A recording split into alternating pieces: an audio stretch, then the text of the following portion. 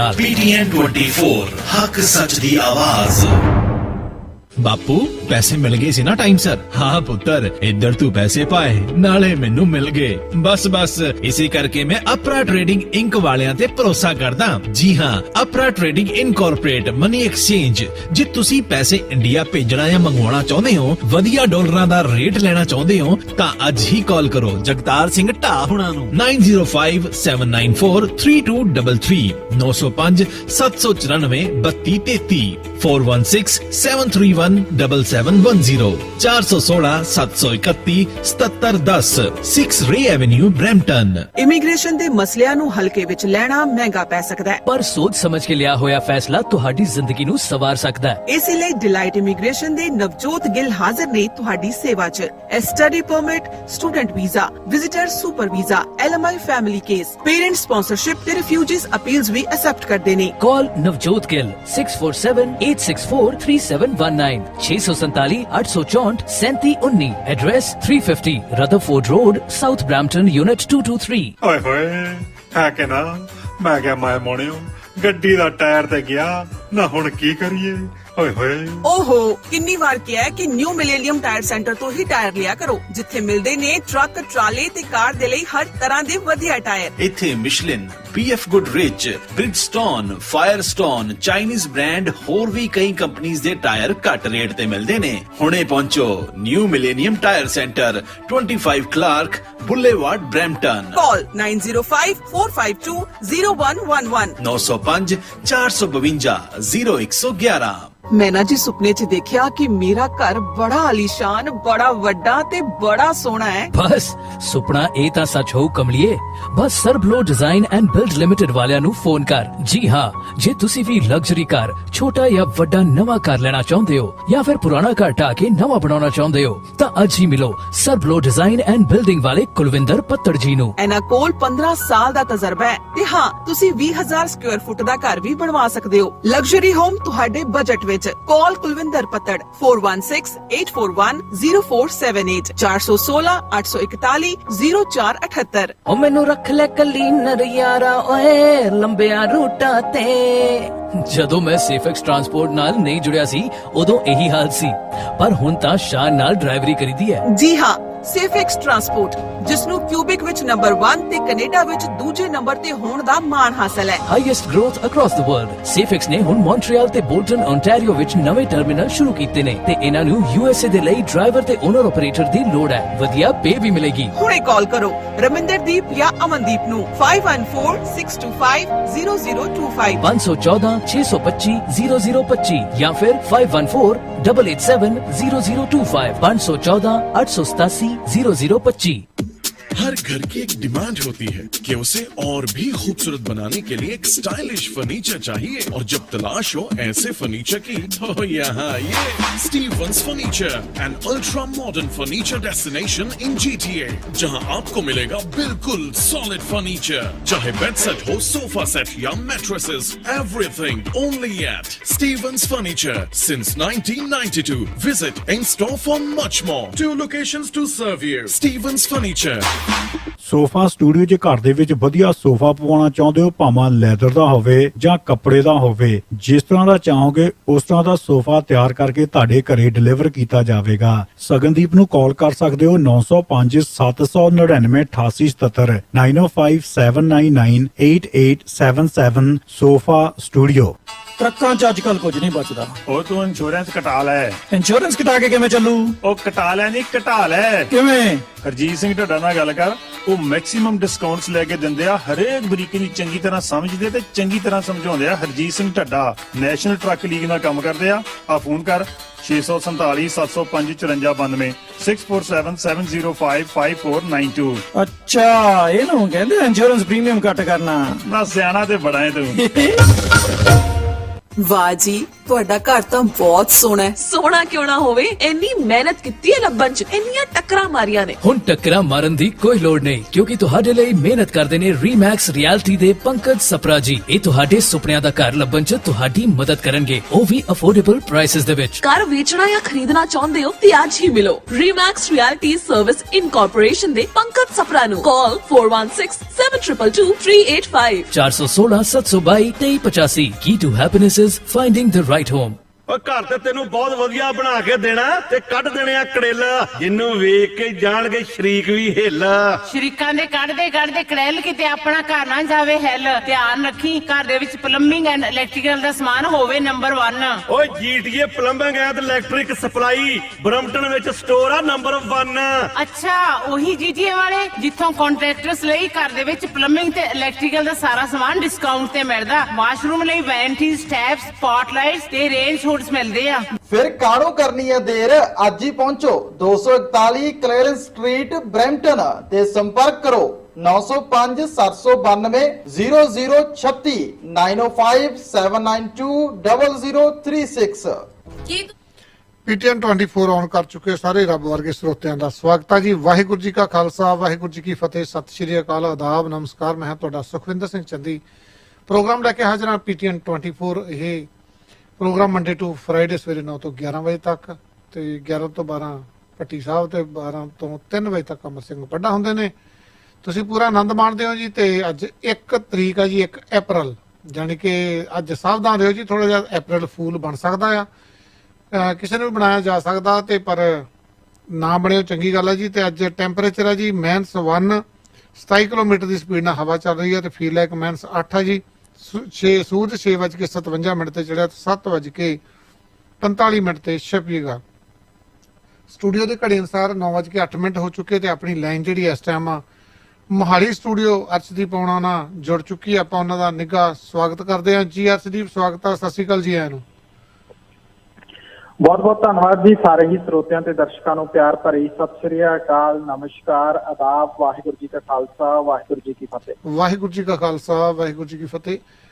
ਅਰਸ਼ਦੀਪ, ਆਪਾਂ ਕੱਲ ਗੱਲਬਾਤ ਕੀਤੀ ਸੀ, ਜਿਹੜੀ ਪਿਊਸ਼ ਗੋਇਲ ਨੇ ਕਿਹਾ ਵੀ ਜਿਹੜੀ ਅਦਾਇਗੀ ਆ ਉਹ ਕਿਸਾਨਾਂ ਦੇ ਖਾਤਿਆਂ ਦੇ ਵਿੱਚ ਸਿੱਧੀ ਦਿੱਤੀ ਜਾਊਗੀ। ਕਾਫੀ ਟਸਲ ਫਸੀ ਹੋਈ ਹੈ ਜੀ ਪੰਜਾਬ ਸਰਕਾਰ ਦੀ, ਕਿਸਾਨਾਂ ਦੀ ਵੀ, ਸੈਂਟਰ ਦੇ ਨਾਲ। ਜਿਹੜਾ ਪਿਊਸ਼ ਗੋਇਲ ਆ ਉਹਦੀ ਨਿੱਜੀ ਦੁਸ਼ਮਣੀ ਲੱਗਦੀ ਹੈ ਜੀ ਪੰਜਾਬ ਦੇ ਨਾਲ, ਕਿਉਂਕਿ ਜਦੋਂ ਵੀ ਗੱਲਬਾਤ ਹੁੰਦੀ ਸੀਗੀ ਤੇ ਜਿਹੜਾ ਰਜਿੰਦਰ ਤੋਮਰ ਆ ਉਹ ਘੱਟ ਬੋਲਦਾ ਸੀਗਾ ਤੇ ਪਿਊਸ਼ ਗੋਇਲ ਲੱਤ ਵੱਧ ਅੜਾਉਂਦਾ ਸੀਗਾ। ਕਈਆਂ ਬੰਦਿਆਂ ਦੀ ਨਿੱਜੀ ਰੰਜਿਸ਼ ਹੁੰਦੀ ਆ, ਜਿੱਦਾਂ ਲੱਖੇ ਸਿਧਾਣੇ ਦੇ ਨਾਲ ਰਜਿੰਦਰ ਸਿੰਘ ਦੀਪ ਸਿੰਘ ਵਾਲਾ ਦੀ ਏਦਾਂ ਦੀ, ਪਰ ਉਹ ਨਿੱਜੀ ਜਿਹੜੀ ਰੰਜਿਸ਼ ਆ ਉਹ ਏਦਾਂ ਦੇ ਕੰਮ 'ਚ ਨਹੀਂ ਕੱਢਣੀ ਚਾਹੀਦੀ। ਆਪਾਂ ਹੁਣ ਗੱਲਬਾਤ ਕਰਦੇ ਹਾਂ ਜੀ। ਕੈਪਟਨ ਅਮਰਿੰਦਰ ਸਿੰਘ ਨੇ ਸਿੱਧੀ ਅਦਾਇਗੀ ਦੇ ਮਾਮਲੇ 'ਚ ਆੜ੍ਹਤੀਆਂ ਨੂੰ ਭਰੋਸਾ ਦਿੱਤਾ ਜੀ, ਕਹਿੰਦੇ ਬੇਫਿਕਰ ਹੋ ਜਾਓ, ਮੈਂ ਤੁਹਾਡੇ ਨਾਲ। ਦੇਖੋ ਜੀ, ਸਿੱਧੀ ਅਦਾਇਗੀ ਦਾ ਜਿਹੜਾ ਮਸਲਾ ਹੈਗਾ ਉਹ ਤੇ ਆਪਾਂ ਚਰਚਾ ਬਹੁਤ ਵਾਰ ਕੀਤੀ ਹੈ ਕਿ ਬਹੁਤ ਗੰਭੀਰ ਮਸਲਾ ਹੈਗਾ ਤੇ ਕੇਂਦਰ ਸਰਕਾਰ ਦੇ ਮੰਤਰੀ ਪਿਊਸ਼ ਗੋਇਲ ਦੀ ਜਿਹੜੀ ਚਿੱਠੀ ਆਈ ਹੈ, ਉਹ ਚਿੱਠੀ ਦੇ ਵਿੱਚ ਜਦੋਂ ਉਹ ਸਪਸ਼ਟ ਕਹਿੰਦੇ ਆ ਕਿ ਤੁਹਾਨੂੰ ਜਿਹੜੀ ਹੈ ਸਿੱਧੀ ਹੀ ਫਸਲ ਇਸ ਵਾਰੀ ਖਰੀਦ ਕੇ ਅਦਾਇਗੀ ਜਿਹੜੀ ਆ ਉਹ ਕਿਸਾਨਾਂ ਨੂੰ ਕਰਨੀ ਪਊਗੀ। ਤੇ ਇਸ ਮਾਮਲੇ ਦੇ ਵਿੱਚ ਪੰਜਾਬ ਦੇ ਹਾਲਾਤ ਉਹਦੇ ਲਈ ਸਾਰਗਰ ਨਹੀਂ ਹੈਗੇ, ਤਾਂ ਇਹ ਵੀ ਜਿਹੜਾ ਫਰਮਾਨ ਸੀ ਉਹ ਅੜੀਅਲ ਫਰਮਾਨ ਹੀ ਜਾਪਿਆ। ਜਿਸ ਤਰ੍ਹਾਂ ਕੇਂਦਰ ਸਰਕਾਰ ਪੰਜਾਬ ਦੇ ਮਾਮਲੇ 'ਚ ਲਗਾਤਾਰ ਕਰ ਰਹੀ ਹੈ, ਜਦੋਂ ਦਾ ਪ੍ਰੋਟੈਸਟ ਚੱਲ ਰਿਹਾ ਕਿ ਨਨਕਾਣਾ ਸਾਹਿਬ ਜਾਣ ਵਾਲੀਆਂ ਸੰਗਤਾਂ ਨੂੰ ਪਰਮਿਸ਼ਨ ਐਨ ਮੌਕੇ ਤੇ ਕੈਂਸਲ ਕੀਤੀ ਗਈ, ਤਾਂ ਉਹਨੂੰ ਲੈ ਕੇ ਵੀ ਐਸਜੀਪੀਸੀ ਨੇ ਤਿੱਖਾ ਪ੍ਰਤੀਕਰਮ ਦਿੱਤਾ ਕਿ ਕਿਸਾਨ ਅੰਦੋਲਨ ਦੇ ਚਲਦਿਆਂ ਜਿਹੜਾ ਇਹ ਫੈਸਲਾ ਹੈਗਾ ਕੇਂਦਰ ਸਰਕਾਰ ਵੱਲੋਂ ਲਿਆ ਗਿਆ। ਉਸੇ ਤਰ੍ਹਾਂ ਜਿਹੜਾ ਪੇਂਡੂ ਡਿਵੈਲਪਮੈਂਟ ਫੰਡ ਹੈਗਾ ਉਹਨੂੰ ਘਟਾਇਆ ਗਿਆ, ਉਸ ਨੂੰ ਲੈ ਕੇ ਵੀ ਲਗਾਤਾਰ ਜਿਹੜੀ ਇਹ ਬਿਆਨਬਾਜ਼ੀ ਜਾਰੀ ਹੋਈ।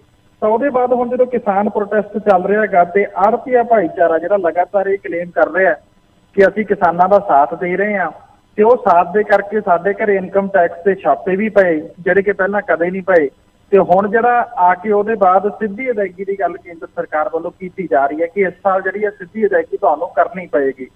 ਤਾਂ ਇਹਨਾਂ ਹਾਲਾਤਾਂ ਦੇ ਵਿੱਚ ਅੱਜ ਮੁੱਖ ਮੰਤਰੀ ਕੈਪਟਨ ਅਮਰਿੰਦਰ ਸਿੰਘ ਵੱਲੋਂ ਆੜ੍ਹਤੀਆਂ ਦੇ ਨਾਲ ਮੀਟਿੰਗ ਕੀਤੀ ਗਈ। ਉਸ ਮੀਟਿੰਗ ਦੇ ਵਿੱਚ ਉਹਨਾਂ ਨੇ ਸਾਫ਼ ਤੌਰ ਤੇ ਕਿਹਾ ਕਿ ਤੁਸੀਂ ਘਬਰਾਓ ਨਾ, ਪੰਜਾਬ ਸਰਕਾਰ ਤੁਹਾਡੇ ਨਾਲ ਖੜੀ ਹੈ ਹਮੇਸ਼ਾ, ਤੁਹਾਡੀ ਲੜਾਈ ਜਿਹੜੀ ਹੈ ਉਹ ਪੰਜਾਬ ਸਰਕਾਰ ਵੱਲੋਂ ਲੜੀ ਜਾਊਗੀ।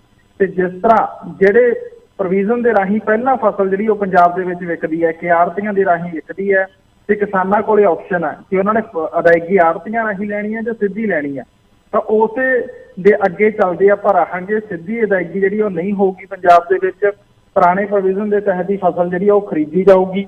ਤੇ ਨਾਲੋਂ ਨਾਲ ਉਹਨਾਂ ਨੇ ਕਿਹਾ ਕਿ ਪੰਜਾਬ ਸਰਕਾਰ ਨੇ ਹਰ ਫਰੰਟ ਤੇ ਲੜਾਈ ਜਿਹੜੀ ਲੜੀ ਹੈ, ਚਿੱਠੀਆਂ ਲਗਾਤਾਰ ਪਾ ਰਹੇ ਆ ਤੇ ਹੁਣ ਜਦੋਂ ਖਰੀਦ ਸ਼ੁਰੂ ਹੋ ਜਾਣੀ ਆ ਫਸਲ ਦੀ ਤਾਂ ਜਿਹੜੇ ਤਰੀਕੇ ਦੇ ਤੌਰ ਤਰੀਕਿਆਂ ਦੇ ਨਾਲ ਪਹਿਲਾਂ ਖਰੀਦੀ ਜਾਂਦੀ ਹੈ ਉਸੇ ਦੇ ਨਾਲ ਹੀ ਖਰੀਦੀ ਜਾਊਗੀ। ਆੜ੍ਹਤੀ ਜਿਹੜੇ ਆ ਬੇਫਿਕਰ ਰਹਿਣ। ਤੇ ਇਸੇ ਤਰ੍ਹਾਂ ਹੀ ਇੱਕ ਆੜ੍ਹਤੀਆਂ ਦੇ ਬਕਾਏ ਦਾ ਵੀ ਮਸਲਾ ਸੀਗਾ ਕਿ ਜਿਹੜੀ ਆੜ੍ਹਤ ਹੈ ਉਹ ਪੰਜਾਬ ਸਰਕਾਰ ਬਾਅਦ ਚ ਜਾਰੀ ਕਰਦੀ ਹੈਗੀ ਆੜ੍ਹਤੀਆਂ ਨੂੰ, ਕਿਉਂਕਿ ਫਸਲ ਜਦੋਂ ਖਰੀਦੀ ਜਾਂਦੀ ਹੈ ਪੈਸਾ ਟੋਟਲ ਪੰਜਾਬ ਸਰਕਾਰ ਕੋਲ ਹੀ ਆਇਆ ਹੁੰਦਾਗਾ ਤੇ ਉਹ ਕਿਸਾਨ ਵੱਲੋਂ ਕੱਟੀ ਜਾਂਦੀ ਹੈ ਆੜ੍ਹਤ ਤੇ ਉਹਦੇ ਬਾਅਦ ਜਿਹੜੀ ਉਹ ਪੰਜਾਬ ਸਰਕਾਰ ਨੇ ਆੜ੍ਹਤੀਆਂ ਨੂੰ ਅਦਾਇਗੀ ਕਰਨੀ ਹੁੰਦੀ ਹੈ। ਤਾਂ ਉਹਨਾਂ ਦਾ ਕਰੀਬ 131 ਕਰੋੜ ਰੁਪਈਆ ਜਿਹੜਾ ਉਹ ਫਸਿਆ ਹੋਇਆ ਸੀਗਾ ਪਿਛਲੀ ਫਸਲ ਦਾ, ਜਿਹੜਾ ਕਿ ਆੜ੍ਹਤੀਆਂ ਨੂੰ ਹਾਲੇ ਤੱਕ ਪੰਜਾਬ ਸਰਕਾਰ ਨੇ ਜਾਰੀ ਨਹੀਂ ਕੀਤਾ ਸੀ। ਤਾਂ ਇਸੇ ਦੌਰਾਨ ਹੀ ਆੜ੍ਹਤੀਏ ਪੰਜਾਬ ਸਰਕਾਰ ਦੇ ਵਿਰੁੱਧ ਪ੍ਰੋਟੈਸਟ ਕਰ ਰਹੇ ਸੀ ਕਿ ਸਾਡੀ ਅਦਾਇਗੀ ਜਿਹੜੀ ਆੜ੍ਹਤ ਦੀ ਆ ਉਹ ਪੁਰਾਣੀ ਸਾਨੂੰ ਕਰ ਦਿਓ। ਪਰ ਉਸੇ ਦੌਰਾਨ ਹੀ ਜਦੋਂ ਕੇਂਦਰ ਸਰਕਾਰ ਦਾ ਫਰਮਾਨ ਆਇਆ ਤਾਂ ਉਹਦੇ ਬਾਅਦ ਆੜ੍ਹਤੀਆਂ ਨੂੰ ਜਿਹੜਾ ਆਪਣਾ ਲੜਾਈ ਦਾ ਪੈਂਟ ਦਾ ਉਹ ਬਦਲਣਾ ਪਿਆ। ਉਹਨਾਂ ਨੇ ਮੋਰਚੇ ਪੰਜਾਬ ਸਰਕਾਰ ਨੂੰ ਛੱਡ ਕੇ ਕੇਂਦਰ ਸਰਕਾਰ ਵਿਰੁੱਧ ਖੋਲ੍ਹੇ ਤੇ ਅੱਜ ਮੁੱਖ ਮੰਤਰੀ ਕੈਪਟਨ ਅਮਰਿੰਦਰ ਸਿੰਘ ਨੇ ਆੜ੍ਹਤੀਆਂ ਦਾ ਬਕਾਇਆ ਵੀ ਜਿਹੜਾ ਜਾਰੀ ਕੀਤਾ। ਨਾਲ ਇਹ ਕਿਹਾ ਕਿ ਤੁਸੀਂ ਬੇਫਿਕਰ ਰਹੋ, ਜਿਸ ਤੌਰ ਤਰੀਕੇ ਨਾਲ ਫਸਲ ਖਰੀਦੀ ਜਾ ਰਹੀ ਹੈ ਉਸੇ ਨਾਲ ਖਰੀਦਾਂਗੇ। ਪੰਜਾਬ ਸਰਕਾਰ ਹਰ ਫਰੰਟ ਤੇ ਲੜਾਈ ਜਿਹੜੀ ਉਹ ਲੜੇਗੀ।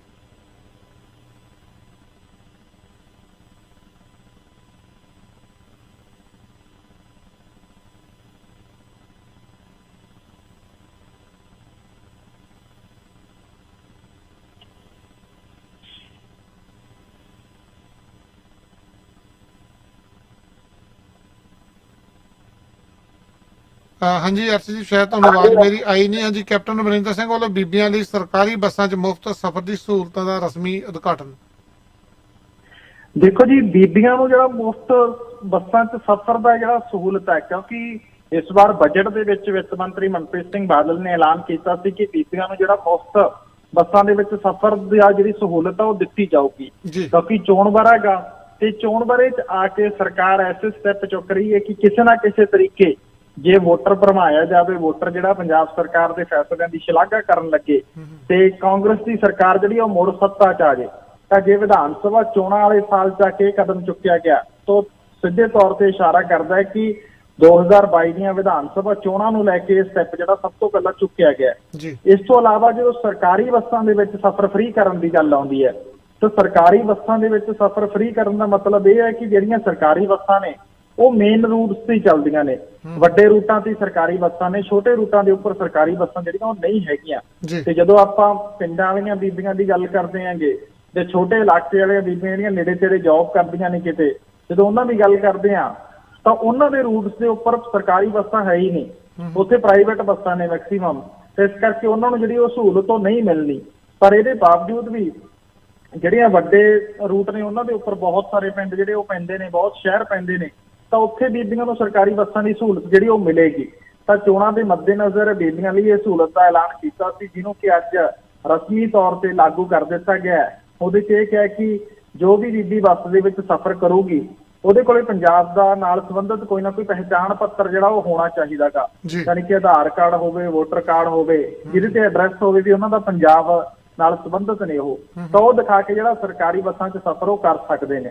ਤਾਂ ਇਸ ਦੌਰਾਨ ਜਦੋਂ ਪ੍ਰਾਈਵੇਟ ਬੱਸ ਮਾਲਕਾਂ ਦੇ ਨਾਲ ਗੱਲ ਕੀਤੀ ਗਈ ਤਾਂ ਉਹਨਾਂ ਨੇ ਸਾਫ਼ ਤੌਰ ਤੇ ਕਿਹਾ ਕਿ ਸਰਕਾਰ ਚੋਣਾਂ ਦੇ ਦੌਰਾਨ ਸਟੰਟ ਕਰ ਰਹੀ ਹੈ ਤੇ ਸਾਡੇ ਢਿੱਡ 'ਚ ਲੱਤ ਜਿਹੜੀ ਉਹ ਮਾਰ ਰਹੀ ਹੈਗੀ, ਕਿਉਂਕਿ ਜਿਹੜੇ ਵੀ ਰੂਟਸ ਦੇ ਉੱਪਰ ਬੀਬੀਆਂ ਜਿਹੜੀਆਂ ਸਰਕਾਰੀ ਬੱਸਾਂ 'ਚ ਹੁਣ ਸਫ਼ਰ ਕਰਦੀਆਂ ਕਿਉਂਕਿ ਉਹਨਾਂ ਲਈ ਸਫ਼ਰ ਫਰੀ ਹੈ, ਤਾਂ ਉਹ ਕਹਿੰਦੇ ਕਿ ਸਾਡਾ ਟੈਕਸ ਤਾਂ ਸਰਕਾਰ ਨੇ ਘਟਾਇਆ ਨਹੀਂ, ਨਾ ਸਾਡੇ ਕੋਈ ਹੋਰ ਰਿਲੀਫ ਸਾਨੂੰ ਦਿੱਤਾ ਗਿਆ ਹੈਗਾ। ਕੋਵਿਡ ਕਰਕੇ ਪਹਿਲਾਂ ਹੀ ਟਰਾਂਸਪੋਰਟਰ ਜਿਹੜੇ ਉਹ ਘਾਟੇ 'ਚ ਚਲੇ ਗਏ, ਕਿਉਂਕਿ ਵੱਡੀਆਂ ਟਰਾਂਸਪੋਰਟਾਂ ਨੇ ਜਿਹੜੀਆਂ ਉਹਨਾਂ ਨੂੰ ਤਾਂ ਕੋਈ ਫਰਕ ਜਿਹੜਾ ਉਹ ਨਹੀਂ ਪੈਂਦਾ, ਪਰ ਜਿਹੜੇ ਛੋਟੇ ਟਰਾਂਸਪੋਰਟਰ ਨੇ, ਮਿੰਨੀ ਬੱਸਾਂ ਦੇ ਹੋਣ ਜਾਂ ਦੂਜੇ ਹੋਣ, ਉਹ ਕਹਿੰਦੇ ਕਿ ਸਾਨੂੰ ਜਿਹੜਾ ਉਹ ਫਰਕ ਪੈਂਦਾ ਹੈਗਾ, ਇਹਦੇ ਨਾਲ ਸਾਨੂੰ ਵੱਡਾ ਘਾਟਾ ਜਿਹੜਾ ਉਹ ਪਊਗਾ, ਤਾਂ ਸਰਕਾਰ ਸਾਨੂੰ ਵੀ ਕੋਈ ਨਾ ਕੋਈ ਰਿਲੀਫ ਦੇ ਦੇ। ਤੇ ਨਾਲੋਂ ਨਾਲ ਵਿਰੋਧੀ ਪਾਰਟੀਆਂ ਦੀ ਇਹ ਮੰਗ ਹੈ ਕਿ ਮੁੱਖ ਮੰਤਰੀ ਕੈਪਟਨ ਅਮਰਿੰਦਰ ਸਿੰਘ ਹੁਣ ਚੋਣਾਂ ਦੇ ਨੇੜੇ ਆ ਕੇ ਕਰ ਰਹੇ ਨੇ, ਪਰ ਉਹ ਕਹਿਣ ਤਾਂ ਜੇ ਕਰਨ ਤਾਂ ਉਹ ਨਾਲੋਂ ਨਾਲ ਪ੍ਰਾਈਵੇਟ ਬੱਸਾਂ 'ਚ ਵੀ ਕਰਨ ਕਿ ਜਿਹੜੀ ਮਰਜ਼ੀ ਬੱਸ ਦੇ ਵਿੱਚ ਸਫ਼ਰ ਬੀਬੀਆਂ ਵੱਲੋਂ ਕੀਤਾ ਜਾਵੇ ਉਹ ਫ੍ਰੀ ਹੋਵੇ। ਪਰ ਜਿਹੜੀਆਂ ਪੜ੍ਹੀਆਂ ਲਿਖੀਆਂ ਬੀਬੀਆਂ ਨੇ ਜਾਂ ਨੌਕਰੀ ਪੇਸ਼ਾ ਬੀਬੀਆਂ ਨੇ, ਉਹਨਾਂ ਦਾ ਇਹ ਕਹਿਣਾ ਗਿਆ, ਇਹ ਪ੍ਰਤੀਕਿਰਮਾ ਵੀ ਠੀਕ ਹੈ, ਇਹ ਫੈਸਲਾ ਸਰਕਾਰ ਨੇ ਲੈ ਲਿਆ ਪਰ ਇਹ ਫੈਸਲਾ ਸਹੀ ਨਹੀਂ ਹੈਗਾ। ਇੱਕ ਤਾਂ ਇਹ ਸਮਾਜਿਕ ਬਰਾਬਰਤਾ ਦੇ ਵਿਰੁੱਧ ਜਾਂਦਾ ਗਾ, ਕਿਉਂਕਿ ਜਦੋਂ ਅਸੀਂ ਸਮਾਜਿਕ ਬਰਾਬਰਤਾ ਦੀ ਗੱਲ ਕਰਦੇ ਹਾਂ ਤਾਂ ਫਿਰ ਮਰਦ ਤੇ ਔਰਤ ਜਿਹੜੇ ਨੇ ਉਹ ਬਰਾਬਰ ਨੇ ਸਮਾਜ ਦੇ ਵਿੱਚ, ਤੇ ਇੱਕ ਫੈਸਲਾ ਉਹਨਾਂ ਚੀਜ਼ਾਂ ਦੇ ਵਿਰੁੱਧ ਜਾਂਦਾ ਹੈਗਾ ਜਿੱਥੇ ਅਸੀਂ ਬਰਾਬਰਤਾ ਦੀ ਗੱਲ ਕਰਦੇ ਹਾਂ। ਨਾਲੋਂ ਨਾਲ ਸਰਕਾਰ ਜਿਹੜੀ ਆ ਸਰਕਾਰੀ ਬੱਸਾਂ 'ਚ ਸਫ਼ਰ ਦੇਣ ਦੀ ਥਾਂ ਤੇ ਜਾਂ ਲੋਕਾਂ ਨੂੰ ਐਸੀਆਂ ਸਹੂਲਤਾਂ ਦੇਣ ਦੀ ਥਾਂ ਤੇ ਨੌਕਰੀ ਦੇ ਵਸੀਲੇ ਜਿਹੜੇ ਉਹ ਪੈਦਾ ਕਰੇ ਕਿ ਬੀਬੀਆਂ ਦੇ ਲਈ ਕੋਈ ਐਸਾ ਸੁਰੱਖਿਆ ਦਾ ਪ੍ਰਬੰਧ ਕੀਤਾ ਜਾਵੇ, ਨਾਲੋਂ ਨਾਲ ਸਪੈਸ਼ਲ ਸਕਿੱਲ ਦੇ ਵਿੱਚ ਜਾ ਕੇ ਕਿਤੇ ਨੌਕਰੀਆਂ ਪੈਦਾ ਕੀਤੀਆਂ ਜਾਣ, ਜਿਹਦੇ ਨਾਲ ਕਿ ਉਹ ਜਦੋਂ ਤਨਖਾਹ ਲੈਣਗੀਆਂ, ਪੈਸੇ ਕਮਾਉਣਗੀਆਂ, ਆਪਣੇ ਪੈਰਾਂ ਤੇ ਖੜਨਗੀਆਂ ਤਾਂ ਬੱਸ ਦਾ ਕਿਰਾਇਆ ਵੀ ਜਿਹੜਾ ਉਹ ਦੇ ਦੇਣਗੀਆਂ। ਇਸ ਕਰਕੇ ਆਰਥਿਕ ਨੁਕਸਾਨ ਸਰਕਾਰ ਨਾ ਕਰੇ ਸੂਬੇ ਦਾ, ਬਲਕਿ ਉਸਾਰੂ ਯੋਜਨਾਵਾਂ ਲਿਆ ਕੇ ਜਿਹੜਾ ਹੈ ਪੈਰਾਂ ਤੇ ਖੜਾ ਕਰਨ ਵੱਲ ਵਧੇ, ਸਮਾਜ ਨੂੰ ਬਰਾਬਰਤਾ ਦੇ ਤੌਰ ਤੇ ਉਹਦੇ ਨਾਲ ਟਿਕਟ ਤਾਂ ਜਿਹੜੇ ਸਾਰੇ ਆਪਣੇ ਤੌਰ ਤੇ ਖਰੀਦ ਲੈਣਗੇ। ਹਾਂ ਬਿਲਕੁਲ ਜੀ, ਵਾਕਿਆ ਗੱਲ ਸਹੀ ਆ, ਬਰਾਬਰਤਾ ਦਾ ਹੱਕ ਹੋਣਾ ਚਾਹੀਦਾ। ਐਡਾ ਕੋਈ ਵੀ ਖਾਸ ਗੱਲ ਹੈ ਨਹੀਂ ਕਿ ਟਿਕਟਾਂ ਕਿਤੇ ਕਿੰਨੀਆਂ ਕੁ ਬੰਦਾ ਨਹੀਂ ਖਰੀਦ ਸਕਦਾ ਜੇ ਰੁਜ਼ਗਾਰ ਉਹਦੇ ਕੋਲ ਹੋਵੇ, ਜੌਬਾਂ ਹੋਣ। ਸੁਖਬੀਰ ਬਾਦਲ ਨੇ ਮੋਦੀ ਤੇ ਕੇਜਰੀਵਾਲ ਸਰਕਾਰ ਤੇ ਚੁੱਕੇ ਸਵਾਲ ਜੀ। ਦੇਖੋ ਜੀ, ਸ਼੍ਰੋਮਣੀ ਅਕਾਲੀ ਦਲ ਦੀ ਜਦੋਂ ਆਪਾਂ ਗੱਲ ਕਰਦੇ ਹਾਂ, ਸ਼੍ਰੋਮਣੀ ਅਕਾਲੀ ਦਲ ਬਾਦਲ ਜਿਹੜਾ ਅੱਜ ਕੱਲ੍ਹ ਜਿਹੋ ਜਿਹੀਆਂ ਸਿਆਸੀ ਮਜਬੂਰੀਆਂ ਉਹਨਾਂ ਦੀਆਂ ਬਣੀਆਂ ਹੋਈਆਂ ਨੇ, ਉਹਨਾਂ ਹਾਲਾਤਾਂ ਦੇ ਵਿੱਚ ਕੇਜਰੀਵਾਲ ਹਲੇ ਵੀ ਉਹਨਾਂ ਲਈ ਵੱਡਾ ਚੈਲੰਜ ਹੈ। ਕਿਉਂਕਿ ਕੇਜਰੀਵਾਲ ਦੀ ਪਾਰਟੀ ਦਾ ਆਧਾਰ ਬੇਸ਼ੱਕ ਪੰਜਾਬ ਦੇ ਵਿੱਚ ਉਸ ਤਰ੍ਹਾਂ ਦਾ ਨਹੀਂ ਹੈ ਜਿਹੜਾ ਬਾਬਰੋਲਾ 2017 ਦੇ ਵਿੱਚ ਦਿਖਾਈ ਦਿੰਦਾ ਸੀ, ਉਹੋ ਜਿਹੀ ਹਵਾ ਤਾਂ ਨਹੀਂ ਹੈ। ਪਰ ਇਹ ਸ਼ੰਕਾ ਜ਼ਰੂਰ ਹੈ ਅਕਾਲੀ ਦਲ ਨੂੰ ਕਿ ਜਿਹੜੀ ਪੇਂਡੂ ਵੋਟ ਆ ਗਈ, ਪੇਂਡੂ ਵੋਟ ਕਾਂਗਰਸ ਨੂੰ ਜੇ ਨਾ ਪਈ ਤੇ ਅਕਾਲੀ ਦਲ ਦੇ ਵਿਰੁੱਧ ਜੇ ਗੁੱਸਾ ਜਾਰੀ ਰਿਹਾ ਤਾਂ ਉਹ ਵੋਟ ਕਿਤੇ ਆਮ ਆਦਮੀ ਪਾਰਟੀ ਨੂੰ ਨਾ ਪੈ ਜਾਏ ਕਿ ਸਾਡਾ ਜਿਹੜਾ ਸਿਆਸੀ ਤੌਰ ਤੇ ਨੁਕਸਾਨ ਆਮ ਆਦਮੀ ਪਾਰਟੀ ਕਰ ਸਕਦੀ ਹੈ। ਤੇ ਇਸ ਕਰਕੇ ਉਹਨਾਂ ਨੇ ਦਿੱਲੀ ਸਿੱਖ ਗੁਰਦੁਆਰਾ ਮੈਨੇਜਮੈਂਟ ਕਮੇਟੀ ਨੂੰ ਲੈ ਕੇ ਜਿਹਦਾ ਡਾਇਰੈਕਟਰ ਗੁਰਦੁਆਰਾ ਇਲੈਕਸ਼ਨ ਵੱਲੋਂ ਨੋਟੀਫਿਕੇਸ਼ਨ ਜਾਰੀ ਕੀਤਾ ਗਿਆ ਸੀ, ਜਿਹਦੇ ਚ ਸ਼੍ਰੋਮਣੀ ਅਕਾਲੀ ਦਲ ਬਾਦਲ ਨੂੰ ਉਹਨਾਂ ਨੇ ਪਾਰਟੀ ਚੋਣ ਨਿਸ਼ਾਨ ਨਹੀਂ ਦਿੱਤਾ ਸੀ। ਬੇਸ਼ੱਕ ਹਾਈ ਕੋਰਟ ਦਾ ਫੈਸਲਾ ਆਉਣ ਤੋਂ ਬਾਅਦ ਡਾਇਰੈਕਟਰ ਨੂੰ ਯੂ ਟਰਨ ਮਾਰਨਾ ਪਿਆ ਤੇ ਉਹਨਾਂ ਨੇ ਅਕਾਲੀ ਦਲ ਨੂੰ ਵੀ ਸੂਚੀ ਦੇ ਵਿੱਚ ਪਾ ਲਿਆ ਗਿਆ, ਕਿਉਂਕਿ ਜਦੋਂ ਅਦਾਲਤ ਦਾ ਫੈਸਲਾ ਆਇਆ ਤਾਂ ਉਹਨਾਂ ਨੇ ਕਿਹਾ ਕਿ ਜਿਹੜਾ ਅਰਵਿੰਦ ਕੇਜਰੀਵਾਲ ਆ ਉਹ ਵੀ ਹੁਣ ਸਿੱਖ ਵਿਰੋਧੀ ਸਿਆਸਤ ਜਿਹੜੀ ਉਹ ਕਰ ਰਿਹਾ ਹੈਗਾ। ਯਾਨੀ ਕਿ ਇੰਦਰਾ ਗਾਂਧੀ ਦੇ ਨਾਲ ਕੰਪੇਅਰ ਅਕਾਲੀ ਦਲ ਦੇ ਪ੍ਰਧਾਨ ਵੱਲੋਂ ਤੇ ਬਾਕੀ ਲੀਡਰਾਂ ਵੱਲੋਂ ਵੀ ਕੀਤਾ ਗਿਆ ਕਿ ਗੁਰੂ ਘਰਾਂ ਤੇ ਕਬਜ਼ੇ ਕਰਨ ਦੀ ਕੋਸ਼ਿਸ਼ ਕਾਂਗਰਸ ਦੀ ਤਰ੍ਹਾਂ ਜਿਹੜੀ ਹੈ ਉਹ ਹੁਣ ਕੀਤੀ ਜਾ ਰਹੀ ਹੈਗੀ ਅਰਵਿੰਦ ਕੇਜਰੀਵਾਲ ਵੱਲੋਂ ਵੀ, ਕਿਉਂਕਿ ਜਿਹੜੀਆਂ ਦਿੱਲੀ ਕਮੇਟੀ ਦੀਆਂ ਚੋਣਾਂ ਨੇ ਉਹ ਇੱਕ ਸਟੇਟ ਦੀਆਂ ਇਲੈਕਸ਼ਨ ਨੇ, ਇਸ ਕਰਕੇ ਉਹ ਦਿੱਲੀ ਕਮੇਟੀ ਦੀਆਂ ਚੋਣਾਂ ਜਿਹੜੀਆਂ ਨੇ ਉਹ ਦਿੱਲੀ ਸਰਕਾਰ ਵੱਲੋਂ ਕਰਾਈਆਂ ਜਾਂਦੀਆਂ ਨੇ। ਸ਼੍ਰੋਮਣੀ ਗੁਰਦੁਆਰਾ ਪ੍ਰਬੰਧਕ ਕਮੇਟੀ ਦੇ ਮੈਂਬਰ ਜਿਹੜੇ ਨੇ ਉਹ ਹਰਿਆਣਾ ਚੋਂ ਵੀ ਚੁਣੇ ਜਾਂਦੇ ਨੇ, ਹਿਮਾਚਲ ਚੋਂ ਵੀ ਚੁਣੇ ਜਾਂਦੇ ਨੇ, ਤੇ ਇਸ ਕਰਕੇ ਉਹ ਚੋਣਾਂ ਸੈਂਟਰ ਗਵਰਨਮੈਂਟ ਕਰਾਉਂਦੀ ਹੈ। ਤਾਂ ਉਹਨਾਂ ਨੇ ਸਭ ਤੋਂ ਪਹਿਲਾਂ ਜਿਹੜਾ ਹੈ ਅਰਵਿੰਦ ਕੇਜਰੀਵਾਲ ਤੇ ਨਿਸ਼ਾਨਾ ਸਾਧਿਆ ਤੇ ਨਾਲੋਂ ਨਾਲ ਪ੍ਰਧਾਨ ਮੰਤਰੀ ਮੋਦੀ ਤੇ ਭਾਜਪਾ ਸਰਕਾਰ ਦੇ ਉੱਪਰ ਵੀ ਜਿਹੜਾ ਨਿਸ਼ਾਨਾ ਸਾਧਿਆ ਕਿ ਜਿਹੜੀ ਸ਼੍ਰੋਮਣੀ ਅਕਾਲੀ ਦਲ ਦੀ ਮਾਨਤਾ ਰੱਦ ਕਰਾਉਣ ਦੇ ਲਈ ਸਾਰੀਆਂ ਧਿਰਾਂ ਦੇ ਇਹਨਾਂ ਦਾ ਜ਼ੋਰ ਲੱਗਿਆ ਹੋਇਆ, ਕਿਉਂਕਿ ਇਹ ਸਿੱਖ ਵਿਰੋਧੀ ਧਿਰਾਂ ਨੇ, ਇਹਨਾਂ ਵੱਲੋਂ ਪੰਥਕ ਪਾਰਟੀ ਨੂੰ ਮਰਾਰ ਜਾਣ ਕਿ ਉਹ ਆਪਣਾ ਜਿਹੜਾ ਡੈਮੇਜ ਹੋਇਆਗਾ, ਜਿਹੜੀ ਬੇਅਦਬੀ ਦੀ ਘਟਨਾ ਜਿਹੜੀ ਕਦੇ ਨਾ ਭੁੱਲਣਯੋਗ ਤੇ ਨਾ ਬਖਸ਼ਣਯੋਗ ਪੰਥਕ ਸਰਕਾਰ ਜਿਹਨੂੰ ਕਹਿੰਦੇ ਸੀ ਸ਼੍ਰੋਮਣੀ ਅਕਾਲੀ ਦਲ ਬਾਦਲ ਦੀ ਸਰਕਾਰ ਦੇ ਵਿੱਚ ਵਾਪਰਦੀ ਹੈ, ਉਹਦੇ ਬਾਅਦ ਜਦੋਂ ਸੰਗਤਾਂ ਸ਼ਾਂਤਮਈ ਪ੍ਰੋਟੈਸਟ ਕਰਦੀਆਂ ਨੇ ਉਹਨਾਂ ਤੇ ਗੋਲੀ ਚਲਾਈ ਜਾਂਦੀ ਹੈ ਤੇ ਪੁਲਿਸ ਵਾਲੇ ਅਣਪਛਾਤੇ ਹੋ ਜਾਂਦੇ ਨੇ, ਤਾਂ ਉਹ ਘਟਨਾਵਾਂ ਜਿਹੜੀਆਂ ਸੀ ਉਹਦਾ ਵੱਡਾ ਧੱਕਾ ਅਕਾਲੀ ਦਲ ਨੂੰ ਲੱਗਿਆ। ਅਕਾਲੀ ਦਲ 14 ਸੀਟਾਂ ਤੇ ਸਿਮਟ ਕੇ ਰਹਿ ਗਿਆ ਪਿਛਲੀਆਂ ਚੋਣਾਂ ਦੇ ਵਿੱਚ।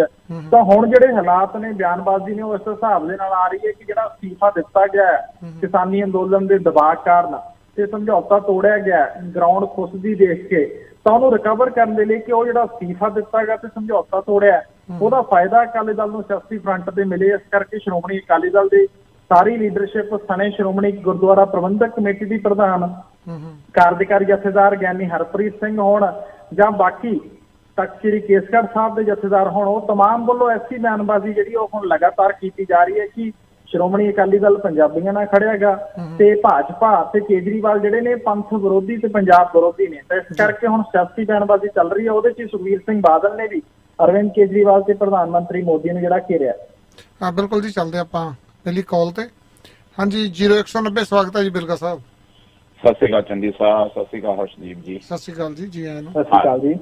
ਹਾਂਜੀ ਹਰਸ਼ਦੀਪ ਜੀ, ਤੁਸੀਂ ਜਿਹੜੀ ਇਸ ਖਬਰ ਦਾ ਵਿਸ਼ਲੇਸ਼ਣ ਕੀਤਾ ਜਿਹੜਾ ਪੰਜਾਬ ਸਰਕਾਰ ਨੇ ਸਰਕਾਰੀ ਬੱਸਾਂ ਵਿੱਚ ਲੇਡੀਜ਼ ਨੂੰ ਉਹ ਫ੍ਰੀ ਸੁਵਿਧਾ ਦੇਣ ਦੀ ਗੱਲ ਕੀਤੀ ਹੈ, ਤੁਸੀਂ ਖਬਰ ਦਾ ਵਿਸ਼ਲੇਸ਼ਣ ਬਹੁਤ ਵਧੀਆ, ਬਹੁਤ ਸੋਹਣੇ ਢੰਗ ਨਾਲ ਕਰਦੇ ਹੋ, ਮੈਂ ਇਹ ਦੇਖਿਆ। I appreciate you definitely. ਤੇ ਗੱਲ ਇਹ ਹੈ, ਦੇਖੋ ਸਰਕਾਰਾਂ ਕੋਈ ਵੀ ਹੁਣ ਸਭ ਲੋਕਾਂ ਨੂੰ ਭਰਮਾਉਂਦੀਆਂ ਨੇ ਸਿਰਫ ਵੋਟਾਂ ਦੀ ਰਾਜਨੀਤੀ ਕਰਨ ਲਈ। ਕੋਈ ਕਹਿੰਦਾ 15 ਲੱਖ ਦੇ ਦੂੰਗਾ, ਕੋਈ ਕਹਿੰਦਾ ਜੀ ਤੁਹਾਨੂੰ ਉਹ ਕੀ ਆਟਾ ਦਾਨ ਮਿਲ ਜਾਏਗਾ, ਤੇ ਕੋਈ ਹੁਣ ਬੱਸ ਦੀ ਫ੍ਰੀ ਸਰਵਿਸ ਤੇ ਫਲਾਨੀ ਸਰਵਿਸ ਕਰ ਰਹੇ। ਜਿਹੜੀਆਂ ਲੋਕਾਂ ਦੀਆਂ ਬੇਸਿਕ ਨੀਡਸ ਵੱਲ ਉਧਰ ਦਾ ਧਿਆਨ ਜਾਂਦਾ ਹੀ ਨਹੀਂ। ਕੋਈ ਕਹਿੰਦਾ ਪੰਜਾਬ 'ਚ ਬਿਜਲੀ ਦਾ ਬਿੱਲ ਤੁਹਾਡਾ ਘੱਟ ਕਰੂੰਗਾ, ਪਾਣੀ ਦੀ ਸਮੱਸਿਆ ਉਹ ਕਰ ਦੇਵਾਂਗੇ, ਐਜੂਕੇਸ਼ਨ ਦੀ ਉਹ ਹੱਲ ਕਰ ਦੇਵਾਂਗੇ, ਰੋਜ਼ਗਾਰ ਦੀ ਤਾਂ ਗੱਲ ਹੀ ਬੜੀ ਦੂਰ ਦੀ ਗੱਲ ਹੈ। ਰੋਜ਼ਗਾਰ ਕਿੱਥੇ, ਉਹ ਤਾਂ ਰੋਜ਼ਗਾਰ ਜਿਹੜੇ ਮੰਗਦੇ ਉਹਨਾਂ ਤੇ ਤਾਂ ਡੰਡੇ ਚੱਲਦੇ ਪਏ ਨੇ। ਤੇ ਇਹ ਸਭ ਸਰਕਾਰਾਂ ਨੂੰ ਲੋਕਾਂ ਨੂੰ ਭਰਮਾਉਂਦੀਆਂ ਨੇ ਵੋਟਾਂ ਦੇ ਚੱਕਰ 'ਚ ਵੀ ਹੁਣ ਅੱਗੋਂ ਇਲੈਕਸ਼ਨ ਆ ਰਹੀ ਆ, ਕੋਈ ਦਾ ਛੋਟਾ ਜਿਹਾ ਫੀਲਰ ਛੱਡਦੇ ਹੀ ਆ ਜਾਈਏ, ਛੋਟੀ ਜਿਹੀ ਸੁਵਿਧਾ ਦੇ ਕੇ ਇਹਨਾਂ ਨਾਲ ਜੋੜ ਲਿਆ ਜਾਵੇ ਤਾਂ ਇਹਨਾਂ ਦੀ ਵੋਟਾਂ ਦਾ ਸਾਨੂੰ ਮਿਲ ਜਾਣ। ਇਹ ਸਭ ਸਰਕਾਰਾਂ ਕਰ ਰਹੀਆਂ ਰਾਜਨੀਤੀ। ਸੱਚੀ ਮਨ ਦੇ ਵਿੱਚ ਲੋਕਾਂ ਦੇ ਭਲੇ ਦੀ ਜਾਂ ਲੋਕਾਂ ਦੇ ਹੈਲਪ ਕਰਨ ਦੀ ਤਾਂ ਕੋਈ ਗੱਲ ਆ ਹੀ ਨਹੀਂ ਰਹੀ। ਕਿਸੇ ਨੇ ਕੋਈ ਐਜੂਕੇਸ਼ਨ ਦੇ ਉੱਪਰ ਅਨਾਉਂਸਮੈਂਟ ਕੀਤਾ ਹੋਵੇ, ਕੋਈ ਬੇਸਿਕ ਨੀਡਸ ਦੇ ਉੱਪਰ ਜਿਹੜੀਆਂ ਲੋਕਾਂ ਦੀਆਂ ਜ਼ਰੂਰਤਾਂ ਹੈ ਉਹਨਾਂ ਉੱਪਰ ਨਾ ਕੋਈ ਮਤਲਬ ਹੀ ਨਹੀਂ। ਤੇ ਹੋਰ ਬਸ ਮੈਂ ਇਹੀ ਕਹਾਂ, ਤੁਸੀਂ ਬਹੁਤ ਵਧੀਆ ਅੱਛੇ ਢੰਗ ਨਾਲ ਵਿਸ਼ਲੇਸ਼ਣ ਕਰਦੇ ਹੋ। ਬਾਕੀ ਚੰਦੀ ਸਾਹਿਬ, ਮੈਂ ਲੋਕਲ ਗੱਲ ਜਿੱਦਾਂ ਕੱਲ ਵੀ ਕੀਤੀ ਸੀ ਵੀ ਕੇਸਿਸ ਵੱਧਦੇ ਜਾ ਰਹੇ ਨੇ, ਪੋਜ਼ਿਟਿਵਿਟੀ ਰੇਟ ਜਿਹੜਾ 6.4 ਕੱਲ ਆ ਰਿਹਾ ਸੀ, ਤੇ ਮੈਂ ਕਿਹਾ ਸੀ ਆਪਣਾ ਜੇ ਆਪਣੀ ਗੱਲ ਕਰੀਏ ਆਪਾਂ ਇੱਥੇ ਦੀ ਬਰੈਂਪਟਨ ਮਿਸੀਸਾਗਾ ਦੀ ਤਾਂ ਇੱਥੇ 15-16% ਹੀ ਹੋਣਾ, ਤੇ ਉਹੀ ਕੱਲ ਆਫੀਸ਼ੀਅਲੀ ਤੌਰ ਤੇ ਜਿਹੜੀ ਫਿਗਰ ਆਈ 14.5% ਬਰੈਂਪਟਨ ਦਾ ਪੋਜ਼ਿਟਿਵਿਟੀ ਰੇਟ ਹੈ। ਬਿਲਕੁਲ ਜੀ। ਤੇ ਡਾਕਟਰਾਂ ਦੀ ਐਸੋਸੀਏਸ਼ਨ ਨੇ ਵੀ ਇਹੀ ਕਿਹਾ ਵੀ ਫੋਰਡ ਨੂੰ, ਪ੍ਰੀਮੀਅਰ ਫੋਰਡ ਨੂੰ ਕਿਹਾ ਵੀ ਕਰੋ ਵੀ ਕੁਝ ਕਰੋ, ਤੇ ਲੱਗਦਾ ਵੀ ਹੁਣ ਇਹ ਜਾ ਰਹੇ ਆ ਸ਼ਟਡਾਊਨ ਜਾਂ ਲੋਕਡਾਊਨ ਦੇ ਵੱਲ ਕਰਦੇ ਜੀ ਆਪਾਂ। ਬਸ ਸੁਣਿਓ ਖਬਰਾਂ 9:30 ਵਜੇ ਆਪਾਂ ਲੋਕਲ ਖਬਰਾਂ ਸਾਰਾ ਕੁਝ ਕਵਰ ਕੀਤਾ ਹੋਇਆ, ਉਹਦੇ ਚ ਘਬਰਾਓ ਨਾ। ਜੀ ਜੀ ਜੀ, ਥੈਂਕ ਯੂ ਜੀ। ਓਕੇ ਜੀ, ਧੰਨਵਾਦ ਜੀ। ਹਾਂ, ਧੰਨਵਾਦ ਸਾਹਿਬ ਵੀ ਬਹੁਤ ਵਧੀਆ ਦੇ ਕੇ ਜਾਂਦੇ ਨੇ ਲੋਕਲ ਖਬਰਾਂ, ਉਹ ਵੀ ਪੂਰਾ ਵਿਸਤਾਰ ਦੇ ਕੇ ਜਾਂਦੇ ਨੇ। ਥੈਂਕ ਯੂ ਜੀ। ਨਹੀਂ, ਉਹਨਾਂ ਕੋਲ ਬਹੁਤ ਜ਼ਿਆਦਾ ਹੁੰਦੀ ਹੈ ਜੀ, ਉਹਨਾਂ ਦੇ ਤਾਂ ਆਪਾਂ ਨੇੜੇ ਤੇੜੇ ਵੀ ਨਹੀਂ।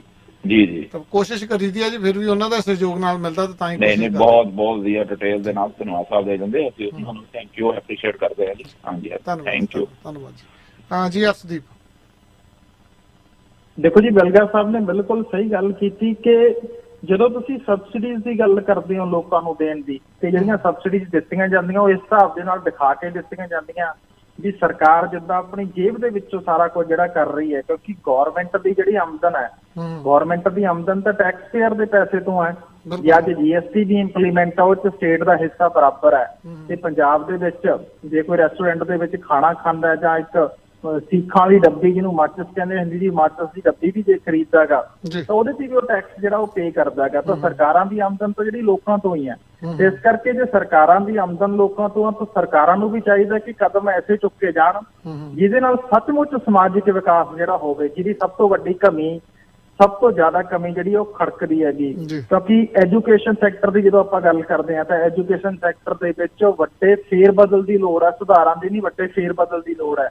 ਇਸ ਕਰਕੇ ਉਸ ਪਾਸੇ ਵੱਲ ਕਦਮ ਜਿਹੜੇ ਉਹ ਨਹੀਂ ਵਧਾਏ ਜਾ ਰਹੇ, ਕਿਉਂਕਿ ਸਕੂਲੀ ਐਜੂਕੇਸ਼ਨ ਹੀ ਬੱਚਿਆਂ ਦੀ ਇੰਨੀ ਮਾੜੀ ਰਹਿ ਜਾਂਦੀ ਹੈ ਕਿ ਹਾਇਰ ਐਜੂਕੇਸ਼ਨ ਤੱਕ ਜਾਣ ਤੱਕ ਜਦੋਂ ਆਪਾਂ ਕਹਿੰਦੇ ਹਾਂ ਕਿ ਸਾਡੇ ਬੱਚੇ IPS PCS ਕਿਉਂ ਨਹੀਂ ਬਣ ਰਹੇ, ਬਿਹਾਰ ਕੈਡਰ ਤੋਂ ਹੀ ਲੋਕ ਕਿਉਂ ਜ਼ਿਆਦਾ ਆ ਰਹੇ ਆ, ਕਿਉਂਕਿ ਬੇਸਿਕ ਸਾਡੀ ਜਿਹੜੀ ਬੇਸਿਕ ਐਜੂਕੇਸ਼ਨ ਆ ਸਾਡੇ ਉੱਥੇ ਹੀ ਕਸੂਰ ਹੈਗਾ। ਉੱਥੇ ਅਸੀਂ ਬੱਚਿਆਂ ਦਾ ਮੋਹ ਜਿਹੜਾ ਇੰਨੀ ਬੁਰੀ ਤਰ੍ਹਾਂ ਭੰਗ ਕਰ ਦਿੰਦੇ ਆ ਕਿ ਉਹ ਮਿਹਨਤੀ ਅਸੀਂ ਉਹਨਾਂ ਨੂੰ ਉਸ ਹਿਸਾਬ ਦੇ ਨਾਲ ਨਹੀਂ ਬਣਾਉਂਦੇ, ਉਹਨਾਂ ਨੂੰ ਦੱਸਦੇ ਨੇ ਕਿ ਤੈਨੂੰ ਕਿੱਧਰ ਨੂੰ ਜਾਣਾ ਚਾਹੀਦਾਗਾ। ਇਸ ਕਰਕੇ ਐਜੂਕੇਸ਼ਨ ਦੇ ਖੇਤਰ 'ਚ ਸੁਧਾਰਾਂ ਦੀ ਲੋੜ ਹੈ। ਨਾਲੋਂ ਨਾਲ ਬਿਜਲੀ ਦਾ ਮੁੱਦਾ ਜਦੋਂ ਆਉਂਦਾ ਗਿਆ ਤਾਂ ਬਿਜਲੀ 'ਚ ਜਿਹੜੇ ਪ੍ਰਾਈਵੇਟ ਥਰਮਲਾਂ ਦੇ ਨਾਲ ਸਮਝੌਤੇ ਕੀਤੇ ਨੇ ਉਹਨਾਂ ਨੂੰ ਰਿਵਿਊ ਕਰਕੇ ਬਦਲਣ ਦੀ ਲੋੜ ਹੈ, ਕਿਉਂਕਿ ਪੰਜਾਬ ਦੇ ਲੋਕ ਵੀ ਜਿਹੜੇ ਗਵਾਂਢੀ ਸੂਬਿਆਂ ਵਾਂਗ ਸਸਤੀ ਬਿਜਲੀ ਜਿਹੜੀ ਉਹ ਲੈਣ। ਇਸ ਕਰਕੇ ਜਿਹੜੇ ਇਹੋ ਜਿਹੇ ਫੈਸਲੇ ਸਰਕਾਰਾਂ ਵੱਲੋਂ ਕੀਤੇ ਜਾਂਦੇ ਨੇ ਉਹ ਟੋਟਲੀ ਵੋਟ ਬੈਂਕ ਨੂੰ ਭਰਮਾਉਣ ਦੇ ਲਈ, ਕਿਉਂਕਿ ਪੰਜਾਬ ਦੇ ਵਿੱਚ ਵੀ ਇੱਕ ਵਰਗ ਐਸਾ ਜਿਹੜਾ ਆਰਥਿਕ ਤੌਰ ਤੇ ਬਹੁਤ ਕਮਜ਼ੋਰ ਹੋ ਚੁੱਕਿਆ ਹੈਗਾ ਤੇ ਉਹ ਵੱਡਾ ਵੋਟ ਬੈਂਕ ਬਣਦਾ ਹੈਗਾ। ਉਹ ਚ ਬੇਸ਼ੱਕ ਖੇਤ ਮਜ਼ਦੂਰ ਨੇ ਜਾਂ ਛੋਟਾ ਕਿਸਾਨ ਹੈਗਾ। ਇਸ ਕਰਕੇ ਉਹਨਾਂ ਦੀ ਆਰਥਿਕ ਜਿਹੜੀਆਂ ਮਜਬੂਰੀਆਂ ਨੇ ਉਹਨਾਂ ਨੂੰ ਐਸੇ ਵਾਅਦਿਆਂ ਦੇ ਨਾਲ ਭਰਮਾ ਕੇ ਜਿਹੜਾ ਵੋਟਾਂ 'ਚ ਬਦਲਣ ਦੀ ਕੋਸ਼ਿਸ਼ ਕੀਤੀ ਜਾਂਦੀ ਹੈ। ਪਰ ਇਹ ਡੰਗ ਟਪਾਊ ਨੀਤੀਆਂ ਮੈਂ ਇਹਨੂੰ ਸਰਕਾਰਾਂ ਦੀਆਂ ਕਹਾਂਗਾ, ਪਰ ਜ਼ਰੂਰੀ ਇਹ ਹੈ ਕਿ ਸੁਧਾਰ ਸੱਚਮੁੱਚ ਹੀ ਜੇ ਪੰਜਾਬ ਪੱਖੀ ਲੀਡਰਸ਼ਿਪ ਹੈ ਤਾਂ ਉਹ ਸੁਧਾਰ ਐਸੇ ਕਰੇ ਜਿਹਦੇ ਨਾਲ ਐਜੂਕੇਸ਼ਨ ਸਿਸਟਮ ਬੈਟਰ ਹੋਵੇ। ਜਦੋਂ ਐਜੂਕੇਸ਼ਨ ਸਿਸਟਮ ਬੈਟਰ ਹੋਊਗਾ ਤਾਂ ਉਹਨਾਂ ਮੁਕਾਬਲਿਆਂ 'ਚ ਲੰਘ ਕੇ ਸਾਡੇ ਬੱਚੇ ਵੀ ਜਿਹੜੇ ਉਹ ਹਾਇਰ ਪੋਸਟਾਂ ਦੇ ਉੱਪਰ ਨਿਯੁਕਤ ਹੋਣਗੇ।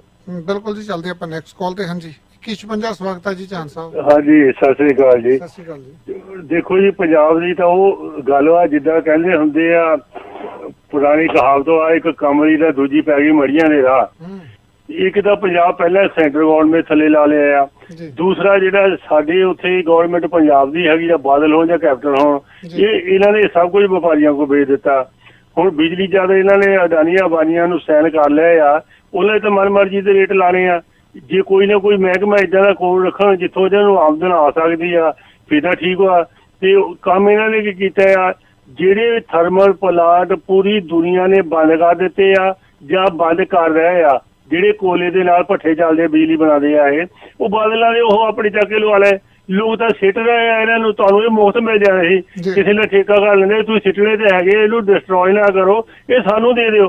ਪੈਸੇ ਦੇਣ ਦੀ ਕੀ ਲੋੜ ਸੀ? ਉੱਥੇ ਵੀ ਇਹਨਾਂ ਨੇ ਕਾਜਾ ਝਾ ਲਿਆ, ਫਿਰ ਸਾਈਨ ਕਰ ਲਏ ਮੜੀਆਂ ਵਾਲੇ ਰਾਹ ਵਾਲੇ ਵੀ ਨਾ ਵੀ ਪਲਾਟ ਚੱਲੂਗੇ ਤਾਂ ਵੀ ਤੁਹਾਨੂੰ ਇਹ ਪੈਸੇ ਦੇਵਾਂਗੇ। ਕਿੱਥੋਂ ਇਹ ਚਲਾ ਲੈਣਗੇ ਕੰਮ ਨੂੰ? ਪਰ ਐਜੂਕੇਸ਼ਨ ਤੇ ਪੈਸਾ ਨਹੀਂ ਲਾ ਸਕਦੇ, ਨਾ ਉਹਨੂੰ ਅਪਰੂਵ ਕਰ ਸਕਦੇ, ਕਿਉਂਕਿ ਉੱਥੇ ਖਰਚਾ ਬਹੁਤ ਆ। ਉਹ ਬੱਸ ਦੇ ਕੋਈ ਚੜੂਗਾ ਤਾਂ ਠੀਕ ਆ, ਦਵਾਨੀ ਨਾ ਆਊਗੀ, ਨਾ ਚੜੂਗਾ ਅੱਗੇ ਕਿਹੜੀਆਂ ਇਹਨਾਂ ਦੇ ਬੱਸਾਂ 'ਚ ਉਹ ਬਾਦਲ ਚੱਲਣ ਦਿੰਦੇ, ਉਹਨਾਂ ਦੀਆਂ ਚੱਲਦੀਆਂ ਸਾਰੀਆਂ। ਤੇ ਉਹ ਇਹਨਾਂ ਨੇ ਕਰਦਾ ਜੀ ਐਜੂਕੇਸ਼ਨ ਦੇ ਕਾਰਨ ਫਿਰ ਇਹਨਾਂ ਦੀਆਂ ਕੁਰਸੀਆਂ ਵੀ ਚੱਲ ਜਾਣੀਆਂ। जो लोग पढ़ लिख गए उन्होंने समझ आ गई, जागृत हो गए, तो फिर इन्होंने अनपढ़ ਨੂੰ अंग्रेजा ने ਜਿਹੜੇ ਜੁੱਤੀਆਂ ਸਾਫ਼ ਕਰਨੇ ਵਾਲੇ ਉਹਨਾਂ ਨੂੰ ਕਿੱਦਾਂ ਕੁਰਸੀਆਂ ਤੇ ਰਹਿਣ ਦੋਗੇ? ਜਦੋਂ ਉਹਨਾਂ ਦੀ ਅੱਖਾਂ ਖੁੱਲ ਗਈਆਂ, ਐਜੂਕੇਸ਼ਨ ਆ ਗਈ, ਇਹਨਾਂ ਨੂੰ ਤਾਂ ਉਹਨਾਂ ਨੇ ਖੁੱਡੇ ਲੈਣ ਲਾ ਦੇਣਾ। ਇਸ ਕਰਕੇ ਐਜੂਕੇਸ਼ਨ ਕਦੇ ਨਹੀਂ ਕਰਨਗੇ। ਇਹ 2 ਰੁਪਏ ਨੂੰ ਕਿੱਲੇ ਨੂੰ ਦਾਲ ਤਾਂ ਆਟਾ ਦੇਈ ਜਾਓਗੇ, ਇੱਧਰ ਨੂੰ ਤੁਰੇ ਰਹੋ, ਪੜ੍ਹਨੇ ਦੀ ਤੁਹਾਨੂੰ ਲੋੜ ਨਹੀਂ, ਪੜ੍ਹ ਕੇ ਤੇ ਇਹਨਾਂ ਦੀ ਕੁਰਸੀਆਂ ਚੱਲ ਜਾਣੀਆਂ। ਇਹ ਖਤਰਾ ਇਹਨਾਂ ਨੂੰ ਜੀ। ਧੰਨਵਾਦ ਜੀ। ਜੀ ਅਰਸ਼ਦੀਪ, ਕੀ ਕਹਿਣਾ ਚਾਹੋਗੇ ਤੁਸੀਂ, ਕੋਈ ਕਮੈਂਟ ਕਰਨਾ ਚਾਹੋਗੇ? ਦੇਖੋ ਜੀ, ਜਿਹੜੀ ਇਹਨਾਂ ਨੇ ਗੱਲ ਕੀਤੀ ਥਰਮਲ ਪਲਾਂਟਾਂ ਦੀ, ਕਿ ਥਰਮਲ ਪਲਾਂਟ ਜਿਹੜੇ ਉਹ ਖੜੇ ਪੈਸੇ ਕਿਤੋਂ ਉਹ ਲੈ ਲੈਂਦੇ। ਥਰਮਲ ਪਲਾਂਟ ਤਾਂ ਪੰਜਾਬ ਸਰਕਾਰ ਕੋਲੇ ਆਪਣੇ ਹੀ 3 ਸਰਕਾਰੀ ਸੀਗੇ। ਸ੍ਰੀ ਗੁਰੂ ਨਾਨਕ ਦੇਵ ਥਰਮਲ ਪਲਾਂਟ ਬਠਿੰਡੇ ਵਾਲਾ, ਜਿਹਦੇ ਨਵੀਨੀਕਰਨ ਤੇ ਕਰੋੜਾਂ ਰੁਪਏ ਪਿਛਲੀ ਸਰਕਾਰ ਸਮੇਂ ਲਾਏ ਗਏ ਨੇ, ਤਾਂ ਉਹ ਥਰਮਲ ਪਲਾਂਟ ਵੀ ਜਿਹੜਾ ਚਲਾਇਆ ਜਾ ਸਕਦਾ ਸੀ। ਇਸੇ ਤਰ੍ਹਾਂ ਰੂਪਨਗਰ ਵਾਲਾ ਥਰਮਲ ਪਲਾਂਟ ਆ, ਉਹ ਵੀ ਚਲਾਇਆ ਜਾ ਸਕਦਾ ਸੀਗਾ। ਇਸੇ ਤਰ੍ਹਾਂ ਸ੍ਰੀ ਗੁਰੂ ਹਰਗੋਬਿੰਦ ਸਾਹਿਬ ਥਰਮਲ ਪਲਾਂਟ ਆ, ਲਹਿਰਾ ਮੁਹੱਬਤ, ਤਾਂ ਉਹ ਥਰਮਲ ਪਲਾਂਟ ਦੀ ਐਕਸਪਾਇਰ ਡੇਟ ਉਹਦੀ ਨੇੜੇ ਆਉਣ ਵਾਲੀ ਹੈ, ਤਾਂ ਉਹਨੂੰ ਵੀ ਨਵੀਨੀਕਰਨ ਵੱਲ ਸਰਕਾਰ ਨਹੀਂ ਲਿਜਾਊਗੀ। ਤੇ ਲੱਗ ਰਿਹਾ ਜਿਹੜੇ ਚਾਂਸ ਹੈ ਕਿ ਉਹਦੇ ਵੀ ਯੂਨਿਟ ਬੰਦ ਕਰਕੇ ਜਿਹੜਾ ਉਹਨੂੰ ਵੀ ਡਿਸਟਰੋਏ ਕੀਤਾ ਜਾਊਗਾ। ਇਸ ਕਰਕੇ ਉਹ ਪ੍ਰਾਈਵੇਟਾਈਜੇਸ਼ਨ ਵੱਲ ਸਰਕਾਰ ਵੱਧ ਰਹੀ ਹੈ, ਪ੍ਰਾਈਵੇਟ ਅਦਾਰਿਆਂ ਨੂੰ ਜਿਹੜਾ ਲਿਆ ਰਹੀ ਹੈ। ਪਰ ਜੇ ਪ੍ਰਾਈਵੇਟ ਅਦਾਰੇ ਲਿਆਉਣੇ ਵੀ ਨੇ, ਪ੍ਰਾਈਵੇਟ ਅਦਾਰੇ ਲਿਆਉਣੇ ਨੇ, ਸਰਕਾਰ ਹੱਥ ਖੜੇ ਕਰ ਰਹੀ ਹੈ ਕਿ ਅਸੀਂ ਜਿਹੜਾ ਹੈ ਬਿਜਲੀ ਬੋਰਡ, ਜਿਹਨੂੰ ਪਾਵਰਕਾਮ ਬਣਾਇਆ, ਪਹਿਲਾਂ ਨਿਗਮ ਬਣਾਇਆ, ਤੇ ਇਹਦੇ ਬਾਅਦ ਉਹਨੂੰ ਟੋਟਲ ਪ੍ਰਾਈਵੇਟ ਕਰਨਾਗਾ। ਇਸ ਕਰਕੇ ਸਮਝੌਤੇ ਤਾਂ ਐਸੇ ਹੋਣ ਜਿਹਦੇ ਨਾਲ ਲੋਕਾਂ ਤੇ ਸਿੱਧਾ ਬੋਝ ਨਾ ਪਵੇ, ਕਿ ਕੋਲੇ ਦੀ ਤਬਾਈ ਦੇ ਪੈਸੇ ਵੀ ਜਿਹੜੇ ਪੰਜਾਬੀ ਦੇਣ, ਜੇ ਥਰਮਲ ਪਲਾਂਟ ਖੜੇ ਨੇ ਤਾਂ ਉਹਦੇ ਪੈਸੇ ਵੀ ਜਿਹੜੇ ਪੰਜਾਬੀ ਦੇਣ। ਜੇ ਸੈਂਟਰਲ ਪੂਲ ਚੋਂ ਬਿਜਲੀ 2 ਰੁਪਏ ਯੂਨਿਟ ਮਿਲ ਰਹੀ ਹੈ, ਪਰ ਸਾਡੇ ਕੰਟਰੈਕਟ ਇੱਥੇ ਕੀਤੇ ਹੋਏ ਆ ਤਾਂ ਪ੍ਰਾਈਵੇਟ ਥਰਮਲ ਪਲਾਂਟ ਪੈਦਾ ਕਰ ਰਹੇ ਆ, ਅਸੀਂ ਉਹਨਾਂ ਤੋਂ ਲੈਣੇ ਆ। ਇਸ ਕਰਕੇ ਉਹਦੇ ਕਰਕੇ ਵੀ ਸਮਝੌਤੇ ਤਾਂ ਜਿਹੜੇ ਕਮ ਸੇ ਕਮ ਲੋਕ ਪੱਖੀ ਹੋਣ, ਜੇ ਸਰਕਾਰ ਇਸ ਪਾਸੇ ਵੱਲ ਨੂੰ ਵਧ ਹੀ ਗਈ ਹੈ। ਸਭ ਤੋਂ ਪਹਿਲਾਂ ਤਾਂ ਇਹ ਵੀ ਕਿ ਪਬਲਿਕ ਜਿਹੜੀਆਂ ਪ੍ਰਾਪਰਟੀਆਂ ਸੀ ਸਰਕਾਰ ਕੋਲੇ ਆਪਣੇ ਥਰਮਲ ਪਲਾਂਟ 'ਚ, ਉਹਨੂੰ ਚਲਾਇਆ ਜਾਂਦਾ। ਪਰ ਜੇ ਨਹੀਂ ਚਲਾਉਣੇ ਤਾਂ ਕਮ ਸੇ ਕਮ ਜਿਸ ਤਰ੍ਹਾਂ ਦੂਜੇ ਸੂਬਿਆਂ ਨੇ ਸਮਝੌਤੇ ਕੀਤੇ ਨੇ ਪ੍ਰਾਈਵੇਟ ਥਰਮਲ ਪਲਾਂਟਾਂ ਦੇ ਨਾਲ, ਕਿ ਉਹਨਾਂ ਨੇ ਜਿਹੜਾ ਹੈ ਮਨਮਰਜ਼ੀ ਦੇ ਭਾਅ ਉਹਨਾਂ ਨੂੰ ਨਹੀਂ ਲਾਉਣ ਦਿੱਤੇ, ਖੜੇ ਥਰਮਲ ਪਲਾਂਟਾਂ ਦੇ ਪੈਸਿਆਂ ਦੇ ਕੰਟਰੈਕਟ ਜਿਹੜੇ ਉਹ ਨਹੀਂ ਕੀਤੇ ਸਰਕਾਰਾਂ ਦੇ ਨਾਲ। ਤਾਂ ਉਸ ਕਰਕੇ ਉਹੋ ਜਿਹੇ ਕੰਟਰੈਕਟ ਜਿਹੜੇ ਉਹ ਹੋਣੇ ਚਾਹੀਦੇ ਸੀ, ਜਿਹਦੇ ਨਾਲ ਲੋਕਾਂ ਨੂੰ ਸਸਤੀ ਬਿਜਲੀ ਜਿਹੜੀ ਉਹ ਮੁਹੱਈਆ ਹੁੰਦੀ।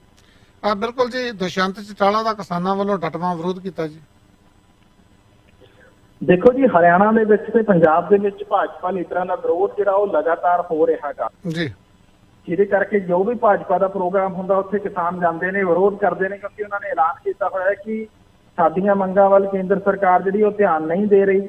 3 ਖੇਤੀ ਕਾਨੂੰਨ ਰੱਦ ਕਰਨੇ ਤਾਂ ਦੂਰ, ਗੱਲਬਾਤ ਦੇ ਦਰਵਾਜ਼ੇ ਵੀ ਜਿਹੜੇ ਉਹ ਨਹੀਂ ਖੋਲੇ ਜਾ ਰਹੇ, ਆਫੀਸ਼ੀਅਲੀ ਤੌਰ ਤੇ ਸੱਦਾ ਪੱਤਰ ਜਿਹੜਾ ਉਹ ਨਹੀਂ ਭੇਜਿਆ ਜਾ ਰਿਹਾ। ਇਸ ਕਰਕੇ ਭਾਜਪਾ ਦੀ ਜਿਹੜੀ ਲੀਡਰਸ਼ਿਪ ਹੈ ਉਹਦਾ ਵਿਰੋਧ ਜਿਹੜਾ ਉਹ ਕੀਤਾ ਜਾਊਗਾ। ਪੰਜਾਬ ਦੇ ਵਿੱਚ ਵੀ ਲਗਾਤਾਰ ਵਿਰੋਧ ਹੋ ਰਿਹਾ ਹੈਗਾ, ਤੇ ਇਸੇ ਤਰ੍ਹਾਂ ਹਰਿਆਣਾ ਦੇ ਵਿੱਚ ਵੀ ਜਿਹੜਾ ਵਿਰੋਧ ਹੋ ਰਿਹਾ ਹੈਗਾ। ਉੱਥੇ ਖਾਪ ਪੰਚਾਇਤਾਂ ਨੇ ਇਹ ਵੀ ਐਲਾਨ ਕੀਤਾ ਹੈ ਕਿ ਆਉਣ ਵਾਲੇ 3 ਮਹੀਨਿਆਂ ਦੇ ਵਿੱਚ ਅਸੀਂ ਜਿਹੜੀ ਮਨੋਹਰ ਲਾਲ ਖੱਟਰ ਦੀ ਸਰਕਾਰ ਹੈ ਇਹਨੂੰ ਸੁੱਟ ਦੇਵਾਂਗੇ। ਉਹਦੇ ਲਈ ਬੇਸ਼ੱਕ ਸਾਨੂੰ ਭੁੱਖ ਹੜਤਾਲ ਤੇ ਬੈਠਣਾ ਪਵੇ, ਵਿਧਾਇਕਾਂ ਮੰਤਰੀਆਂ ਦਾ ਪਿੰਡਾਂ 'ਚ ਵੜਨਾ ਮੁਹਾਰ ਕਰਨਾ ਪਵੇ, ਉਹਨਾਂ ਨੂੰ ਘਰਾਂ 'ਚ ਕੈਦ ਕਰਨਾ ਪਵੇ, ਪਰ ਅਸੀਂ ਜਿਹੜੀ ਸਰਕਾਰ ਹੈ ਇਹ ਨਹੀਂ ਚੱਲਣ ਦੇਣੀ ਇਸ ਸਾਲ ਪੂਰਾ। ਤੇ ਇਸੇ ਤਰ੍ਹਾਂ ਹੀ ਹਰਿਆਣਾ ਦੇ ਉਪ ਮੁੱਖ ਮੰਤਰੀ ਦੁਸ਼ਯੰਤ ਚੌਟਾਲਾ ਜਿਹੜੇ ਨੇ ਉਹ ਹਿਸਾਰ ਗਏ ਸੀ, ਜਿੱਥੇ ਉਹਨਾਂ ਦਾ ਕਿਸਾਨਾਂ ਨੇ ਗੱਟਵਾਂ ਵਿਰੋਧ ਕੀਤਾ। ਉੱਥੇ ਉਹ ਏਅਰਪੋਰਟ ਤੇ ਗਏ ਤਾਂ ਕਿਸਾਨ ਏਅਰਪੋਰਟ ਤੇ ਵੀ ਪਹੁੰਚ ਗਏ, ਤੇ ਇੱਥੇ ਉਹਨਾਂ ਨੇ ਜਿਹੜਾ ਪੱਕਾ ਧਰਨਾ ਉੱਥੇ ਲਾ ਦਿੱਤਾ। ਕਿਉਂਕਿ ਜਦੋਂ ਆਪਾਂ ਦੁਸ਼ਯੰਤ ਚੌਟਾਲਾ ਦੀ ਗੱਲ ਕਰਦੇ ਹਾਂ ਤਾਂ ਦੁਸ਼ਯੰਤ ਚੌਟਾਲਾ ਖੁਦ ਨੂੰ ਚੌਧਰੀ ਦੇਵੀ ਲਾਲ ਦੇ ਜਿਹੜੇ ਆ ਪੜੋਸੇ ਦੱਸਦੇ ਨੇ, ਤਾਂ ਚੌਧਰੀ ਦੇਵੀ ਲਾਲ ਨੂੰ ਤਾਂ ਕਿਸਾਨਾਂ ਦਾ ਲੀਡਰ ਜਿਹੜਾ ਉਹ ਕਿਹਾ ਗਿਆ ਸੀ। ਤਾਂ ਦੁਸ਼ਯੰਤ ਚੌਟਾਲਾ ਇਸ ਸਮੇਂ ਇਸ ਸਕੀਮ ਦੇ ਵਿੱਚ ਨੇ, ਜਿਹੜੀ ਉਹਨਾਂ ਦੀ ਬਿਆਨਬਾਜ਼ੀ ਲੱਗ ਰਹੀ ਹੈ। ਉਹ ਇਹ ਕਹਿ ਰਹੇ ਨੇ ਕਿ ਜਦੋਂ ਤੱਕ ਤੁਹਾਡਾ ਬੇਟਾ ਜਿਹੜਾ ਹੈਗਾ ਕੈਬਨਿਟ ਮੰਤਰੀ ਆ ਫੂਡ ਸਪਲਾਈ ਮਹਿਕਮੇ ਦਾ ਤੇ ਉਪ ਮੁੱਖ ਮੰਤਰੀ ਆ ਹਰਿਆਣਾ ਦਾ, MSP ਬੰਦ ਨਹੀਂ ਹੋਊਗੀ। MSP ਹਰਿਆਣਾ ਦੇ ਕਿਸਾਨਾਂ ਨੂੰ ਜਿਹੜੀ ਉਹ ਮਿਲਦੀ ਰਹੂਗੀ। ਇਹ ਗੱਲ ਕਿਸਾਨਾਂ ਨੂੰ ਵੀ ਪਤਾ ਹੈ ਕਿ 3-4 ਸਾਲ MSP ਮਿਲਦੀ ਰਹਿਣੀ ਆ, ਤੇ ਹਰਿਆਣਾ ਸਰਕਾਰ 3-4 ਸਾਲ ਦੀ ਹੈ। ਤਾਂ ਦੁਸ਼ਯੰਤ ਚੌਟਾਲਾ ਇਸ ਸਕੀਮ 'ਚ ਲੱਗਦਾ ਹੈ ਕਿ ਆਖਰੀ ਸਾਲ 'ਚ ਆ ਕੇ ਆਪਾਂ ਕਹਿ ਦਾਂਗੇ ਕਿ ਕੇਂਦਰ ਸਰਕਾਰ ਨੇ MSP ਬੰਦ ਕੀਤੀ ਜਾਂ ਤੁਹਾਡੇ ਪੁੱਤਰ ਨੇ ਦੇਖੋ ਰਿਜ਼ਾਈਨ ਕਰਤਾ ਤੇ ਸਰਕਾਰ ਤੋਂ ਸਮਰਥਨ ਜਿਹੜਾ ਵਾਪਸ ਲੈ ਲਿਆ, ਸਰਕਾਰ ਜਿਹੜੀ ਉਹ ਸੁੱਟ ਦਿੱਤੀ ਹੈ। ਇਸ ਕਰਕੇ ਇਹ ਕਹਾਣੀ ਕਿਸਾਨ ਵੀ ਜਾਣਦੇ ਨੇ ਚੰਗੀ ਤਰ੍ਹਾਂ, ਇਸ ਕਰਕੇ ਉਹਨਾਂ ਵੱਲੋਂ ਡਟਵਾਂ ਵਿਰੋਧ ਜਿਹੜਾ ਕੀਤਾ ਜਾ ਰਿਹਾ ਲਗਾਤਾਰ। ਹਰਿਆਣਾ ਦੇ ਵਿੱਚ ਕਿਸੇ ਵੀ ਭਾਜਪਾ ਲੀਡਰ ਹੋਵੇ ਉਹਦਾ ਡਟਵਾਂ ਵਿਰੋਧ ਜਿਹੜਾ ਹੋ ਰਿਹਾ, ਪੰਜਾਬ 'ਚ ਹੀ ਹੋ ਰਿਹਾ। ਇਸੇ ਤਰ੍ਹਾਂ ਅੱਜ ਹਿਸਾਰ ਦੇ ਏਅਰਪੋਰਟ ਤੱਕ ਜਿਹੜੇ ਉਹ ਕਿਸਾਨ ਪਹੁੰਚੇ, ਉਹਨਾਂ ਨੇ ਦੁਸ਼ਯੰਤ ਚੌਟਾਲਾ ਦਾ ਵਿਰੋਧ ਜਿਹੜਾ ਉਹ ਕੀਤਾ। ਬਿਲਕੁਲ ਅਰਸ਼ਦੀਪ, ਧੰਨਵਾਦ ਜੀ। ਆਪਣਾ ਜਿਹੜਾ ਬ੍ਰੇਕ ਦਾ ਸਮਾਂ ਹੋ ਗਿਆ ਜੀ, ਉਸ ਤੋਂ ਬਾਅਦ ਆਪਾਂ ਲੋਕਲ ਖਬਰਾਂ ਲੈ ਕੇ ਜੁੜਦੇ ਹਾਂ, ਤੇ ਨਾਲ ਹੀ ਆਪਣੇ ਨਾਲ ਲੋਕਲ ਖਬਰਾਂ ਤੋਂ ਬਾਅਦ ਗੈਸਟ ਹੋਣਗੇ ਜੀ, ਉਹਨਾਂ ਦੇ ਨਾਲ ਗੱਲਬਾਤ ਕਰਾਂਗੇ। ਤੁਹਾਡਾ ਬਹੁਤ ਬਹੁਤ ਧੰਨਵਾਦ ਜੀ। ਬਹੁਤ ਬਹੁਤ ਧੰਨਵਾਦ ਜੀ ਸਾਰੇ ਹੀ ਸਰੋਤਿਆਂ ਤੇ ਦਰਸ਼ਕਾਂ ਨੂੰ ਇੱਕ ਵਾਰ ਮੁੜ ਤੋਂ ਪਿਆਰ ਭਰੀ ਸਤਿ ਸ਼੍ਰੀ ਅਕਾਲ। ਸਤਿ ਸ਼੍ਰੀ ਅਕਾਲ ਜੀ। ਲੈਣੀ ਇੱਕ ਕਮਰਸ਼ੀਅਲ ਬ੍ਰੇਕ, ਉਸ ਤੋਂ ਬਾਅਦ ਆਪਾਂ ਲੋਕਲ ਖਬਰਾਂ ਲੈ ਕੇ ਤੁਹਾਡੇ ਨਾਲ ਜੁੜਦੇ ਹਾਂ ਜੀ। ਕੀ ਤੁਸੀਂ ਓਨਰ ਆਪਰੇਟਰ ਬਣਨਾ ਚਾਹੁੰਦੇ ਹੋ, ਟਰੱਕ ਪਾਉਣ ਬਾਰੇ ਸੋਚ ਰਹੇ ਹੋ ਜਾਂ ਡਰਾਈਵਰੀ ਕਰਨੀ ਹੈ ਤਾਂ ਅੱਜ ਹੀ ਸੰਪਰਕ ਕਰੋ ਰੋਇਲ ਕ੍ਰੋਨ ਐਕਸਪ੍ਰੈਸ ਤੇ ਪ੍ਰੀਤ ਕਾਲੋ ਹੁਰਾਂ ਦੇ ਨਾਲ 6472106000। 647 210 6000। ਗੱਲ ਸੁਣੋ ਇੰਜ ਵੇਲੇ ਬਹਿ ਕੇ ਕਿਵੇਂ ਗੁਜ਼ਾਰਾ ਚੱਲੇਗਾ। ਮੈਨੂੰ ਆਪ ਨਹੀਂ ਸਮਝ ਆ ਰਹੀ ਕਿੱਥੇ ਪਤਾ ਕਰਾਂ ਕੰਮ ਦਾ। ਕੱਲ ਭਾਈ ਸਾਹਿਬ ਦੱਸਦਾ ਰਹੇ ਸੀ ਵੀ jobsingta.com ਵਾਲੇ ਫੁੱਲ ਟਾਈਮ ਜੌਬ ਦਵਾ ਦਿੰਦੇ ਨੇ। ਲੈ ਮੈਂ ਫਿਰ ਅੱਜ ਹੀ ਜਾਣਾ। ਜੀ ਹਾਂ, ਜੇ ਤੁਸੀਂ ਟੋਰਾਂਟੋ, ਮਿਸੀਸਾਗਾ, ਬ੍ਰੈਂਪਟਨ, ਵੁੱਡਬ੍ਰਿਜ ਜਾਂ ਕੈਂਬਰਿਜ ਦੇ ਏਰੀਆ 'ਚ ਜੌਬ ਕਰਨ ਦੇ ਚਾਹਵਾਨ ਹੋ ਤਾਂ ਅੱਜ ਹੀ ਰਜਿਸਟ੍ਰੇਸ਼ਨ ਕਰਵਾਓ www.jobsingta.com ਤੇ। ਇੱਥੇ ਨੇ ਹਜ਼ਾਰਾਂ ਦੇ ਹਿਸਾਬ ਨਾਲ ਜੌਬਸ।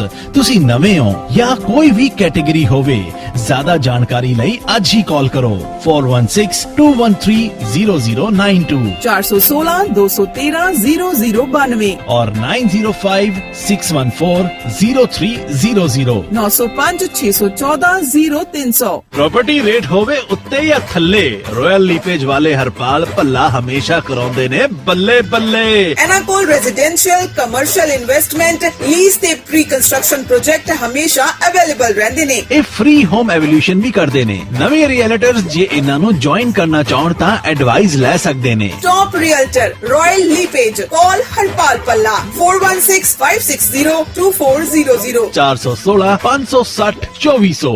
ਆਹਾਹਾਹਾ ਛੁੱਟੀ ਦਾ ਦਿਨ ਹੋਵੇ ਤੇ Niagara Falls, CN towers, Quebec city ਘੁੰਮਣ ਜਾਣ ਦਾ ਮਨ ਹੈ, ਪਰ ਇੰਨੀ ਡਰਾਈਵ ਕੌਣ ਕਰੇ? ਜੀ ਐਲੋ ਨੰਬਰ ਤੇ ਹੁਣੇ ਬੁਕਿੰਗ ਕਰੋ। Best Canadian ride service Toronto ਤੋਂ ਮੌਂਟਰੀਅਲ ਤੇ ਮੌਂਟਰੀਅਲ ਤੋਂ ਟੋਰਾਂਟੋ।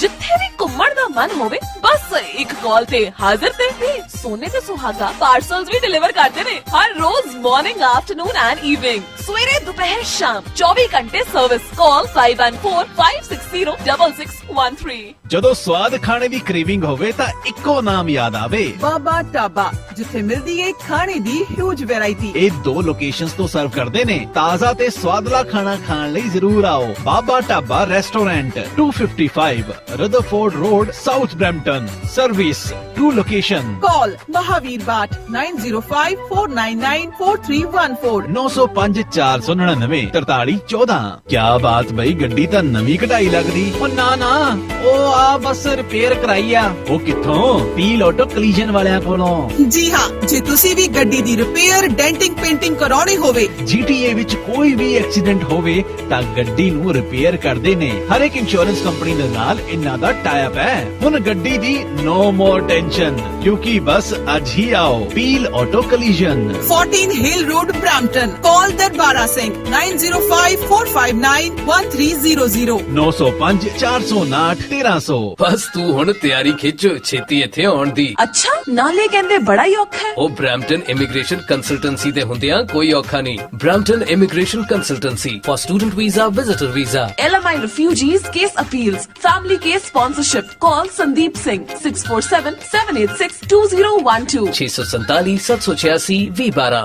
ਮੋਰਗੇਜ ਮਿਲੇ ਛੇਤੀ ਤੇ ਟੈਨਸ਼ਨ ਹੋਵੇ ਘੱਟ, ਇਸ ਲਈ ਯਾਦ ਰੱਖੋ ਇੱਕੋ ਨਾ ਪਰਮਿੰਦਰ ਮੰਗਟ। 16 ਸਾਲਾਂ ਤੋਂ ਵੱਧ ਐਕਸਪੀਰੀਅੰਸ ਤੇ RBC ਨਾਲ ਟੌਪ ਪ੍ਰੋਡਿਊਸਰ ਰਹਿ ਚੁੱਕੇ ਪਰਮਿੰਦਰ ਮੰਗਟ ਹੁਣ ਆਪਣੀ ਮੋਰਗੇਜ ਅਲਾਈਅੰਸ ਟੀਮ ਰਾਹੀਂ ਤੁਹਾਨੂੰ ਬਹੁਤ ਸਾਰੇ ਬੈਂਕਸ ਤੋਂ ਬੈਸਟ ਡੀਲਸ ਲੈ ਕੇ ਦੇ ਸਕਦੇ ਨੇ। ਸੈਲਫ ਇੰਪਲੋਇਡ ਵਾਸਤੇ ਖਾਸ programme, no last minute surprises, First mortgage, second mortgage, private funds, truck loans, business loans. ਸਾਰੇ ਹੀ ਕੰਮਾਂ ਲਈ ਇੱਕੋ ਨਾ, ਜਿੱਥੇ ਕੰਮ ਹੋਵੇ ਛੇਤੀ ਤੇ ਟੈਨਸ਼ਨ ਹੋਵੇ ਘੱਟ। ਪਰਮਿੰਦਰ ਮੰਗਟ 647-285-9119 ਜਾਨੀ 647 285 9119। Parminder Mangat with Mortgage Alliance. Broker license number 10530।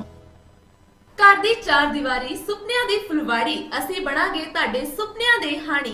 Basement, bathroom, kitchen, ਘਰ ਦੀ ਹਰ ਤਰ੍ਹਾਂ ਦੀ ਰੈਨੋਵੇਸ਼ਨ ਅਤੇ ਇਲੈਕਟ੍ਰਿਕ ਕੰਮ ਕਰਵਾਉਣ ਦੇ ਲਈ ਸੰਪਰਕ ਕਰੋ ਹਰਦਿਆਲ ਸਿੰਘ ਚੀਤਾ ਦੇ ਨਾਲ 6474098915 647 409 9915। ਬਾਪੂ ਪੈਸੇ ਮਿਲ ਗਏ ਸੀ ਨਾ ਟਾਈਮ ਸਰ? ਹਾਂ ਪੁੱਤਰ, ਇੱਧਰ ਤੂੰ ਪੈਸੇ ਪਾਏ ਨਾਲੇ ਮੈਨੂੰ ਮਿਲ ਗਏ। ਬਸ ਇਸੇ ਕਰਕੇ ਮੈਂ ਅਪਰਾ ਟ੍ਰੇਡਿੰਗ ਇੰਕ ਵਾਲਿਆਂ ਤੇ ਭਰੋਸਾ ਕਰਦਾ। ਜੀ ਹਾਂ, ਅਪਰਾ ਟ੍ਰੇਡਿੰਗ ਇਨਕੋਰਪੋਰੇਟ ਮਨੀ ਐਕਸਚੇਂਜ। ਜੇ ਤੁਸੀਂ ਪੈਸੇ ਇੰਡੀਆ ਭੇਜਣਾ ਜਾਂ ਮੰਗਵਾਉਣਾ ਚਾਹੁੰਦੇ ਹੋ, ਵਧੀਆ ਡਾਲਰਾਂ ਦਾ ਰੇਟ ਲੈਣਾ ਚਾਹੁੰਦੇ ਹੋ ਤਾਂ ਅੱਜ ਹੀ ਕਾਲ ਕਰੋ ਜਗਤਾਰ ਸਿੰਘ ਢਾ ਹੁਣਾਂ ਨੂੰ 9057943233 905 794 3233 416 731 977710 416-731-7710 6 ਰੇ ਐਵੇਨਿਊ ਬਰੈਂਪਟਨ। ਇਮੀਗ੍ਰੇਸ਼ਨ ਦੇ ਮਸਲਿਆਂ ਨੂੰ ਹਲਕੇ ਵਿੱਚ ਲੈਣਾ ਮਹਿੰਗਾ ਪੈ ਸਕਦਾ ਹੈ, ਪਰ ਸੋਚ ਸਮਝ ਕੇ ਲਿਆ ਹੋਇਆ ਫੈਸਲਾ ਤੁਹਾਡੀ ਜ਼ਿੰਦਗੀ ਨੂੰ ਸਵਾਰ ਸਕਦਾ ਹੈ। ਇਸੇ ਲਈ ਡਿਲਾਈਟ ਇਮੀਗ੍ਰੇਸ਼ਨ ਦੇ ਨਵਜੋਤ ਗਿੱਲ ਹਾਜ਼ਰ ਨੇ ਤੁਹਾਡੀ ਸੇਵਾ 'ਚ। Study permit, student visa, visitor super visa, LMI family case, parent sponsorship ਤੇ ਰਿਫਿਊਜੀਜ਼ ਅਪੀਲਸ ਵੀ ਐਕਸੈਪਟ ਕਰਦੇ ਨੇ। Call Navjot Gill 647-864-3719 647 864 3719। Address 350 Rutherford Road, South Brampton, Unit 223। ਓਏ ਹੋਏ ਹੈ ਕਿ ਨਾ, ਮੈਂ ਕਿਹਾ ਮੈਂ ਮੋਣਿਓ ਗੱਡੀ ਦਾ ਟਾਇਰ ਤੇ ਗਿਆ ਨਾ, ਹੁਣ ਕੀ ਕਰੀਏ? ਓਏ ਹੋਏ ਓਹੋ, ਕਿੰਨੀ ਵਾਰ ਕਿਹਾ ਹੈ ਕਿ ਨਿਊ ਮਿਲੇਨੀਅਮ ਟਾਇਰ ਸੈਂਟਰ ਤੋਂ ਹੀ ਟਾਇਰ ਲਿਆ ਕਰੋ, ਜਿੱਥੇ ਮਿਲਦੇ ਨੇ ਟਰੱਕ, ਟਰਾਲੇ ਤੇ ਕਾਰ ਦੇ ਲਈ ਹਰ ਤਰ੍ਹਾਂ ਦੇ ਵਧੀਆ ਟਾਇਰ। ਇੱਥੇ Michelin, BF Goodrich, Bridgestone, Firestone, Chinese brand ਹੋਰ ਵੀ ਕਈ ਕੰਪਨੀਆਂ ਦੇ ਟਾਇਰ ਘੱਟ ਰੇਟ ਤੇ ਮਿਲਦੇ ਨੇ। ਹੁਣੇ ਪਹੁੰਚੋ new millennium tyre centre, 25 Clark boulevard, Brampton. Call 905-452-0111 905 452 0111। ਮੈਂ ਨਾ ਜੀ ਸੁਪਨੇ 'ਚ ਦੇਖਿਆ ਕਿ ਮੇਰਾ ਘਰ ਬੜਾ ਆਲੀਸ਼ਾਨ, ਬੜਾ ਵੱਡਾ ਤੇ ਬੜਾ ਸੋਹਣਾ ਹੈ। ਬਸ ਸੁਪਨਾ ਇਹ ਤਾਂ ਸੱਚ ਹੋਊ ਕਮਲੀਏ। ਬਸ Sarbloh design and build limited ਵਾਲਿਆਂ ਨੂੰ ਫੋਨ ਕਰ। ਜੀ ਹਾਂ, ਜੇ ਤੁਸੀਂ ਵੀ ਲਗਜ਼ਰੀ ਕਾਰ, ਛੋਟਾ ਜਾਂ ਵੱਡਾ ਨਵਾਂ ਕਾਰ ਲੈਣਾ ਚਾਹੁੰਦੇ ਹੋ ਜਾਂ ਫਿਰ ਪੁਰਾਣਾ ਘਰ ਢਾਹ ਕੇ ਨਵਾਂ ਬਣਾਉਣਾ ਚਾਹੁੰਦੇ ਹੋ ਤਾਂ ਅੱਜ ਹੀ ਮਿਲੋ ਸਰਬਲੋ ਡਿਜ਼ਾਈਨ ਐਂਡ ਬਿਲਡਿੰਗ ਵਾਲੇ ਕੁਲਵਿੰਦਰ ਪੱਤੜ ਜੀ ਨੂੰ। ਇਹਨਾਂ ਕੋਲ 15 ਸਾਲ ਦਾ ਤਜਰਬਾ ਹੈ ਤੇ ਹਾਂ, ਤੁਸੀਂ 20,000 ਸਕੁਅਰ ਫੁੱਟ ਦਾ ਘਰ ਵੀ ਬਣਵਾ ਸਕਦੇ ਹੋ। ਲਗਜ਼ਰੀ ਹੋਮ ਤੁਹਾਡੇ ਬਜਟ ਵਿੱਚ। ਕਾਲ ਕੁਲਵਿੰਦਰ ਪੱਤੜ 4168410478 416-841-0478। ਓ ਮੈਨੂੰ ਰੱਖ ਲੈ ਕੱਲੀ ਨਰਿਆਰਾ ਓਏ ਲੰਬਿਆਂ ਰੂਟਾਂ ਤੇ। ਜਦੋਂ ਮੈਂ ਸੇਫੈਕਸ ਟਰਾਂਸਪੋਰਟ ਨਾਲ ਨਹੀਂ ਜੁੜਿਆ ਸੀ ਉਦੋਂ ਇਹੀ ਹਾਲ ਸੀ, ਪਰ ਹੁਣ ਤਾਂ ਸ਼ਾਨ ਨਾਲ ਡਰਾਈਵਰੀ ਕਰੀਦੀ ਹੈ। ਜੀ ਹਾਂ, ਸੇਫੈਕਸ ਟਰਾਂਸਪੋਰਟ, ਜਿਸ ਨੂੰ ਕਿਊਬਿਕ ਵਿੱਚ ਨੰਬਰ 1 ਤੇ ਕੈਨੇਡਾ ਵਿੱਚ ਦੂਜੇ ਨੰਬਰ ਤੇ ਹੋਣ ਦਾ ਮਾਣ ਹਾਸਲ ਹੈ। Highest growth across the world. Safex ਨੇ ਹੁਣ ਮੌਂਟਰੀਅਲ ਤੇ ਬੋਲਟਨ, ਓਨਟਾਰੀਓ ਵਿੱਚ ਨਵੇਂ ਟਰਮੀਨਲ ਸ਼ੁਰੂ ਕੀਤੇ ਨੇ ਤੇ ਇਹਨਾਂ ਨੂੰ USA ਦੇ ਲਈ ਡਰਾਈਵਰ ਤੇ ਓਨਰ ਆਪਰੇਟਰ ਦੀ ਲੋੜ ਹੈ। ਵਧੀਆ ਪੇ ਵੀ ਮਿਲੇਗੀ। ਹੁਣੇ ਕਾਲ ਕਰੋ ਰਮਿੰਦਰਦੀਪ ਜਾਂ ਅਮਨਦੀਪ ਨੂੰ 5146250025 514-625-0025 ਜਾਂ ਫਿਰ 514887-0025 514-887-0025। ਬ੍ਰੇਕ ਤੋਂ ਬਾਅਦ ਇੱਕ ਵਾਰੀ ਫਿਰ ਸਾਰਿਆਂ ਦਾ ਸਵਾਗਤ ਹੈ ਜੀ। ਆਪਾਂ ਲੋਕਲ ਖਬਰਾਂ ਲੈ ਕੇ ਤੁਹਾਡੇ ਨਾਲ ਜੁੜ ਚੁੱਕੇ ਹਾਂ ਤੇ ਲੋਕਲ ਖਬਰਾਂ ਨੂੰ ਤੁਹਾਡੇ ਤੱਕ ਪਹੁੰਚਾਉਣ ਲਈ ਸਾਡਾ ਸਾਥ ਦੇ ਰਹੇ ਜੀ ਜੌਬ ਐਂਡ GT ਵਾਲੇ।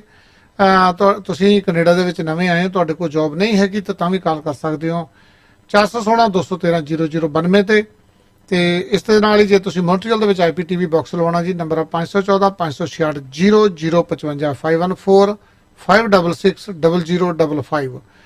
ਘਰ ਖਰੀਦਣਾ ਜਾਂ ਵੇਚਣਾ ਜੀ, ਬੜਾ ਲੰਬਾ ਐਕਸਪੀਰੀਅੰਸ ਆ ਤੇ ਬੜੇ ਘਰ ਨੂੰ ਵਧੀਆ ਤਰੀਕੇ ਨਾਲ ਸ਼ਿੰਗਾਰਦੇ ਨੇ।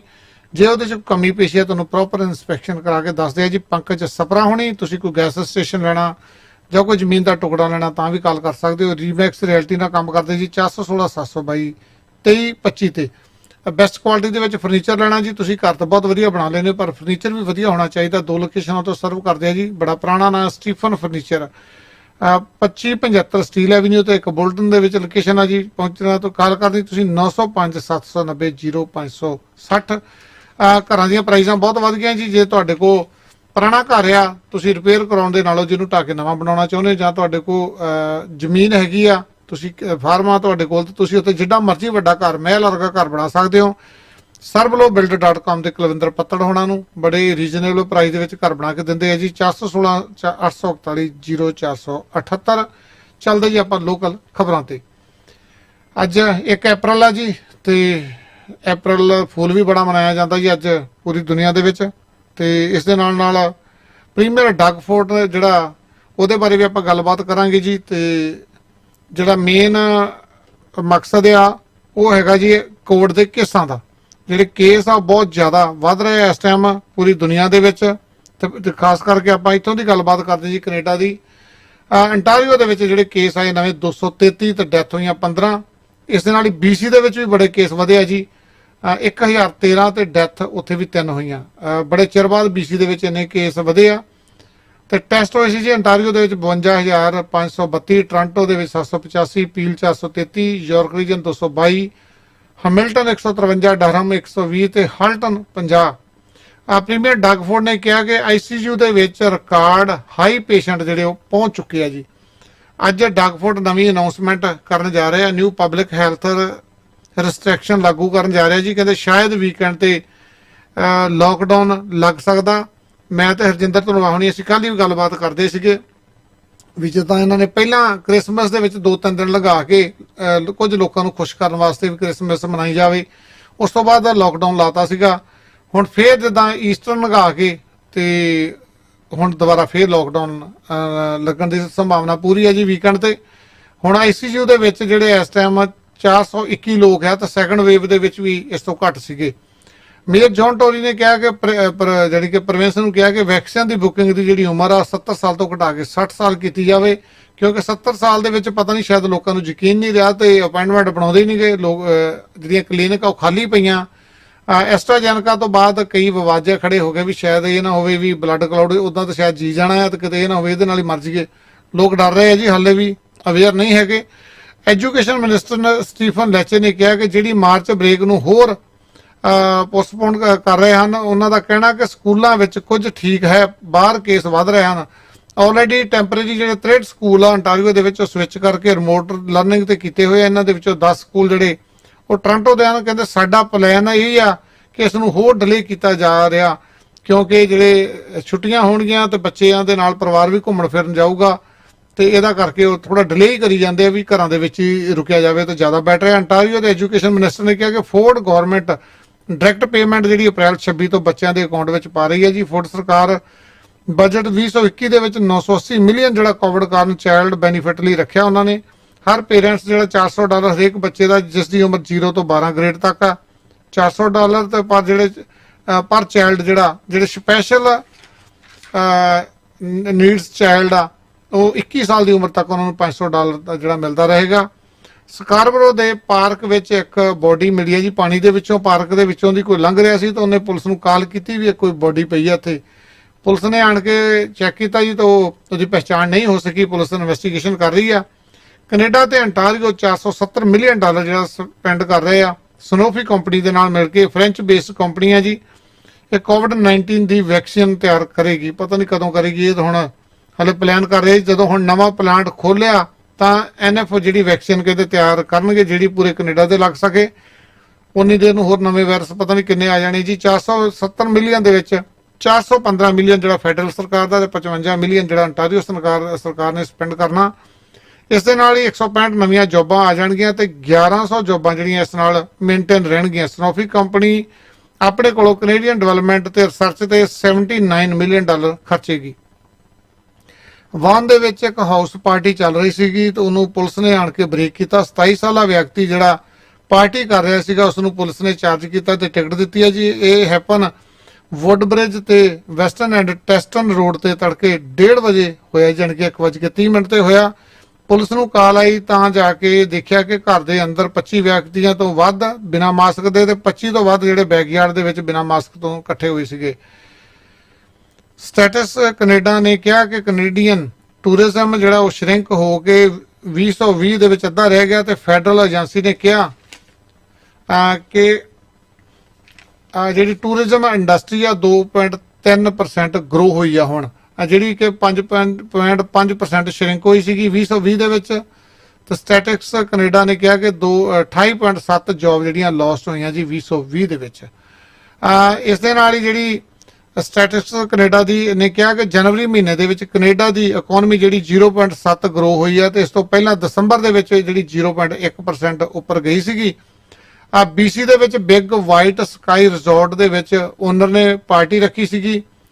ਜਿਵੇਂ ਪੈਂਡੈਮਿਕ ਦੇ ਚੱਲਦਿਆਂ ਉਹਨੂੰ ਕਾਫੀ ਰੋਕਿਆ ਗਿਆ ਵੀ ਨਾ ਕੰਮ ਕਰ, ਪਰ ਉਹਨੇ ਜਿਵੇਂ ਪਾਰਟੀ ਰੱਖੀ ਆ ਤੇ ਹੁਣ ਉਹਨੇ ਅਪੋਲੋਜਾਈਜ਼ ਕੀਤਾ ਵੀ ਮੇਰਾ ਡਿਸੀਜਨ ਗਲਤ ਸੀਗਾ। ਇਹ ਕਲੋਨਾ BC ਦੇ ਨਜ਼ਦੀਕ ਹੀ ਪੈਂਦਾ ਜੀ ਇਹ, ਤੇ ਹੁਣ ਉਹਨੇ ਆਪਣੇ ਆਪ ਨੂੰ ਕਿਹਾ ਵੀ ਮੈਂ ਗਲਤੀ ਕੀਤੀ ਹੈ ਕਿਉਂਕਿ ਇੰਨੇ ਜ਼ਿਆਦਾ ਕੇਸ ਵੱਧ ਰਹੇ ਤੇ ਇਹੋ ਜਿਹੀ ਗਲਤੀ ਨਹੀਂ ਕਰਨੀ ਚਾਹੀਦੀ।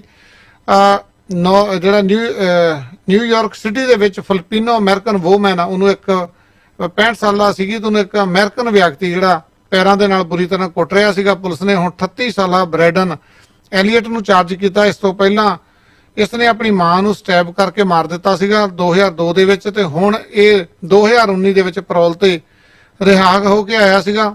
2000 ਦੇ ਵਿੱਚ ਵੀ ਇਸਨੇ ਕੋਈ ਰੋਬਰੀ ਕੀਤੀ ਸੀਗੀ, ਉਸ ਵਕਤ ਵੀ ਇਹਨੂੰ ਚਾਰਜ ਕੀਤਾ ਗਿਆ ਸੀਗਾ।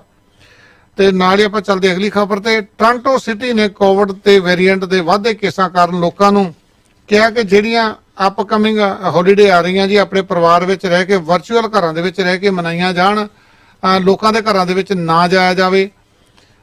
ਇਸੇ ਤਰ੍ਹਾਂ ਹੀ ਮੈਡੀਕਲ ਅਫੀਸਰ ਆਫ ਹੈਲਥ ਨੇ ਕਿਹਾ ਕਿ ਜਿਹੜਾ ਕੋਈ ਵੀ ਇਕੱਠ ਕਰਦਾ, ਜਿਵੇਂ ਕਿ ਈਸਟਰ, ਰਮਾਦਾਨ, ਪਾਸਓਵਰ ਜਾਂ ਹੋਰ ਰਿਲੀਜੀਅਸ ਇਕੱਠ ਹੁੰਦੇ ਆ ਜੀ, ਜੇ ਉਹ ਕਰਦਾ ਤਾਂ ਬਹੁਤ ਵੱਡਾ ਰਿਸਕ ਲਊਗਾ, ਕਿਉਂਕਿ ਸਰਕਾਰ ਦਾ ਸਾਥ ਦੇਣਾ ਚਾਹੀਦਾ ਲੋਕਾਂ ਨੂੰ ਵੀ ਤੇ ਹਰੇਕ ਜਿਹੜੀ ਪਾਰਟੀ ਉਹਨਾਂ ਨੂੰ ਵੀ। ਕੱਲ ਸ਼ਾਮ 8:30 ਵਜੇ ਨਾਰਥ ਯਾਰਕ ਦੇ ਵਿੱਚ ਜੇਨ ਐਂਡ ਐਡੀਸਨ ਐਵੀਨਿਊ ਤੇ ਸ਼ੂਟਿੰਗ ਹੋਈ ਹੈ ਜੀ। ਇੱਕ ਬੰਦਾ ਕ੍ਰਿਟੀਕਲ ਹਾਲਤ ਦੇ ਵਿੱਚ ਹਸਪੀਟਲ ਪਹੁੰਚਾਇਆ, ਸਸਪੈਕਟ ਉੱਥੋਂ ਭੱਜ ਗਿਆ। ਉਸ ਏਰੀਆ ਤੇ ਜਿਹੜੇ ਰੋਡ ਬੰਦ ਕੀਤੇ ਗਏ ਇਨਵੈਸਟੀਗੇਸ਼ਨ ਵਾਸਤੇ। ਡਾਊਨਟਾਊਨ ਦੇ ਕਾਲਜ ਸਟਰੀਟ ਤੇ ਇੱਕ ਬਹੁਤ ਵੱਡਾ ਜੀ ਸਿੰਕ ਹੋਲ ਹੋ ਗਿਆ, ਜਿੱਦਾਂ ਪਾਣੀ ਨਹੀਂ ਮੀਂਹ ਪੈਂਦਾ ਹੁੰਦਾ ਤੇ ਸੜਕਾਂ ਧੱਸ ਜਾਂਦੀਆਂ ਥੱਲੇ, ਬਹੁਤ ਵੱਡੇ ਵੱਡੇ ਹੋਲ ਹੋ ਜਾਂਦੇ ਆ। ਹੋਲ ਹੋ ਗਿਆ ਜੀ ਤੇ ਕਹਿੰਦੇ ਇਹ ਸਿੰਕ ਜਿਹੜਾ ਹੋਲ ਆ 25 ਫੁੱਟ ਡੂੰਘਾ ਤੇ 20 ਫੁੱਟ ਲੰਬਾ ਕਹਿ ਲਓ, ਚੌੜਾ ਕਹਿ ਲਓ, ਜਾਣੀ ਕਿ ਸਾਈਡਾਂ ਨੂੰ ਇੰਨਾ ਡੂੰਘਾ ਆ। ਤੇ ਕਾਲਜ ਸਟਰੀਟ ਜਿਹੜੀ ਆ 8 ਵੀਕਾਂ ਲਈ ਬੰਦ ਕਰ ਦਿੱਤੀ ਗਈ ਆ, ਬੇਵਰਲੀ ਤੋਂ ਸੈਂਟ ਜਾਰਜ ਸਟਰੀਟ ਤੱਕ। ਮੀਂਹ ਤੇ ਤੁਹਾਨੂੰ ਪਤਾ ਕਾਫੀ ਦਿਨ ਪਹਿਲਾਂ ਪਿਆ, ਪਰ ਬਾਅਦ ਦੇ ਵਿੱਚ ਹੋਇਆ, ਸ਼ਾਇਦ ਥੱਲੇੋਂ ਮਿੱਟੀ ਨਿਕਲ ਗਈ ਸੀਗੀ। ਜੇ ਮੰਨ ਲਓ ਉਸ ਜਗ੍ਹਾ ਦੇ ਉੱਤੇ ਕੋਈ ਕਾਰਾਂ ਜਾਂ ਕੋਈ ਹੋਰ ਵਹੀਕਲ ਲੰਘਦਾ ਤਾਂ ਕਿੰਨੀ ਵੱਡੀ ਦੁਰਘਟਨਾ ਹੋ ਸਕਦੀ ਸੀਗੀ। ਥੋੜਾ ਧਿਆਨ ਦੇਣਾ ਚਾਹੀਦਾ। ਕਈ ਵਾਰੀ ਰੋਡ ਬਹੁਤ ਪੁਰਾਣੇ ਹੁੰਦੇ ਆ ਤੇ ਇਹਨਾਂ ਦੀ ਇੰਸਪੈਕਸ਼ਨ ਨਹੀਂ ਕਰਦੀਆਂ ਸਰਕਾਰਾਂ, ਚੈੱਕ ਹੀ ਨਹੀਂ ਕਰਦੀਆਂ ਵੀ ਕੀ ਹੋ ਰਿਹਾ। ਕਿਊਬਿਕ ਸਿਟੀ ਦੇ ਮੇਅਰ ਨੇ ਆਪਣੇ 3 ਸਿਟੀ ਵਿੱਚ ਅੱਜ ਤੋਂ ਲੋਕਡਾਊਨ ਜਿਹੜਾ 12:01 ਤੇ ਰਾਤ ਤੋਂ ਸ਼ੁਰੂ ਹੋ ਗਿਆ ਜੀ। ਕਿਊਬਿਕ ਸਿਟੀ, ਲੀਵਿਸ ਤੇ ਗੈਤੀਨਿਊ ਦੇ ਵਿੱਚ ਅਗਲੇ 10 ਦਿਨ ਲਈ ਇਹਨਾਂ ਨੇ ਬੰਦ ਕਰ ਦਿੱਤਾ। ਕਰਫਿਊ ਵੀ 9:30 ਤੋਂ ਘਟਾ ਕੇ ਸ਼ਾਮ ਨੂੰ 8 ਵਜੇ ਤੋਂ ਕਰ ਦਿੱਤਾ ਗਿਆ, ਸ਼ਾਮ ਨੂੰ 8 ਤੋਂ ਲੈ ਕੇ ਸਵੇਰ ਦੇ 5 ਵਜੇ ਤੱਕ। ਕੈਲੀਫੋਰਨੀਆ ਦੀ ਔਰੇਂਜ ਕਾਉਂਟੀ ਹੈ ਜੀ, ਉੱਥੇ ਇੱਕ ਸ਼ੂਟਿੰਗ ਹੋਈ ਕੱਲ ਸ਼ਾਮ 5:30 ਵਜੇ। ਇਸ ਵਿੱਚ 4 ਲੋਕਾਂ ਦੀ ਮੌਤ ਤੇ ਉਹਨਾਂ ਦੇ ਵਿੱਚ ਇੱਕ ਬੱਚਾ ਵੀ ਸ਼ਾਮਲ ਹੈ ਜੀ। 5ਵੀਂ ਔਰਤ ਜਿਹੜੀ ਕ੍ਰਿਟੀਕਲ ਹਾਲਤ ਦੇ ਵਿੱਚ, ਉਹਨੂੰ ਹਸਪੀਟਲ ਪਹੁੰਚਾਇਆ। ਪੁਲਿਸ ਨੇ ਮਰਨ ਵਾਲਿਆਂ ਤੇ ਜ਼ਖਮੀਆਂ ਦੇ ਨਾਮ ਤੇ ਉਮਰ ਰਿਲੀਜ਼ ਨਹੀਂ ਕੀਤੀ।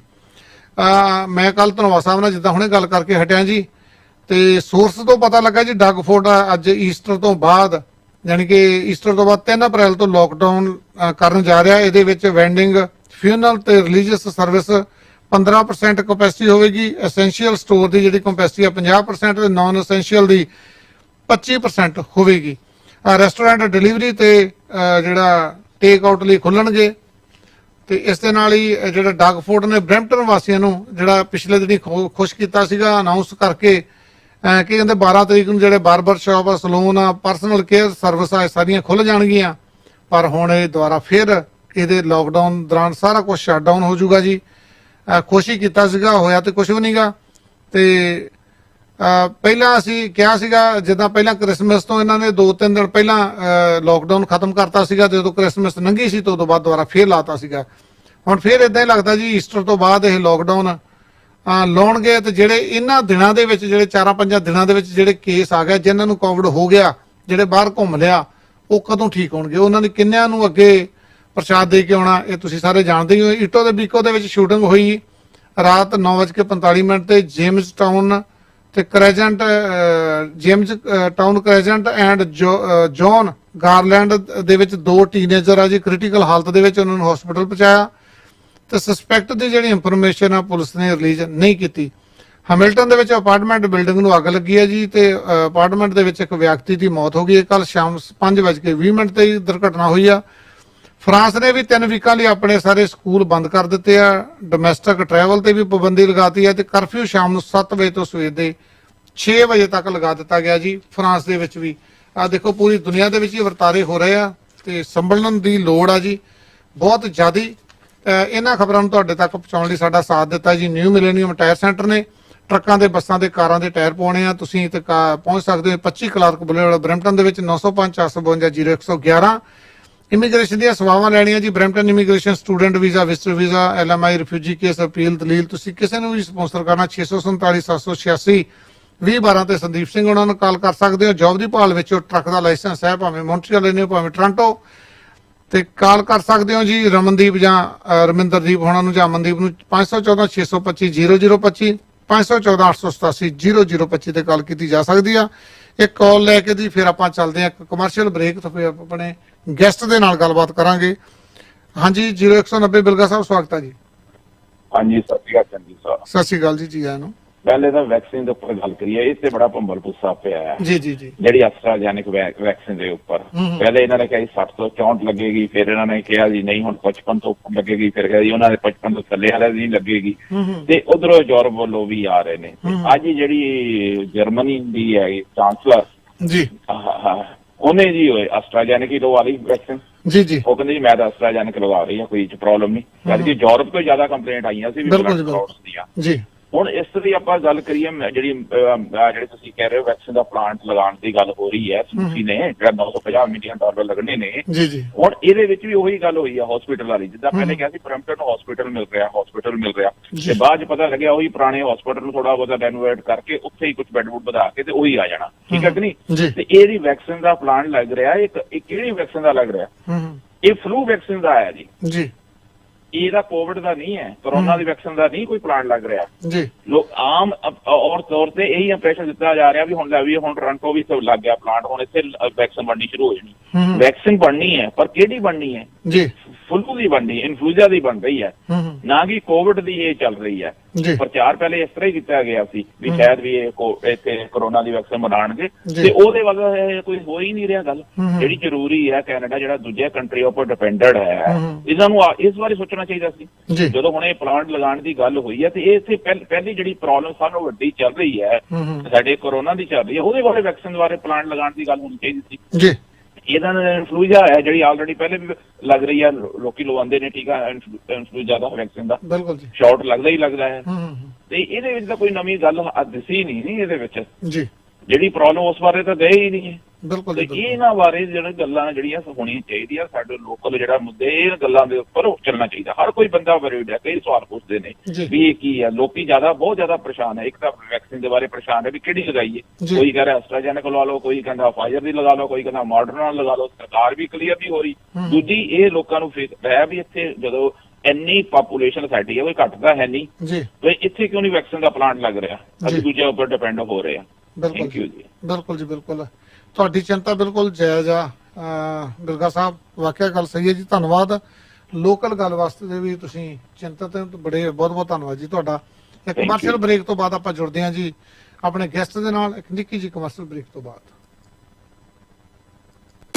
हर घर की एक डिमांड होती है कि उसे और भी खूबसूरत बनाने के लिए एक स्टाइलिश फर्नीचर चाहिए, और जब तलाश हो ऐसे फर्नीचर की, तो यहाँ ये Stevens furniture, an ultra modern furniture destination in GTA, जहाँ आपको मिलेगा बिल्कुल सॉलिड फर्नीचर, चाहे बेड सेट हो, सोफा सेट या mattresses, everything only at Stevens furniture since 1992. Visit in store for much more. 2 locations to serve you. Stevens Furniture.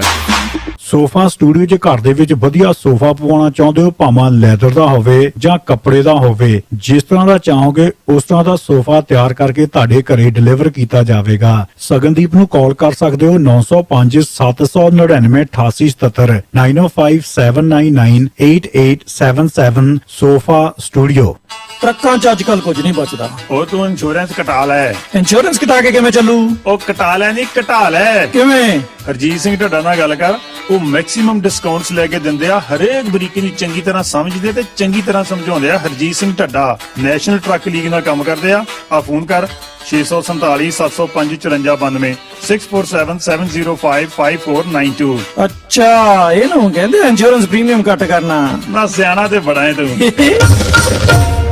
ਵਾਹ ਜੀ, ਤੁਹਾਡਾ ਘਰ ਤਾਂ ਬਹੁਤ ਸੋਹਣਾ ਹੈ। ਸੋਹਣਾ ਕਿਉਂ ਨਾ ਹੋਵੇ, ਇੰਨੀ ਮਿਹਨਤ ਕੀਤੀ ਹੈ ਲੱਭਣ 'ਚ, ਇੰਨੀਆਂ ਟੱਕਰਾਂ ਮਾਰੀਆਂ ਨੇ। ਹੁਣ ਟੱਕਰਾਂ ਮਾਰਨ ਦੀ ਕੋਈ ਲੋੜ ਨਹੀਂ, ਕਿਉਂਕਿ ਤੁਹਾਡੇ ਲਈ ਮਿਹਨਤ ਕਰਦੇ ਨੇ ਰੀਮੈਕਸ ਰਿਐਲਿਟੀ ਦੇ ਪੰਕਜ ਸਪਰਾ ਜੀ। ਇਹ ਤੁਹਾਡੇ ਸੁਪਨਿਆਂ ਦਾ ਘਰ ਲੱਭਣ 'ਚ ਤੁਹਾਡੀ ਮਦਦ ਕਰਨਗੇ, ਉਹ ਵੀ ਅਫੋਰਡੇਬਲ ਪ੍ਰਾਈਸਸ ਦੇ ਵਿੱਚ। ਘਰ ਵੇਚਣਾ ਜਾਂ ਖਰੀਦਣਾ ਚਾਹੁੰਦੇ ਹੋ ਤੇ ਅੱਜ ਹੀ ਮਿਲੋ ਰੀਮੈਕਸ ਰਿਐਲਿਟੀ ਸਰਵਿਸ ਇਨਕੋਰਪੋਰੇਸ਼ਨ ਦੇ ਪੰਕਜ ਸਪਰਾ ਨੂੰ। ਕਾਲ 416 722 385 416 722 2385। Key to happiness is finding the right home. ਓਏ ਘਰ ਤੇ ਤੈਨੂੰ ਬਹੁਤ ਵਧੀਆ ਬਣਾ ਕੇ ਦੇਣਾ ਤੇ ਕੱਢ ਦੇਣੇ ਆ ਕੜੇਲ ਜਿਹਨੂੰ ਵੇਖ ਕੇ ਜਾਣਗੇ ਸ਼ਰੀਕ ਵੀ ਹਿੱਲ।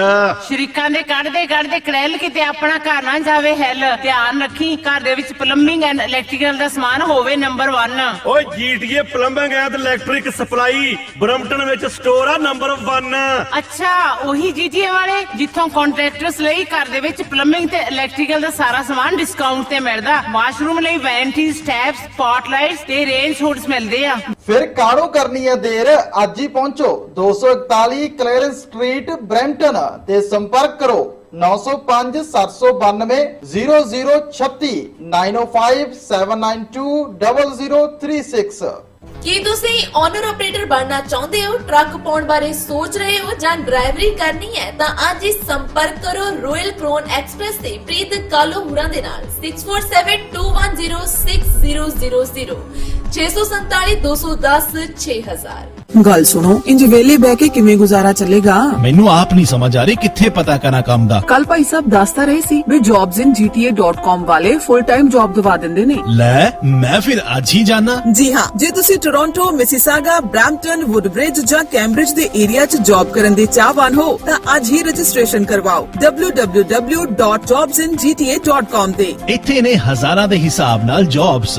ਤੁਸੀਂ ਨਵੇਂ ਹੋ ਜਾਂ ਕੋਈ ਵੀ ਕੈਟੇਗਰੀ ਹੋਵੇ, ਜ਼ਿਆਦਾ ਜਾਣਕਾਰੀ ਲਈ ਅੱਜ ਹੀ ਕਾਲ ਕਰੋ 4162130092 416 213 0092 और 9056140300 905 614 0300।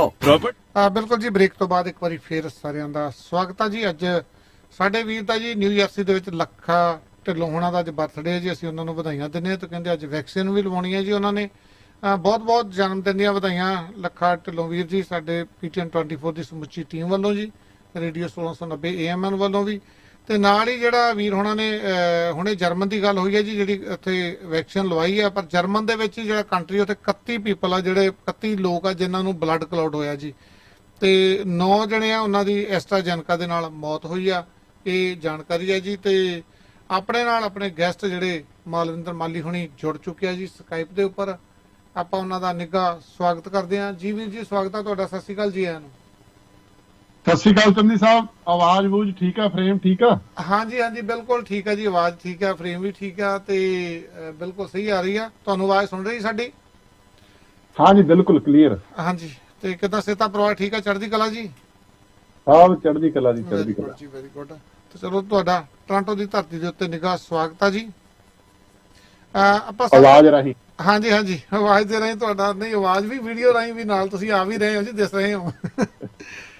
ਤੇ ਹਾਂਜੀ ਆਪਾਂ ਥੋੜੀ ਜੀ ਗੱਲਬਾਤ ਕਰਦੇ ਹਾਂ ਜੀ। ਜਿਹੜਾ ਤੁਸੀਂ ਬੁੱਧੀਜੀਵੀ ਹੋ, ਕੋਈ ਕਿਸਾਨ ਲੀਡਰ ਨਹੀਂ, ਕੋਈ ਪੋਲੀਟੀਸ਼ੀਅਨ ਨਹੀਂ, ਵਧੀਆ ਰਾਈਟਰ ਵੀ ਹੋ ਤੁਸੀਂ। ਤੇ ਜਿਹੜਾ ਕਿਸਾਨੀ ਸੰਘਰਸ਼ ਨੂੰ ਤੁਸੀਂ ਕਿਸ ਤਰ੍ਹਾਂ ਸਮਝਦੇ ਹੋ? ਜਿੱਦਾਂ 26 ਜਨਵਰੀ ਤੋਂ ਬਾਅਦ ਕੀ ਕੁਝ ਘਟਿਆ, ਵਾਪਰਿਆ, ਤੁਸੀਂ ਇਹਦੇ ਚੋਂ ਸਟਾਰਟਿੰਗ ਦੇ ਵਿੱਚ ਥੋੜਾ ਜਿਹਾ ਆਪਣੇ ਬਾਰੇ ਦੱਸਿਓ ਤੇ ਫਿਰ ਇਸ ਵਿਸ਼ੇ ਤੇ ਆਪਾਂ ਗੱਲਬਾਤ ਕਰਦੇ ਹਾਂ ਜੀ। ਦੇਖੋ ਜੀ, ਮੇਰਾ ਨਾਮ ਮਾਲਵਿੰਦਰ ਸਿੰਘ ਮਾਲੀ ਆ, ਪਿੰਡ ਮੇਰਾ ਸਕਰੌਦੀ ਆ, ਸੰਗਰੂਰ ਜ਼ਿਲ੍ਹੇ ਦੇ ਵਿੱਚ ਆ ਜੀ।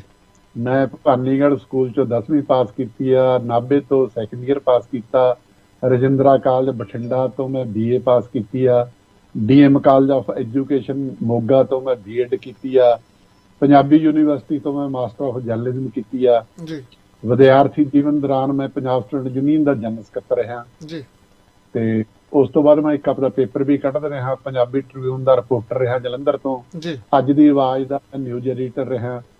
ਫਿਰ ਮੈਂ ਟੌੜਾ ਸਾਹਿਬ ਨਾਲ ਵੀ ਰਿਹਾ ਜੀ, ਨਨਕਾਣਾ ਸਾਹਿਬ ਐਜੂਕੇਸ਼ਨ ਟਰਸਟ ਦੇ ਵਿੱਚ ਮੇਰੀ ਤਾਲਮੇਲ ਅਫਸਰ ਦੀ ਨੌਕਰੀ ਸੀ ਜੀ। ਉਸ ਤੋਂ ਬਾਅਦ ਮੈਂ ਸਰਕਾਰੀ ਨੌਕਰੀ 'ਚ ਆ ਗਿਆ, ਸਕੂਲਾਂ 'ਚ ਵੀ ਪੜ੍ਹਾਇਆ। ਜਦੋਂ ਮੈਂ ਚੰਡੀਗੜ੍ਹ ਆ ਗਿਆ, ਮੇਰੀ ਫਿਰ ਡਿਊਟੀ ਸੀ, ਮੇਰੀ ਸਰਵਿਸ ਅਟੈਚ ਹੋ ਗਈ ਮੁੱਖ ਮੰਤਰੀ ਦਫ਼ਤਰ ਨਾਲ ਜੀ। ਕੈਪਟਨ ਅਮਰਿੰਦਰ ਸਿੰਘ ਦੇ ਮੀਡੀਆ ਸਲਾਹਕਾਰ ਨਾਲ ਮੈਂ ਪਬਲਿਕ ਰਿਲੇਸ਼ਨ ਅਫਸਰ ਰਿਹਾ। ਉਸ ਤੋਂ ਬਾਅਦ ਬਾਦਲ ਸਾਹਿਬ ਦੇ ਨਾਲ ਵੀ ਰਿਹਾ। ਕਈ ਪੰਗੇ ਪਏ, ਹੋਰ ਪਏ, ਮੁੜ ਕੇ ਮਾਸਟਰ ਬਣ ਗਏ ਤੇ ਰਿਟਾਇਰ ਹੋ ਗਏ 2016 ਚ।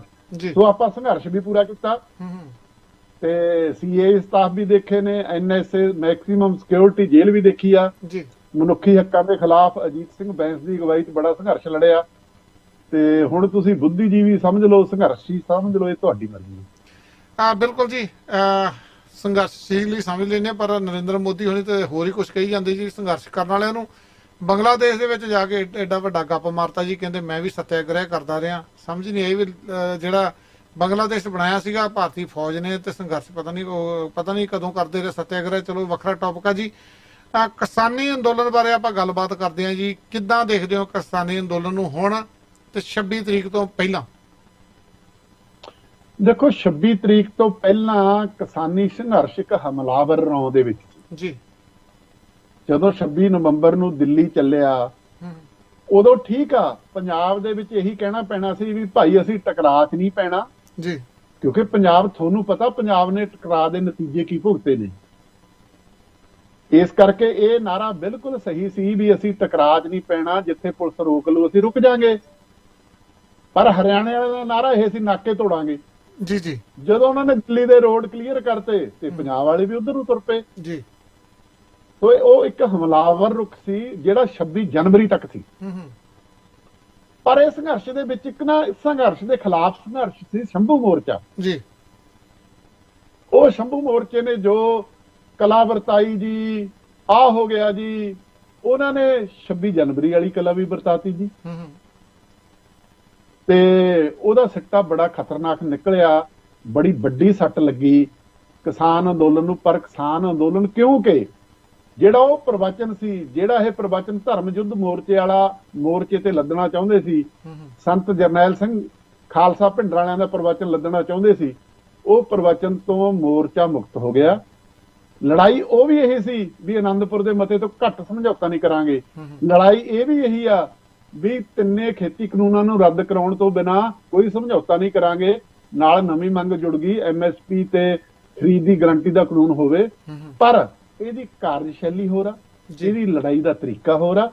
ਇਸ ਕਰਕੇ ਆਪਦੇ ਰੰਗ 'ਚ ਸੀ, ਇਹਦੇ ਰੰਗ ਨੂੰ ਬਦਲਣ ਦੀਆਂ ਕੋਸ਼ਿਸ਼ਾਂ ਕੀਤੀਆਂ, ਪਰ ਇਹਦਾ ਰੰਗ ਉਹੀ ਆ। ਤੇ 26 ਤੋਂ ਬਾਅਦ ਇਹਦਾ ਰੰਗ ਹੋਰ ਨਿਖਰ ਗਿਆ, ਹੋਰ ਵਿਸ਼ਾਲ ਹੋ ਗਿਆ। ਇਹ ਸੱਚੀ ਮੁੱਚੀ ਭਾਰਤ ਦੇ ਕਿਸਾਨਾਂ ਦਾ ਅੰਦੋਲਨ ਬਣ ਗਿਆ। ਤੇ ਇਸ ਅੰਦੋਲਨ ਨੇ ਜਿਹੜੀ ਸਿੱਖੀ ਨੂੰ ਬਦਨਾਮ ਕੀਤਾ ਸੀ, ਉਹ ਇਸ ਅੰਦੋਲਨ ਨੇ ਉਹ ਧੋਣੇ ਧੋਤੇ। ਸਾਰਾ ਮੁਲਕ ਕਹਿ ਰਿਹਾ ਯਾਰ ਸਿੱਖ ਉਹ, ਪੰਜਾਬੀ ਉਹ, ਜਿਨ੍ਹਾਂ ਨੂੰ ਅਸੀਂ ਐਂ ਕਹਿੰਦੇ ਸੀ ਯਾਰ ਇਹ ਤਾਂ ਦੇਵਤੇ ਨੇ, ਇਹ ਤਾਂ ਲੋਕਾਂ ਖਾਤਰ ਲੜਨ ਵਾਲੇ ਨੇ, ਇਹਨਾਂ ਦੀ ਸੇਵਾ, ਇਹਨਾਂ ਦੀ ਤਪੱਸਿਆ ਉਹ ਮਾਘ ਦੀਆਂ ਰਾਤਾਂ 'ਚ ਉਹ ਜਿਹੜੀ ਦੁਨੀਆ 'ਚ ਬੱਲੇ ਬੱਲੇ ਹੋ ਰਹੀ ਆ, ਉਹਦਾ ਤੁਸੀਂ ਆਪੇ ਅੰਦਾਜ਼ਾ ਲਾ ਸਕਦੇ ਹੋ। ਪਰ ਅਫਸੋਸ ਦੀ ਗੱਲ ਇਹ ਆ ਵੀ ਇਹ ਆਪਣੀ ਕਰਮ ਭੂਮੀ ਤੋਂ, ਆਪਣੀ ਜਨਮ ਭੂਮੀ ਤੋਂ ਸਭ ਤੋਂ ਵੱਧ ਵਿਰੋਧ ਵੀ ਇਹਨਾਂ ਦੀ ਹੋ ਰਿਹਾ। ਇਹੀ ਸਾਡਾ ਦੁਖਾਂਤ ਆ ਜੀ। ਬਿਲਕੁਲ ਜੀ। ਪਰ ਜਿਹੜਾ ਆਪਾਂ ਤੁਸੀਂ ਗੱਲ ਕੀਤੀ ਜਿਹੜਾ ਸ਼ੰਭੂ ਮੋਰਚਾ, ਉਹਦੇ ਵਿੱਚ ਜਿਹੜਾ ਉਹ ਦੀਪ ਸਿੱਧੂ ਹੋਣਾ ਵੱਲੋਂ ਲਾਇਆ ਗਿਆ ਸੀਗਾ, ਪਰ ਸਾਡੇ ਵੀਰਾਂ ਵੱਲੋਂ ਤਾਂ ਬੜਾ ਉਹਦਾ ਸਾਥ ਦਿੱਤਾ ਜਾ ਰਿਹਾ ਜੀ। ਕਾਫੀ ਕੰਟਰੋਵਰਸ਼ੀਅਲ ਆ। ਜਮੇਰ ਸਿੰਘ ਹੋਣੀ ਲਾ ਲਓ ਜਾਂ ਇੱਕ ਹੋਰ ਬੜੇ ਇਤਿਹਾਸਕਾਰ ਆ ਜੀ, ਉਹਨਾਂ ਨੇ ਵੀ ਬੜਾ ਸਾਥ ਦਿੱਤਾ। ਤੇ ਕਈ ਵਾਰੀ ਉਹ ਤਾਂ ਆਵਾਜ਼ਾਂ ਇਦਾਂ ਦੀਆਂ ਉੱਠ ਰਹੀਆਂ ਵੀ ਉਹ ਜਿਹੜਾ ਦੀਪ ਸਿੱਧੂ ਵਾਲਾ ਮੋਰਚਾ ਉਹ ਬਿਲਕੁਲ ਉਹ ਸੰਘਰਸ਼ ਸਹੀ ਸੀਗਾ, ਤੇ ਕਿਸਾਨਾਂ ਵਾਲਾ ਜਿਹੜੇ ਇਹਨੂੰ ਕਹਿੰਦੇ ਹਰੀਆਂ ਪੱਗਾਂ ਵਾਲੇ ਆ ਜੀ, ਕਾਮਰੇਡ ਆ, ਇਹ ਗਲਤ ਆ ਜੀ। ਤੇ ਜਮੇਰ ਸਿੰਘ ਹੋਣੀ ਉਹਦੇ ਨਾਲ ਆ, ਤੇ ਦੂਸਰੇ ਤੁਹਾਨੂੰ ਪਤਾ ਹੀ ਹੈ ਕਿਹਦੀ ਮੈਂ ਗੱਲ ਕਰ ਰਿਹਾ ਜੀ। ਦੇਖੋ ਚੰਦੀ ਸਾਹਿਬ, ਗੱਲ ਇਹ ਆ, ਦੋ ਗੱਲਾਂ ਨੂੰ ਸਾਨੂੰ ਨਿਖੇੜ ਕੇ ਦੇਖਣਾ ਚਾਹੀਦਾ। ਇੱਕ ਤਾਂ ਦੀਪ ਸਿੱਧੂ ਦੀ ਜਿਹੜੀ ਸਿਆਸਤ ਆ, ਜਿਹੜਾ ਉਹਦਾ ਪ੍ਰਵਚਨ ਆ, ਉਹ ਕਹਿੰਦਾ ਵੀ ਧਰਮ ਯੁੱਧ ਮੋਰਚਾ ਵੀ ਸਾਡਾ ਸੀ, ਖਾੜਕੂ ਸਿੰਘ ਸੰਘਰਸ਼ ਵੀ ਸਾਡਾ ਸੀ, ਖਾਲਿਸਤਾਨ ਦਾ ਸੰਘਰਸ਼ ਵੀ ਸਾਡਾ ਸੀ, ਪਰ ਅਸੀਂ ਹੁਣ ਖੁਦ ਮੁਖਤਿਆਰੀ ਖਾਤਰ ਲੜਾਈ ਲੜਨੀ ਜੀ। ਇਹ ਇੱਕ ਵੱਖਰੀ ਗੱਲ ਆ, ਇਹਦੇ ਨਾਲ ਤੁਸੀਂ ਸਹਿਮਤ ਵੀ ਹੋ ਸਕਦੇ ਹੋ, ਅਸਹਿਮਤ ਵੀ ਹੋ ਸਕਦੇ ਹੋ ਜੀ। ਪਰ ਦੀਪ ਸਿੱਧੂ ਦਾ ਵੱਡਾ ਰੌਲਾ ਕੀ ਆ, ਜਿੱਥੇ ਸਮੱਸਿਆਵਾਂ ਕ੍ਰੀਏਟ ਹੋਈਆਂ, ਚਾਹੇ ਉਹ ਅਜਮੇਰ ਸਿੰਘ ਆ, ਚਾਹੇ ਆਪਣਾ ਸੁਖਪ੍ਰੀਤ ਸਿੰਘ ਉਦਮੂਲਾ ਜੀ, ਮੈਂ ਉਹਨੂੰ ਉਦੋਂ ਕੋ ਕਹਿੰਦਾ ਛੱਡਤਾ, ਉਦਮੂਲਾ ਉਹ।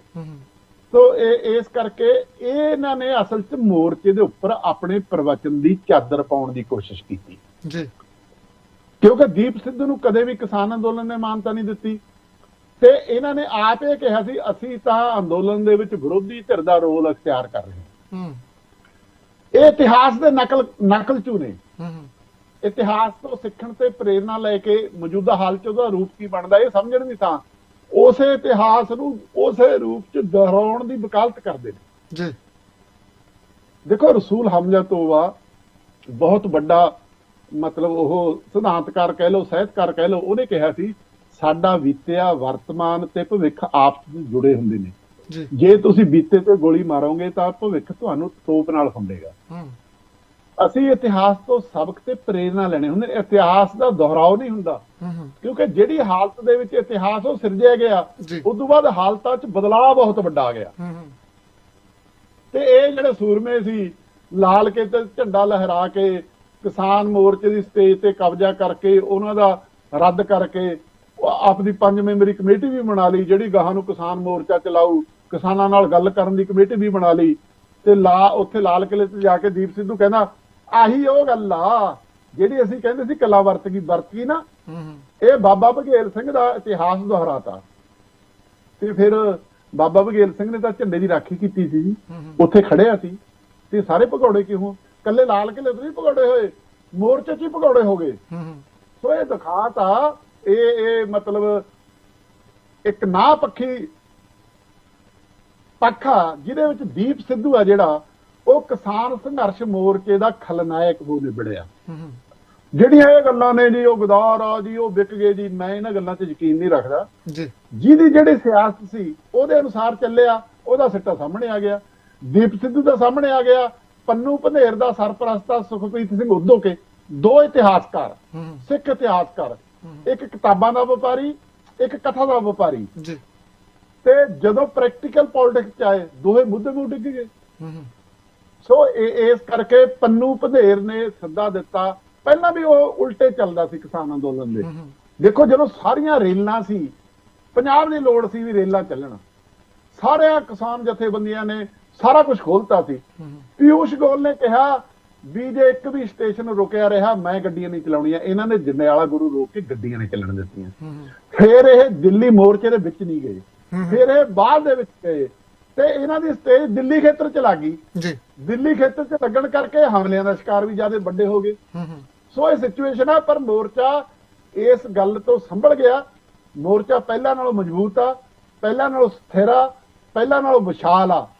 ਤੇ ਹੁਣ ਜਿਹੜੇ ਕੇਵਲ ਸਿੰਘੂ ਮੋਰਚੇ ਨੂੰ ਕਿਸਾਨ ਮੋਰਚਾ ਸਮਝਦੇ ਆ, ਸਿੰਘੂ ਮੋਰਚੇ ਤੇ ਸਭ ਤੋਂ ਵੱਡੇ ਉਹਨਾਂ ਦੇ ਹਮਲੇ ਨੇ। ਤੇ ਸਭ ਤੋਂ ਅਫਸੋਸਨਾਕ ਪੱਖ ਇਹ ਆ ਚੰਦੀ ਸਾਹਿਬ, ਜਿਹੜਾ ਮੈਂ ਤੁਹਾਡੇ ਨਾਲ ਸਮੂਹ ਸਿੱਖ ਜਗਤ ਨਾਲ, ਸਿੱਖ ਸੰਗਤਾਂ ਨਾਲ ਸਾਂਝਾ ਕਰਨਾ ਚਾਹੁੰਦਾ ਵੀ ਦੁਨੀਆ ਦਾ ਇਹ ਕਹਿ ਰਹੀ ਆ ਬਾਬੇ ਨਾਨਕ ਦਾ ਫਲਸਫਾ ਦੀ ਬੱਲੇ ਬੱਲੇ ਹੋ ਗਈ, ਸਿੱਖਾਂ ਦੀ ਬੱਲੇ ਬੱਲੇ ਹੋ ਗਈ। ਤੇ ਅਫਸੋਸ ਇਹ ਆ ਵੀ ਪੰਜਾਬ ਦੇ ਵਿੱਚੋਂ, ਸਿੱਖਾਂ ਦੇ ਵਿੱਚੋਂ ਹੀ ਇਸ ਮੋਰਚੇ ਦਾ ਤੇ ਇਸ ਲੀਡਰਸ਼ਿਪ ਦਾ ਸਭ ਤੋਂ ਵੱਡਾ ਵਿਰੋਧ ਹੋ ਰਿਹਾ, ਜਿਹਦੇ ਵਿੱਚ ਹੁਣ ਅਕਾਲ ਤਖਤ ਦਾ ਜਥੇਦਾਰ ਵੀ ਆ ਗਿਆ, ਰਵੀ ਸਿੰਘ ਖਾਲਸਾ ਵੀ ਆ ਗਿਆ, ਜਿਹਦੇ ਵਿੱਚ ਪਹਿਲਾਂ ਇਤਿਹਾਸਕਾਰ ਆਏ ਸੀ, ਹੁਣ ਪ੍ਰਚਾਰਕ ਆ ਗਏ, ਹਰਜੀਤ ਸਿੰਘ ਢਪਾਲੀ, ਹਰਜਿੰਦਰ ਸਿੰਘ ਮਾਝੀ। ਸੋ ਇਸ ਕਰਕੇ ਸਾਡਾ ਦੁਖਾਂਤ ਆ ਵੀ ਅਸੀਂ ਉਹ ਜਿਹੜੇ ਕਹਿ ਰਹੇ ਨੇ ਸਿੱਖਾਂ ਦੀ ਸ਼ਾਨ ਉਹ ਹੋ ਗਈ, ਉਹ ਇਹੀ ਕਹਿ ਰਹੇ ਉਹਨਾਂ ਦਾ ਪ੍ਰਵਚਨ, ਜਿਹੜਾ ਮੋਦੀ ਦਾ ਪ੍ਰਵਚਨ ਆ ਮੋਰਚੇ ਦੇ ਖਿਲਾਫ, ਉਹ ਪੁੱਠੇ ਪਾਸੇ ਤੋਂ ਉਹੀ ਪ੍ਰਵਚਨ ਮੋਰਚੇ ਤੇ ਲੀਡਰਸ਼ਿਪ ਦੇ ਖਿਲਾਫ ਉਚਰ ਰਹੇ ਨੇ ਵੀ ਇਹ ਆਏ ਨੇ ਜੀ, ਇਹ ਆਏ ਨੇ ਜੀ, ਇਹ ਆਏ ਨੇ ਜੀ। ਇਹ ਦੁਖਾਂਤਕ ਪਹਿਲੂ ਆ ਸਾਡਾ। ਇਹ ਇੱਕ ਹਿਸਾਬ ਨਾਲ ਮੈਂ ਦੇਖਦਾ ਜੀ, ਮੈਂ ਉਦੋਂ ਨਾ ਪਹਿਲੇ ਸੰਘਰਸ਼ ਦੇ ਵਿੱਚ ਵੀ ਸ਼ਾਮਲ ਸੀ 83 ਵਾਲੇ 'ਚ। ਜਿਵੇਂ ਕਾਮਰੇਡਾਂ ਨੇ ਉਸ ਸੰਘਰਸ਼ ਦਾ ਜਿਵੇਂ ਵਿਰੋਧ ਕੀਤਾ, ਜਿਹੜੀ ਬੋਲੀ, ਜਿਵੇਂ ਮਤਲਬ ਪੁਲਿਸ ਤਸ਼ੱਦਦ ਨੂੰ, ਹੋਰ ਨੂੰ, ਸਾਰੇ ਕਾਸੇ ਨੂੰ ਉਹਦੇ ਬਾਰੇ ਚੁੱਪ ਧਾਰੀ, ਇਹ ਉਹਦਾ ਪਰਤੋਂ ਆ। ਅੱਜ ਉਹੀ ਜਿਹੜੇ ਖਾੜਕੂ ਸੰਘਰਸ਼ ਦੇ ਹਮੈਤੀ ਨੇ, ਖਾਲਿਸਤਾਨ ਦੇ ਹਮੈਤੀ ਨੇ, ਉਹੀ ਇਸ ਕਿਸਾਨ ਅੰਦੋਲਨ ਦੇ ਖਿਲਾਫ ਸਭ ਤੋਂ ਵੱਡੀ ਮੁਹਿੰਮ ਚਲਾ ਰਹੇ ਨੇ। ਇਹ ਮਤਲਬ ਮੈਂ ਜੋ ਇਤਿਹਾਸ ਦੇਖਿਆ, ਮੈਂ ਇਹ ਦੁਖਾਂ ਤੇ ਕਹਿ ਸਕਦਾ ਸਾਡੇ ਮੋਰਚੇ ਦਾ। ਬਿਲਕੁਲ ਜੀ, ਪਰ ਸਾਡੇ ਜਿਹੜੇ ਆਮ ਬੁੱਧੀਜੀਵੀ ਆ ਜਾਂ ਜਿੰਨੇ ਵੀ ਸਿੱਖ ਵਰਗ ਆ, ਉਹ ਸਾਰਾ ਦੀਪ ਸਿੱਧੂ ਦਾ ਹਮੈਤੀ ਆ। ਉਹ ਕਹਿੰਦੇ ਜੋ ਵੀ ਕੁਝ ਕੀਤਾ ਉਹਨੇ ਨੇ ਮੋਰਚਾ ਫਤਿਹ ਕੀਤਾ ਜੀ, ਲਾਲ ਕਿਲੇ ਤੇ ਜਾ ਕੇ ਝੰਡਾ ਚੜਾ ਦਿੱਤਾ। ਤੇ ਇਹ ਜੋ ਬਘੇਲ ਸਿੰਘ ਨੇ ਕੀਤਾ ਉਹ ਕੀਤਾ ਆ, ਤੇ ਤੁਸੀਂ ਕਹਿ ਰਹੇ ਆ ਵੀ ਉਹਨੇ ਗਲਤ ਕੀਤਾ ਜੀ। ਮੈਂ ਕਹਿੰਦਾ ਜੀ ਮੰਨ ਲਓ ਉਹਨੇ ਉਹ ਕੀਤਾ ਜੀ, ਫਿਰ ਉਹ ਝੰਡੇ ਦੀ ਰਾਖੀ ਕੌਣ ਕਰੂ? ਤੁਸੀਂ ਉੱਥੇ ਖੜਦੇ, ਤੁਸੀਂ ਉੱਥੋਂ ਆਏ ਭੱਜੇ ਭਗੌੜਿਆਂ ਨੂੰ, ਕੱਲੇ ਉੱਥੋਂ ਨਹੀਂ ਭੱਜੇ, ਮੋਰਚੇ ਤੋਂ ਵੀ ਭੱਜ ਗਏ। ਤੇ ਅੱਜ ਕੀ ਆ, ਉਹਦੀ ਜ਼ਿੰਮੇਵਾਰੀ ਲੈਣ ਨੂੰ ਕੌਣ ਤਿਆਰ ਆ? ਨਾ ਦਾ ਪੰਨੂ ਭਨੇਰ ਲੈਣ ਨੂੰ ਤਿਆਰ ਆ, ਨਾ ਆਪਣਾ ਦੀਪ ਸਿੱਧੂ ਲੈਣ ਨੂੰ ਤਿਆਰ ਆ, ਨਾ ਦੀਪ ਸਿੱਧੂ ਦੇ ਬੰਦੇ ਲੈਣ ਨੂੰ ਤਿਆਰ ਆ। ਉਹ ਇਹ ਕਹਿੰਦੇ ਨੇ ਇਹ ਤਾਂ ਜੀ ਸੰਯੁਕਤ ਮੋਰਚੇ ਦੇ ਆਗੂਆਂ ਨੇ ਤੱਤੇ ਬਿਆਨਾਂ ਕਰਕੇ ਭੜਕਿਆ। ਜੇ ਉਹਨਾਂ ਦੇ ਤੱਤੇ ਬਿਆਨਾਂ ਕਰਕੇ ਭੜਕਿਆ, ਉਹਨਾਂ ਨੇ ਤਾਂ ਵਾਰ-ਵਾਰ ਕਿਹਾ, ਰਾਜੇਵਾਲ ਸਾਹਿਬ ਨੇ ਕਿਹਾ ਸਾਡਾ ਇਹ ਕੰਮ ਨਹੀਂ, ਸਾਡਾ ਇਹ ਨਹੀਂ। ਹੁਣ ਤੁਸੀਂ ਉਹਦੀ ਜੋ ਇਹ ਤਾਂ ਇੱਕ ਚੁਟਕਲਾ ਚੱਲ ਰਿਹਾ ਵੀ ਭਾਈ ਬਘੇਲ ਸਿੰਘ ਦੇ ਵਾਰਸਿਕ ਨਵੇਂ ਪੈਦਾ ਹੋਏ ਨੇ, ਜਿਹੜੇ ਦਿੱਲੀ ਨੂੰ ਜਿੱਤਣ ਦੀ ਲਾਲ ਝੰਡੇ 'ਚ ਲਹਿਰਾਉਣ ਦਾ ਆਪਦਾ ਮਾਣ ਹੀ ਨਹੀਂ ਕਲੇਮ ਕਰਦੇ। ਨਹੀਂ ਜੀ, ਕਹਿੰਦੇ ਅਸੀਂ ਤਾਂ ਉੱਥੇ ਪੁਲਿਸ ਨੂੰ ਸਹਿਯੋਗ ਦੇ ਰਹੇ ਸੀ। ਅਸੀਂ ਤਾਂ ਜੀ ਜਦੋਂ ਦੀਪ ਸਿੱਧੂ ਕਹਿੰਦਾ ਮੈਂ ਉੱਥੇ ਗਿਆ, 2 IPS ਅਫਸਰਾਂ ਨੇ ਮੇਰੇ ਨਾਲ ਹੱਥ ਮਿਲਾਇਆ, ਕਹਿੰਦੇ ਸ਼ਾਬਾਸ਼ ਯਾਰ ਤੂੰ ਬੰਦੇ ਨੂੰ ਇੱਥੇ ਲੈ ਆਇਆ। ਫਿਰ ਉਹਨਾਂ ਨੇ ਕਿਹਾ ਚਲੋ ਚਲੋ ਤੁਸੀਂ ਛੇਤੀ ਚਲੇ ਜਾਓ, ਤੁਹਾਡਾ ਕੰਮ ਹੋ ਗਿਆ। ਮਤਲਬ ਇਹ ਕਿਹੜਾ ਇਤਿਹਾਸ ਆ ਵੀ ਤੁਸੀਂ ਉਹਦੀ ਜ਼ਿੰਮੇਵਾਰੀ ਉਹ ਲੈਣ ਨੂੰ ਤਿਆਰ ਨਹੀਂ। ਹੁਣ ਸਾਰੇ ਤੁਸੀਂ ਕਹਿ ਰਹੇ ਹੋ ਉਹ ਤਾਂ ਲੀਡਰਾਂ ਦੇ ਤੱਤੇ ਸਾਰੇ, ਨਾ ਇਹਨਾਂ ਨੇ ਕਦੇ ਅੰਦੋਲਨ ਕੀਤਾ, ਨਾ ਇਹਨਾਂ ਨੂੰ ਅੰਦੋਲਨ ਦਾ ਪਤਾ। ਜਦੋਂ ਅਸੀਂ ਅੰਦੋਲਨ ਕਰਦੇ ਆ ਅਸੀਂ ਬੜੇ ਨਾਅਰੇ ਦਿੰਨੇ ਆ, ਬੜੀਆਂ ਚੁਣੌਤੀਆਂ ਦਿੰਨੇ ਆ ਜੀ। ਜਦੋਂ ਮੈਂ ਕਾਮਰੇਡਾਂ ਦੇ ਵਿੱਚ ਹੁੰਦਾ ਸੀ ਅਸੀਂ ਵੀ ਨਾਅਰੇ ਲਾਉਂਦੇ ਸੀ, ਭਗਤ ਸਿੰਘ ਦੇ ਵਾਰਸੋ ਢਾਹ ਦੋ ਕੰਧਾਂ ਰੇਤ ਦੀਆਂ, 21 ਦੁੱਕੀ ਚੱਕ ਦੇਾਂਗੇ, ਧੌਣ ਤੇ ਗੋਡਾ ਰੱਖ ਦੇਾਂਗੇ। 38 ਜਥੇਬੰਦੀਆਂ ਨੇ। ਉਹਨਾਂ ਨੇ ਜਦੋਂ ਲੋਕਾਂ ਨੂੰ ਉਭਾਰਨਾ, ਹਕੂਮਤ ਨੂੰ ਚੁਣੌਤੀ ਦੇਣੀ, ਬੜੇ ਅਲੰਕਾਰ ਵਰਤਦੇ ਨੇ ਜੀ। ਮੋਦੀ ਦੀ ਹਿੱਕ ਤੇ ਟਰੈਕਟਰ ਚੱਲਣਗੇ, ਮੋਦੀ ਦੀ ਸੰਘੀ ਨੂੰ ਹੱਥ ਪੈ ਗਿਆ ਅਸੀਂ ਹੋਰ ਕੁੱਟਾਂਗੇ, ਇਹ ਅਲੰਕਾਰ ਨੇ। ਪਰ ਜਦੋਂ ਮੋਰਚੇ ਦਾ ਫੈਸਲਾ ਹੁੰਦਾ ਵੀ ਅਗਲਾ ਘੋਲ ਰੂਪ ਕੀ ਲੈਣਾ, ਹੋਰ ਗੱਲ ਹੁੰਦੀ ਹੈ। ਅਸੀਂ ਕਾਲਜ ਤੋਂ ਰੈਲੀ ਆਹ ਨਾਅਰੇ ਕਰਕੇ ਲੱਗਦੇ ਸੀ, ਮੁੜ ਕੇ DC ਦੇ ਦਫ਼ਤਰ ਮੂਹਰੇ ਜਾ ਕੇ ਕਹਿੰਦੇ ਸੀ ਵੀ DC ਸਾਡਾ ਮਾਮਲਾ ਨਾ ਆਪ ਲੈ ਕੇ ਜਾਵੇ ਜੀ। ਤੇ ਜੇ ਸਾਨੂੰ ਇਹ ਕਹਿੰਦਾ ਵੀ ਤੁਸੀਂ ਕਾਲਜ ਤੋਂ ਤੁਰੇ ਤਾਂ ਇਹ ਕਹਿ ਕੇ ਸੀ ਵੀ ਕੰਨਾਂ ਰੇਤ ਦੀਆਂ ਢਾ ਦਾਂਗੇ, 21 ਦੁੱਕੀ ਚੱਕ ਦੇਾਂਗੇ, ਹੁਣ ਤੁਸੀਂ ਇੱਥੇ ਆ ਗਏ ਵੀ DC ਮੰਡਲ ਲੈ ਕੇ ਜਾਵੇ। ਅੰਦੋਲਨ ਦੇ ਪ੍ਰਵਚਨ ਹੋਰ ਹੁੰਦੇ ਨੇ, ਅੰਦੋਲਨ ਦਾ ਘੋਲ ਰੂਪ ਕੀ ਹੋਵੇ ਉਹ ਸਮੂਹਕ ਫੈਸਲਾ ਹੁੰਦਾ, ਉਹਦਾ ਮਤਲਬ ਹੋਰ ਹੁੰਦਾ ਜੀ। ਕਿਉਂਕਿ ਇਹਨਾਂ ਨੂੰ ਕਾਸੇ ਦਾ ਨਹੀਂ ਪਤਾ, ਨਵੀਂ ਨੌਜਵਾਨ ਪੀੜ੍ਹੀ ਆ, ਉਹਨਾਂ ਕੋਲ ਇਨਫੋਰਮੇਸ਼ਨ ਆ, ਅਕਲ ਹੈ ਨਹੀਂ। ਇਨਫੋਰਮੇਸ਼ਨ ਹੋਰ ਚੀਜ਼ ਹੁੰਦੀ ਆ, ਅਕਲ ਹੋਰ ਚੀਜ਼ ਹੁੰਦੀ ਆ ਜੀ। ਸੋ ਇਸ ਕਰਕੇ ਜੋ ਕਹਿ ਦੋ ਜੀ ਉਹੀ ਦਵੱਲੀ ਜਾਂਦੇ ਨੇ, ਉਹੀ ਆਪਣੇ ਸਾਰੇ ਗੁਣ ਔਗਣ ਨੇ ਜਿਹੜੇ ਉਹ ਸਾਰੇ। ਤੁਸੀਂ ਮੈਨੂੰ ਇੱਕ ਗੱਲ ਦੱਸੋ ਜੀ, ਸੰਯੁਕਤ ਮੋਰਚੇ ਦਾ ਫੈਸਲਾ ਲੰਘਿਆ ਜੀ, ਸੰਯੁਕਤ ਮੋਰਚੇ ਦੀ ਉਹ ਤੇ ਕਬਜ਼ਾ ਕੀਤਾ, ਪੰਨੂ ਪੰਧੇਰ ਦੀ ਹਮਾਇਤ ਕੀਤੀ, ਪਰ 2 ਦਿਨ ਦਿੱਲੀ ਸਰਕਾਰ ਦਾ ਹਮਲਾ ਸਾਰਾ ਸੰਯੁਕਤ ਮੋਰਚੇ ਤੇ ਜੀ। ਹੁਣ ਵੀ ਕੋਈ ਨਹੀਂ ਕਹਿੰਦਾ। ਮਾਫ ਕਰਨਾ ਮੈਂ ਤੁਹਾਡੀ ਗੱਲ ਟੋਕ ਰਿਹਾ ਜੀ, ਪਰ ਜੇ ਉਦੋਂ ਕਿਸਾਨ ਲੀਡਰ ਇਹ ਚੀਜ਼ ਤੇ ਸਟੈਂਡ ਲੈ ਜਾਂਦੇ ਵੀ ਅਸੀਂ ਨੌਜਵਾਨਾਂ ਦੇ ਨਾਲ ਆ, ਤਾਂ ਸ਼ਾਇਦ ਇਹ ਕੋਈ ਪਰਚੇ ਦਰਜ ਵੀ ਨਹੀਂ ਹੁੰਦੇ, ਕੋਈ ਸ਼ਾਇਦ ਗ੍ਰਿਫਤਾਰੀਆਂ ਵੀ ਨਾ ਹੁੰਦੀਆਂ। ਕਿਉਂਕਿ ਗਲਤੀ ਤਾਂ ਸਰਕਾਰ ਨੇ ਵੀ ਕੀਤੀ ਆ ਨਾ, ਜਿਹੜਾ ਉਹਨਾਂ ਰੂਟ ਪ੍ਰੋਗਰਾਮ ਦਿੱਤਾ ਸੀਗਾ ਉਹ ਬੰਦ ਕਰਕੇ ਤੇ ਧੱਕੇ ਦੇ ਨਾਲ ਉਹਨੂੰ ਲੈ ਕੇ ਗਈ ਹੈ ਪੁਲਿਸ ਤੇ ਸਰਕਾਰ ਰਲ ਕੇ। ਸਰ ਟ੍ਰੈਫਿਕ ਹੀ ਹੁੰਦਾ, ਕਿਸਾਨ ਆਗੂ ਤੁਸੀਂ ਕਹਿੰਦੇ ਉਹਨਾਂ ਨਾਲ ਤੁਰ ਜਾਂਦੇ ਤੇ ਮੋਰਚਾ ਅੱਜ ਨੂੰ ਘਰੇ ਬੈਠਾ ਹੁੰਦਾ। ਜੇ ਉਹਨਾਂ ਨਾਲੇ ਤੁਰ ਜਾਂਦੇ, ਜਿਹੜੇ ਪੰਨੂ ਨੇ ਪੰਧੇਰ ਨੇ ਉਦੋਂ ਪੋਸਟ ਪਾਈ ਸਾਡੀ ਸਰਕਾਰ ਨਾਲ ਗੱਲ ਹੋ ਗਈ, ਹੁਣ ਲਾਲ ਕਿਲੇ ਤੇ ਮੋਰਚਾ ਚੱਲੂ ਜੀ, ਉੱਥੇ ਸਰਕਾਰ ਨਾਲ ਗੱਲ ਕਰਾਂਗੇ, ਤੇ ਫਿਰ ਕਰਦੇ ਜੀ। ਤੁਸੀਂ ਕਹਿੰਦੇ ਹੋ ਕਰਾਂਗੇ ਅਸੀਂ, ਮੰਨੋ ਸਾਡੀ, ਤੁਸੀਂ ਉਹਨਾਂ ਦੀ ਮੰਨਣੀ ਨਹੀਂ, ਤੇ ਕਿਸਾਨ ਆਗੂ ਕਿਵੇਂ ਚਲੇ ਜਾਂਦੇ ਜੀ ਉੱਥੇ ਜੀ। ਜਦੋਂ ਉਹਨਾਂ ਨੇ ਐਲਾਨ ਕੀਤਾ, ਬਾਰ-ਬਾਰ ਐਲਾਨ ਕੀਤਾ ਅਸੀਂ ਦਿੱਲੀ ਦੇ ਅੰਦਰ ਮੋਰਚਾ ਕਰਾਂਗੇ, ਪਰ ਟਕਰਾਅ ਨੂੰ ਟਾਲਣ ਲਈ ਅਸੀਂ ਰਿੰਗ ਰੂਟ ਤੇ ਨਹੀਂ ਜਾਵਾਂਗੇ, ਕਿਉਂਕਿ ਉਹਨਾਂ ਦਾ ਸੰਘਰਸ਼ ਹੋਰ ਆ, ਪੁਰਅਮਨ ਤੇ ਸ਼ਾਂਤੀਪੂਰਵਕ ਸੰਘਰਸ਼ ਆ ਉਹਨਾਂ ਦਾ। ਜਿਹੜੇ ਕਹਿੰਦੇ ਨੇ ਉਹਦੀ ਜ਼ਿੰਮੇਵਾਰੀ ਲੈ ਲੈਂਦੇ, ਮੋਦੀ ਤੁਹਾਡੇ ਪੈਰਾਂ 'ਚ ਪਿਆ ਹੁੰਦੇ ਆ। ਇਹ ਕਿਹੜੀ ਦੁਨੀਆ 'ਚ ਵਿਚਰਦੇ ਨੇ, ਮੈਨੂੰ ਨਾ ਇਹਨਾਂ ਨੂੰ ਸੰਘਰਸ਼ ਦਾ ਪਤਾ, ਨਾ ਇਹਨਾਂ ਨੂੰ ਇਹ ਪਤਾ ਮੁੱਦੇ ਦਾ ਟਕਰਾਅ ਕੀ ਆ। ਤੁਸੀਂ ਮੈਨੂੰ ਦੱਸੋ ਜੀ, ਜਿਹੜੇ ਸਾਰੇ ਬੋਲਦੇ ਨੇ ਇਹ ਮੋਦੀ ਖਿਲਾਫ ਕਦੋਂ ਬੋਲੇ ਨੇ ਜੀ? ਇਹਨਾਂ ਦੀ ਪੋਸਟ ਕੋਈ ਮੋਦੀ ਦੇ ਖਿਲਾਫ, ਇਹਨਾਂ ਦੀ ਪੋਸਟ ਖੇਤੀ ਕਾਨੂੰਨਾਂ ਦੇ ਖਿਲਾਫ, ਮੈਨੂੰ ਦਿਖਾਓ ਕਿਤੇ। ਇਹਨਾਂ ਦਾ ਸਾਰਾ ਅਟੈਕ ਆ, ਹਮਲਾ ਉਹ ਕਿਸਾਨ ਲੀਡਰਸ਼ਿਪ ਦੇ ਖਿਲਾਫ ਆ, ਕੱਲੀ ਕਿਸਾਨ ਨਹੀਂ, ਸਿੰਘੂ ਮੋਰਚੇ ਦੇ ਖਿਲਾਫ ਆ, ਜਿਹਨੂੰ ਇਹਨਾਂ ਨੇ ਰੱਦ ਕਰਕੇ ਗਿਆ। ਇਹ ਕਹਿਣ ਪੰਨੂ ਪੰਧੇਰ ਜ਼ਿੰਮੇਵਾਰੀ ਲੈਣ, ਪੰਨੂ ਪੰਧੇਰ ਜਿਨ੍ਹਾਂ ਨੇ ਕੀਤਾ, ਜਿਨ੍ਹਾਂ ਦੇ ਨਾਲ ਗਏ, ਉਹਦਾ ਤਾਂ ਕੋਈ ਨਾਂ ਨਹੀਂ ਕਿਤੇ। ਜੇ ਉਹ ਵਿਰੋਧ ਕਰਦੇ ਸੀ ਉਹ ਕਹਿੰਦੇ ਜੇ ਤੁਸੀਂ ਸਾਡੇ ਨਾਲ ਆ ਜਾਂਦੇ, ਜੇ ਕਿਸੇ ਨੇ ਵਿਆਹੀ ਹੈ ਜੀ, ਜੇ ਉਹ ਇਹਨਾਂ ਨਾਲੋਂ ਨਾਤਾ ਨਾ ਤੋੜਦੇ ਮੋਰਚਾ ਵੀ ਖਿੰਡ ਸਕਦਾ ਸੀ। ਬਿਲਕੁਲ ਜੀ, ਜੇ ਤੁਹਾਡੀ ਇਜਾਜ਼ਤ ਹੋਵੇ ਆਪਣੇ ਨਾਲ ਕਾਲਰ ਜੁੜੇ, ਕਾਲਾਂ ਲੈ ਲਈਏ ਜੀ। ਬਿਲਕੁਲ ਜੀ, ਬਿਲਕੁਲ। ਬਿਲਕੁਲ ਜੀ, ਹੋਲਡ ਰੱਖਿਓ, ਆਪਾਂ 1 ਬਾਈ 1 ਕਾਲ ਆਨ 에ਅਰ ਕਰਦੇ ਹਾਂ। ਹਾਂਜੀ 8770 ਸਵਾਗਤ ਹੈ ਜੀ। ਸਤਿ ਸ੍ਰੀ ਅਕਾਲ ਭਾਜੀ। ਸਤਿ ਸ੍ਰੀ ਅਕਾਲ ਭੈਣ ਜੀ। ਮੈਂ ਤੁਹਾਡਾ ਪ੍ਰੋਗਰਾਮ ਸੁਣਦੀ ਆ ਜੀ ਜੀ। ਜੋ ਕੁਝ ਪਿੱਛੇ ਹੋ ਗਿਆ ਉਹਨੂੰ ਛੱਡਣ, ਇਹਨਾਂ ਨੂੰ ਪੁੱਛੋ ਤੇ ਹੁਣ ਤੁਸੀਂ ਗਾਂ ਕੀ ਕਰਨਾ ਚਾਹੁੰਦੇ ਜੀ। ਬਾਕੀ ਇੱਕ ਗੱਲ ਦੇ ਕਹਿੰਦੇ ਅਕਲ ਨੇ, ਜਿਹੜੇ ਲੀਡਰਾਂ ਨੂੰ ਅਕਲ ਸੀ ਉਹਨਾਂ ਨੇ ਕੀ ਕੀਤਾ, ਇਹਨਾਂ ਨੇ ਭਾਜੀ ਉਹਨਾਂ ਨੂੰ ਪੁੱਛਿਓ ਜਰਾ ਜੀ। ਧੰਨਵਾਦ ਜੀ ਵੀਰ ਜੀ। ਉਹ ਕਹਿੰਦੇ ਅਗਲਾ ਸਟੈਂਡ ਕੀ ਆ?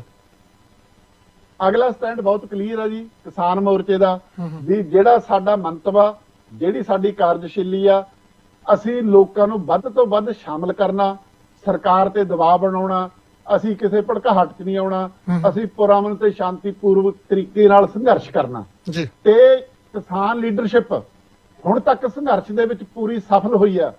ਜਿਹੜੇ ਕਹਿੰਦੇ ਸੀ ਇਹ ਤਾਂ ਡੀਸੀਆਂ ਦੇ ਖਿਲਾਫ ਅੰਦੋਲਨ ਕਰਨ ਵਾਲੇ ਨੇ ਜੀ, ਐਸਡੀਐਮ ਨੂੰ ਘੇਰਨ ਵਾਲੇ ਨੇ ਜੀ, ਇਹਨਾਂ ਦੀਆਂ ਲੱਤਾਂ ਭਾਰ ਨਹੀਂ ਝੱਲਦੀਆਂ ਜੀ, ਇਹ ਤਾਂ ਬੁੱਕਲ ਚਰੋੜੀ ਭੰਨਦੇ ਆ ਜੀ, ਇਹ ਤਾਂ ਸੁੱਚ ਵਿਕੇ ਗਏ ਜੀ, ਇਹਨਾਂ ਨੇ ਤਾਂ ਸਮਝੌਤਾ ਕਰਨਾ। ਨਤੀਜਾ ਕੀ ਨਿਕਲਿਆ? ਕਿਸਾਨ ਲੀਡਰਸ਼ਿਪ ਨੇ ਸਥਾਪਿਤ ਕਰਤਾ ਵੀ ਉਹਨਾਂ ਨੇ 12 ਮੀਟਿੰਗਾਂ 'ਚ ਸਰਕਾਰ ਨੂੰ ਹਰਾਇਆ। ਅੱਜ ਕਿਸਾਨ ਅੰਦੋਲਨ ਦਾ ਹੱਥ ਉੱਤੇ ਆ, ਤੇ ਜਿਹੜੇ ਤਾਰਾ ਮਾਰਦੇ ਸੀ ਉਹ ਕਿੱਥੇ ਨੇ ਅੱਜ ਮੋਰਚੇ ਤੇ ਸੰਘਰਸ਼ 'ਚ।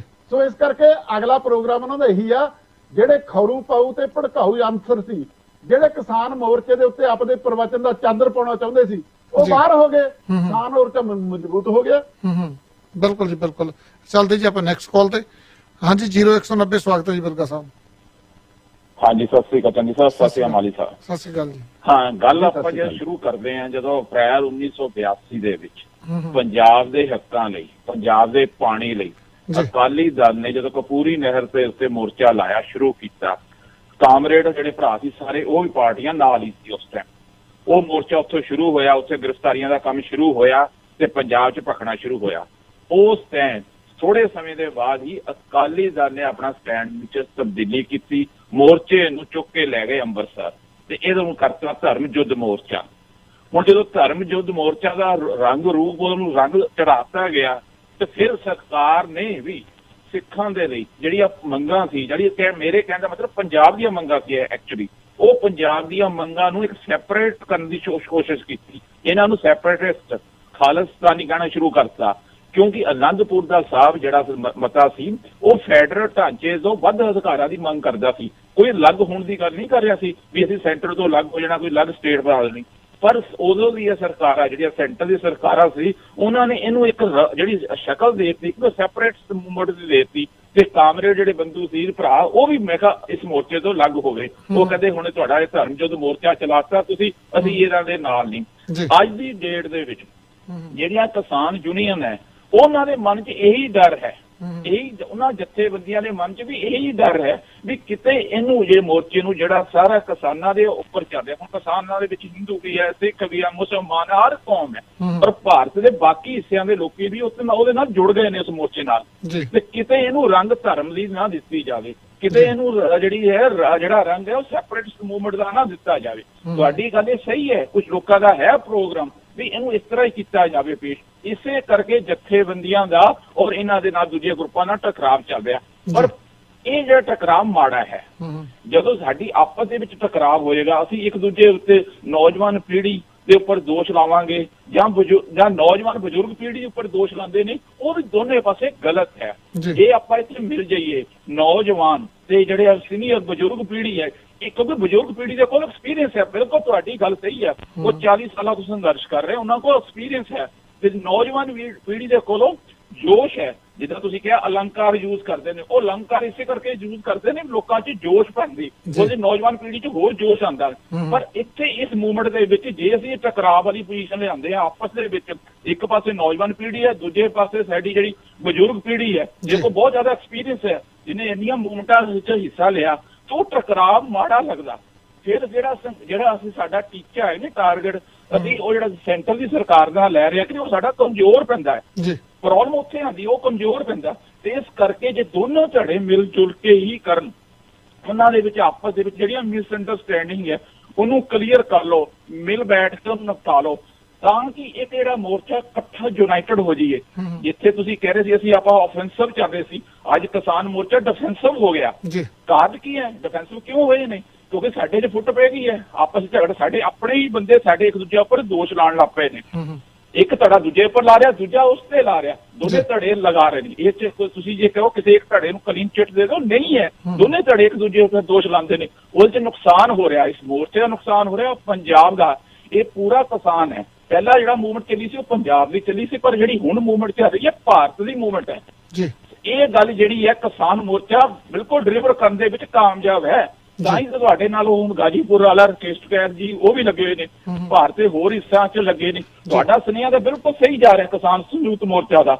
ਪਰ ਜਿਹੜੀ ਆਪਸ ਦੇ ਵਿੱਚ 26 ਜਨਵਰੀ ਤੋਂ ਬਾਅਦ ਜਿਹੜੀ ਫੁੱਟ ਪਈ ਹੈ, ਇਹ ਕਿੰਨੇ ਪਾਈ ਹੈ 26 ਜਨਵਰੀ ਦਾ ਫੁੱਟ, ਔਰ ਇਹਨੂੰ ਫਾਇਦਾ ਕੀ ਹੋ ਰਿਹਾ? ਸਾਨੂੰ ਇਹ ਵੀ ਸਮਝਣਾ ਚਾਹੀਦਾ 26 ਜਨਵਰੀ ਤੋਂ ਬਾਅਦ ਜੋ ਕੁਝ ਫੁੱਟ ਹੋਈ ਹੈ ਉਹਦੇ ਨਾਲ ਸਰਕਾਰ ਮਜ਼ਬੂਤ ਹੋਈ ਹੈ, ਮੋਰਚਾ ਕਮਜ਼ੋਰ ਹੁੰਦਾ ਹੈ। ਕਿਉਂਕਿ ਜਦੋਂ ਤੁਹਾਡੀ ਆਪਸ ਦੇ ਵਿੱਚ ਫੁੱਟ ਪੈਂਦੀ ਹੈ ਤਾਂ ਮੇਰੀ ਤਾਂ ਇਹੀ ਰਿਕੁਐਸਟ ਹੈ, ਕਿਸੇ ਤਰ੍ਹਾਂ ਵਿਚਾਰ ਵਿਮਰਸ਼ ਕਰੋ, ਆਪਸ ਦੇ ਵਿੱਚ ਵਿਚਾਰ ਵਟਾਂਦਰਾ ਕਰਕੇ ਇਹਨਾਂ ਚੀਜ਼ਾਂ ਦੇ ਜਿਹੜਾ ਡਿਫਰੈਂਸ ਪੈਦਾ ਹੋ ਰਿਹਾ ਨੌਜਵਾਨ ਪੀੜ੍ਹੀ ਨਾਲ, ਉਹ ਨਾ ਹੋਣਾ ਚਾਹੀਦਾ। ਨੌਜਵਾਨ ਪੀੜ੍ਹੀ ਨਾਲ ਹੀ ਚੱਲਣੀ ਚਾਹੀਦੀ ਹੈ। ਮੈਂ ਤਾਂ ਇਸੇ ਗੱਲ ਦੇ ਉੱਤੇ ਹੱਕ 'ਚ ਆ ਵੀ ਸਾਨੂੰ ਨੌਜਵਾਨ ਪੀੜ੍ਹੀ ਦਾ ਜਿਹੜਾ ਜੋਸ਼ ਹੈ ਤੇ ਬਜ਼ੁਰਗ ਪੀੜ੍ਹੀ ਦਾ ਜਿਹੜਾ ਐਕਸਪੀਰੀਅੰਸ ਹੈ ਉਹ ਮਿਲ ਕੇ ਚੱਲੇ, ਮੋਰਚਾ ਇੱਕ ਸ਼ਾਨਦਾਰ ਰੂਪ ਦੇ ਵਿੱਚ ਸਫਲਤਾ ਹੋਵੇ। ਧੰਨਵਾਦ ਜੀ, ਧੰਨਵਾਦ ਜੀ। ਬਿਲਕੁਲ ਜੀ, ਤੁਹਾਡੇ ਵਿਚਾਰ ਬਹੁਤ ਵਧੀਆ ਸੀਗੇ। ਚੱਲਦੇ ਆਪਾਂ ਨੈਕਸਟ ਕਾਲ ਤੇ ਬੇਨਤੀ ਕਰਦੇ ਥੋੜੇ ਜਿਹਾ ਸਵਾਲ ਛੋਟਾ ਰੱਖਿਓ ਕਿਉਂਕਿ ਸਮਾਂ ਥੋੜਾ, ਕਾਲਾਂ ਸਾਰੀਆਂ ਫੁੱਲ ਆਪਣੀਆਂ। ਹਾਂਜੀ 2929 ਸਵਾਗਤ ਹੈ ਜੀ। ਹੈਲੋ ਸੁਖਵਿੰਦਰ ਸਿੰਘ ਜੀ, ਤੁਹਾਨੂੰ ਤੇ ਜਿਹੜੇ ਜੀ ਆਏ ਨੇ ਸਤਿ ਸ੍ਰੀ ਅਕਾਲ। ਸਤਿ ਸ੍ਰੀ ਅਕਾਲ ਜੀ। ਸੁਖਵਿੰਦਰ ਸਿੰਘ ਜੀ, ਅਸਲ 'ਚ ਜੇ ਆਪਾਂ ਗਲਤੀਆਂ ਦਾ ਮੁਲਾਂਕਣ ਕਰ ਲਈਏ ਤਾਂ ਗਲਤੀ ਹਰ ਇਨਸਾਨ ਤੋਂ ਹੁੰਦੀ ਹੈ ਤੇ ਉਹ ਗਲਤੀ ਨੂੰ ਮੰਨ ਲਿਆ ਜਾਵੇ ਤਾਂ ਉਹ ਸਭ ਤੋਂ ਸਿਆਣਪ ਵਡੱਪਣ ਹੁੰਦੀ ਹੈ। ਸਿਆਣੇ ਕਹਿੰਦੇ ਵੀ ਜਿਹੜਾ ਸਵੇਰ ਦਾ ਭੁੱਲਿਆ ਸ਼ਾਮ ਨੂੰ ਕਰਿਆ ਜਾਂ ਉਹਨੂੰ ਭੁੱਲਿਆ ਨਹੀਂ ਕਹਿੰਦੇ ਜੀ। ਜਿਹੜੇ ਇਹਦੇ ਵਿੱਚ ਕੋਈ ਸ਼ੱਕ ਨਹੀਂ ਹੈਗੀ, ਜਿਹੜਾ ਅੰਦੋਲਨ ਆ ਇਸ ਵੇਲੇ ਇੰਟਰਨੈਸ਼ਨਲ ਅੰਦੋਲਨ, ਕਿਸਾਨ ਅੰਦੋਲਨ ਬਣਿਆ, ਇਹ ਪੰਜਾਬ ਤੋਂ ਸ਼ੁਰੂ ਹੋਇਆ ਜੀ। ਇਹਦੇ ਵਿੱਚ ਕੋਈ ਸ਼ੱਕ ਨਹੀਂ ਵੀ ਜਥੇਬੰਦੀਆਂ ਨੇ ਪਹਿਲਾਂ ਦੇਖਿਆ ਇਹਨਾਂ ਕਾਨੂੰਨਾਂ ਦੇ ਵਿੱਚ ਵੀ ਇੱਥੇ ਬਹੁਤ ਕਿਸਾਨ ਮਾਰੂ ਹੈਗੇ ਨੇ ਤੇ ਹੌਲੀ ਹੌਲੀ ਜੂਥ ਇਹਨਾਂ ਨਾਲ ਜੁੜਿਆ, ਸੰਘਰਸ਼ ਪੰਜਾਬ ਚੱਲਿਆ। ਜਦੋਂ ਪੰਜਾਬ ਤੋਂ ਦਿੱਲੀ ਚੱਲਣ ਦੀ ਗੱਲ ਆਈ ਹੈ ਜੀ, ਜੂਥ ਨੇ ਪੂਰਾ ਸਾਥ ਦਿੱਤਾ। ਪਰ ਮੈਂ ਇੱਥੇ ਦੱਸਣਾ ਚਾਹੁੰਦਾ ਆ ਵੀ ਉਦੋਂ ਕਿਹੜੀ ਕਿਸੇ ਤੋਂ ਪਰਮਿਸ਼ਨ ਲਈ ਗਈ ਸੀ ਵੀ ਅਸੀਂ ਦਿੱਲੀ ਪਹੁੰਚਣਾ ਹੈ, ਕਿਸੇ ਤੋਂ ਲਈ ਗਈ ਸੀ? ਨਹੀਂ ਲਈ ਗਈ ਜੀ। ਫਿਰ ਬਹੁਤ ਸਾਰੀਆਂ ਜਥੇਬੰਦੀਆਂ ਤਾਂ ਕਹਿੰਦੇ ਸੀ ਜਿੱਥੇ ਸਾਨੂੰ ਰੋਕ ਦੇਣਗੇ ਅਸੀਂ ਉੱਥੇ ਹੀ ਮੋਰਚਾ ਲਾਉਣਾ। ਇੱਕ ਜਥੇਬੰਦੀ ਵਹਿ ਵੀ ਗਈ ਸੀਗੀ ਉੱਥੇ ਹਰਿਆਣੇ ਦੇ ਬਾਰਡਰ ਤੇ ਜੀ। ਪਰ ਜਦੋਂ ਨਾਲ ਦਾ ਜੂਥ ਜਾਂ ਕਾਫੀ ਕਿਸਾਨ ਜਿਹੜੇ ਰਾਤੋਂ ਰਾਤ ਅੱਗੇ ਨਿਕਲ ਗਏ ਤੇ ਉਹਨਾਂ ਨੂੰ ਮਜਬੂਰੀ ਬਸ ਉਹਨਾਂ ਨੂੰ ਵੀ ਜਾਣਾ ਪਿਆ। ਸੋ ਅਸੀਂ ਜੂਥ ਨੂੰ ਜੇ ਹਿਸਾਬ ਨਾਲ ਭੰਡਣ ਦੀ ਕੋਸ਼ਿਸ਼ ਕਰਦੇ ਹਾਂ, ਸਾਨੂੰ ਉਹ ਤੋਂ ਗਰੇਜ਼ ਕਰਨਾ ਚਾਹੀਦਾ। ਅਸਲ 'ਚ ਉਹ ਸਾਡੇ ਬੱਚੇ ਨੇ, ਸਾਡੇ ਬੁੱਕਲ ਦੇ ਨੇ, ਜੋਸ਼ ਆ, ਖੂਨ, ਕਿਉਂਕਿ ਅਸੀਂ ਵੀ ਮੂੰਹ 'ਚ ਰਹੇ, ਸਾਨੂੰ ਪਤਾ ਸਾਰੀਆਂ ਗੱਲਾਂ ਦਾ। ਪਰ ਜੇ ਅੱਜ ਦਿੱਲੀ ਦੀਆਂ ਬਰੂਹਾਂ ਤੇ ਬਿਠਾ ਲਿਆ ਤਾਂ ਨੌਜਵਾਨਾਂ ਨੇ ਇਹ ਨਾਕੇ ਤੋੜ ਕੇ ਉੱਥੇ ਬਿਠਾ ਲਿਆ ਆ। ਅਸਲ 'ਚ ਸਾਡਾ ਤਾਂ ਇਹ ਫੈਸਲਾ ਸੀ ਵੀ ਜਿੱਥੇ ਸਾਨੂੰ ਰੋਕਤਾ ਸੀ ਉੱਥੇ ਮੋਰਚਾ ਲਾ ਲੈਣਾ। ਤੇ ਦੂਜੀ ਗੱਲ ਹੈ, ਜਦੋਂ ਅਸੀਂ ਪਰਮਿਸ਼ਨ ਨਹੀਂ ਲਈ ਪੰਜਾਬ ਤੋਂ, ਜਦੋਂ ਚੱਲੇ ਆ ਦਿੱਲੀ ਦੀਆਂ ਬਰੂਹਾਂ ਜਾਣ ਤੱਕ, ਅਸਲ 'ਚ ਅਸੀਂ ਦਿੱਲੀੋਂ ਗਏ ਸੀਗੇ ਪਾਰਲੀਮੈਂਟ ਘੇਰਨ ਵਾਸਤੇ ਤੇ ਜਾਂ ਅਸੀਂ 2 ਗਰਾਊਂਡ ਮੰਗੇ ਸੀ ਉੱਥੇ ਜਾਣ ਵਾਸਤੇ ਗਏ ਸੀ ਤੇ ਕਿਸੇ ਦੀ ਪਰਮਿਸ਼ਨ ਵੀ ਨਹੀਂ ਸੀ ਲਈ ਤੇ ਪਹਿਲਾਂ ਵੀ ਟਕੈਤ ਵੀ ਆਉਂਦਾ ਰਿਹਾ, ਕਦੇ ਪਰਮਿਸ਼ਨ ਨਹੀਂ ਸੀ ਉਹਨੇ ਲਈ ਜੀ। ਤੇ ਫਿਰ ਦੂਜੀ ਗੱਲ, ਜਦੋਂ ਤੁਸੀਂ ਯੂਥ ਨੂੰ ਆਪ ਖੁਦ ਭੜਕਾਉਣਾ, ਤੁਸੀਂ ਕੱਢ ਕੇ ਕਿਸਾਨ ਲੀਡਰਾਂ ਦੀਆਂ ਸਪੀਚਾਂ ਸੁਣੋ ਜੀ। ਅਸੀਂ ਲਾਲ ਕਿਲੇ ਤੇ ਅਸੀਂ ਅੱਗੇ ਪ੍ਰਧਾਨ ਮੰਤਰੀ ਇਸ ਵਿੱਚ ਝੰਡਾ ਚਲਾਉਂਦਾ, ਅਸੀਂ ਝੰਡਾ ਚਲਾਵਾਂਗੇ। ਦਿੱਲੀ ਦੀ ਹੈਕ ਤੇ ਟਰੈਕਟਰ ਚੜਨਗੇ ਇੰਨੇ ਲੱਖ, ਤੇ ਜਦ ਤੁਹਾਨੂੰ ਪਤਾ ਸੀ ਕਿ ਰੂਟ ਤੁਹਾਨੂੰ ਬਹੁਤ ਥੋੜਾ ਮਿਲਿਆ, ਲੱਖਾਂ ਦੀ ਤਾਦਾਦ 'ਚ ਕਾਲ ਕੀ ਕਰਨ ਦੀ ਲੋੜ ਸੀ ਟਰੈਕਟਰ ਤੇ ਸੱਦਣ ਦੀ। ਬਿਲਕੁਲ। ਜਦੋਂ ਤੁਸੀਂ ਆਮ ਮਾਰਾ ਇਕੱਠ ਸੱਦੋਗੇ ਤੇ ਜਿਹੜੀ ਗੱਲ ਤੁਸੀਂ ਸਟੇਜ ਤੋਂ ਕਹੋਗੇ ਤੇ ਉਹ ਤੁਸੀਂ ਮੰਨ ਕੇ ਪੁਲਿਸ ਦੀ ਤਾਂ ਤੋਂ ਮੁਨਕਰ ਹੋ ਜਾਓਗੇ ਤੇ ਫਿਰ ਰੋਸ ਇਹ ਨੈਚੁਰਲੀ ਹਰ ਉਸ ਪੈਦਾ ਹੋਣਾ। ਤੇ ਦੂਜੀ ਗੱਲ, ਪੁਲਿਸ ਦੀ ਅਸੀਂ ਗੱਲ ਨੂੰ ਸਮਝੇ ਨਹੀਂ, ਸਰਕਾਰ ਦੀ ਗੱਲ ਨੂੰ ਸਮਝੇ ਨਹੀਂ ਅਸੀਂ ਜੀ। ਦੇਖੋ ਜੀ, ਉਹਨਾਂ ਨੇ ਰੂਟ ਗਲਤ ਦਿੱਤਾ ਲਾਲ ਕਿਲੇ ਤੱਕ। ਜੇ ਇੰਨੀ ਸਿਕਿਉਰਿਟੀ ਹੁੰਦੀ, ਹੁਣ ਇੱਥੇ ਕਿੱਲ ਲਾਏ ਆ, ਸਵਾਲ ਨਹੀਂ ਪੈਦਾ ਹੁੰਦਾ ਵੀ ਲਾਲ ਕਿਲੇ ਤੇ ਕੋਈ ਚੱਲ ਜਾਂਦਾ। ਜਿਹੜਾ ਰੂਟ ਦਿੱਤਾ ਸੀ ਉੱਤੇ ਜਾਣ ਨਹੀਂ ਦਿੱਤਾ ਗਿਆ। ਪਹਿਲੀ ਗੱਲ, ਜਦੋਂ ਤੁਸੀਂ ਰਿੰਗ ਰੋਡ ਦੀ ਗੱਲ ਕੀਤੀ ਆ, ਤੁਸੀਂ ਸਮਝੌਤਾ ਹੀ ਕਿਉਂ ਕੀਤਾ, ਨੈਗੋਸ਼ੀਏਸ਼ਨ ਕਿਉਂ ਕੀਤੀ ਲੱਖਾਂ ਸੱਦ ਕੇ ਵੀ ਆਹ ਰੂਟ ਇੱਥੇ ਅਸੀਂ ਜਾਣਾ ਆ। ਫਿਰ ਉਸ ਰੂਟ ਤੇ ਇਹ ਵੀ ਦੱਸ ਦਿੱਤਾ ਪੱਤਰਕਾਰ ਨੇ, ਜਿਹਨੂੰ ਮੁੜ ਕੇ ਦਿੱਲੀ ਅੰਦਰ ਜੇਲ੍ਹ 'ਚ ਸਿੱਟਿਆ ਗਿਆ, ਵੀ ਪੈਟਰੋਲ ਪੰਪ ਬਣਾਏ ਹੋਏ ਸੀ RSS ਵਾਲਿਆਂ ਨੇ, ਜੇ ਉੱਧਰ ਚੱਲ ਜਾਂਦੇ ਲਾਲ ਕਿਲੇ ਵੱਲ ਨੂੰ ਜਾਂਦੇ ਤਾਂ ਬਹੁਤ ਭਾਰੀ ਨੁਕਸਾਨ ਹੋਣਾ ਸੀ। ਬੜੀ ਉਹਨਾਂ ਸਾਜ਼ਿਸ਼ ਕੀਤੀ ਹੋਈ ਸੀ। ਭਰੇ ਟਰੱਕਾਂ ਦੇ ਟਰੱਕ ਪੁਲਿਸ ਦੀਆਂ ਵਰਦੀਆਂ ਦੇ ਵਿੱਚ ਕਿਸਾਨ ਲੀਡਰਾਂ ਨੇ ਫੜਾਏ ਆ ਪੁਲਿਸ ਨੂੰ, ਜਿਹੜੇ ਉੱਥੇ ਬਾਰਡਰ ਤੇ ਆਏ ਆ। ਸੋ ਬਹੁਤ ਵੱਡੀ ਸਾਜ਼ਿਸ਼ ਸੀਗੀ।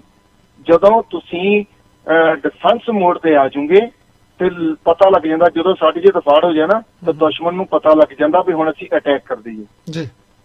ਗੱਲ ਹੈ ਲਾਲ ਕਿਲੇ ਤੇ ਚੱਲ ਗਏ ਨੌਜਵਾਨ, ਮੈਂ ਕਹਿਣਾ ਚੱਲ ਗਏ, ਪਰ ਦੱਸੋ ਕਿਸੇ ਧੀ ਭੈਣ ਨੂੰ ਛੇੜਿਆ ਹੋਵੇ, ਕੋਈ ਪ੍ਰਾਪਰਟੀ ਕਿਸੇ ਦੀ ਤੋੜੀ ਭੰਨੀ ਸਾੜੀ ਹੋਵੇ, ਠੀਕ ਹੈ, ਸ਼ਾਂਤੀਪੂਰਵਕ ਗਿਆ ਨਾ। ਤੇ ਕਿਸਾਨ ਤਾਂ ਪਹਿਲਾਂ ਵੀ ਜਾਂਦੇ ਰਹੇ, ਟਕੈਤ ਵੀ ਆਉਂਦਾ ਰਿਹਾ।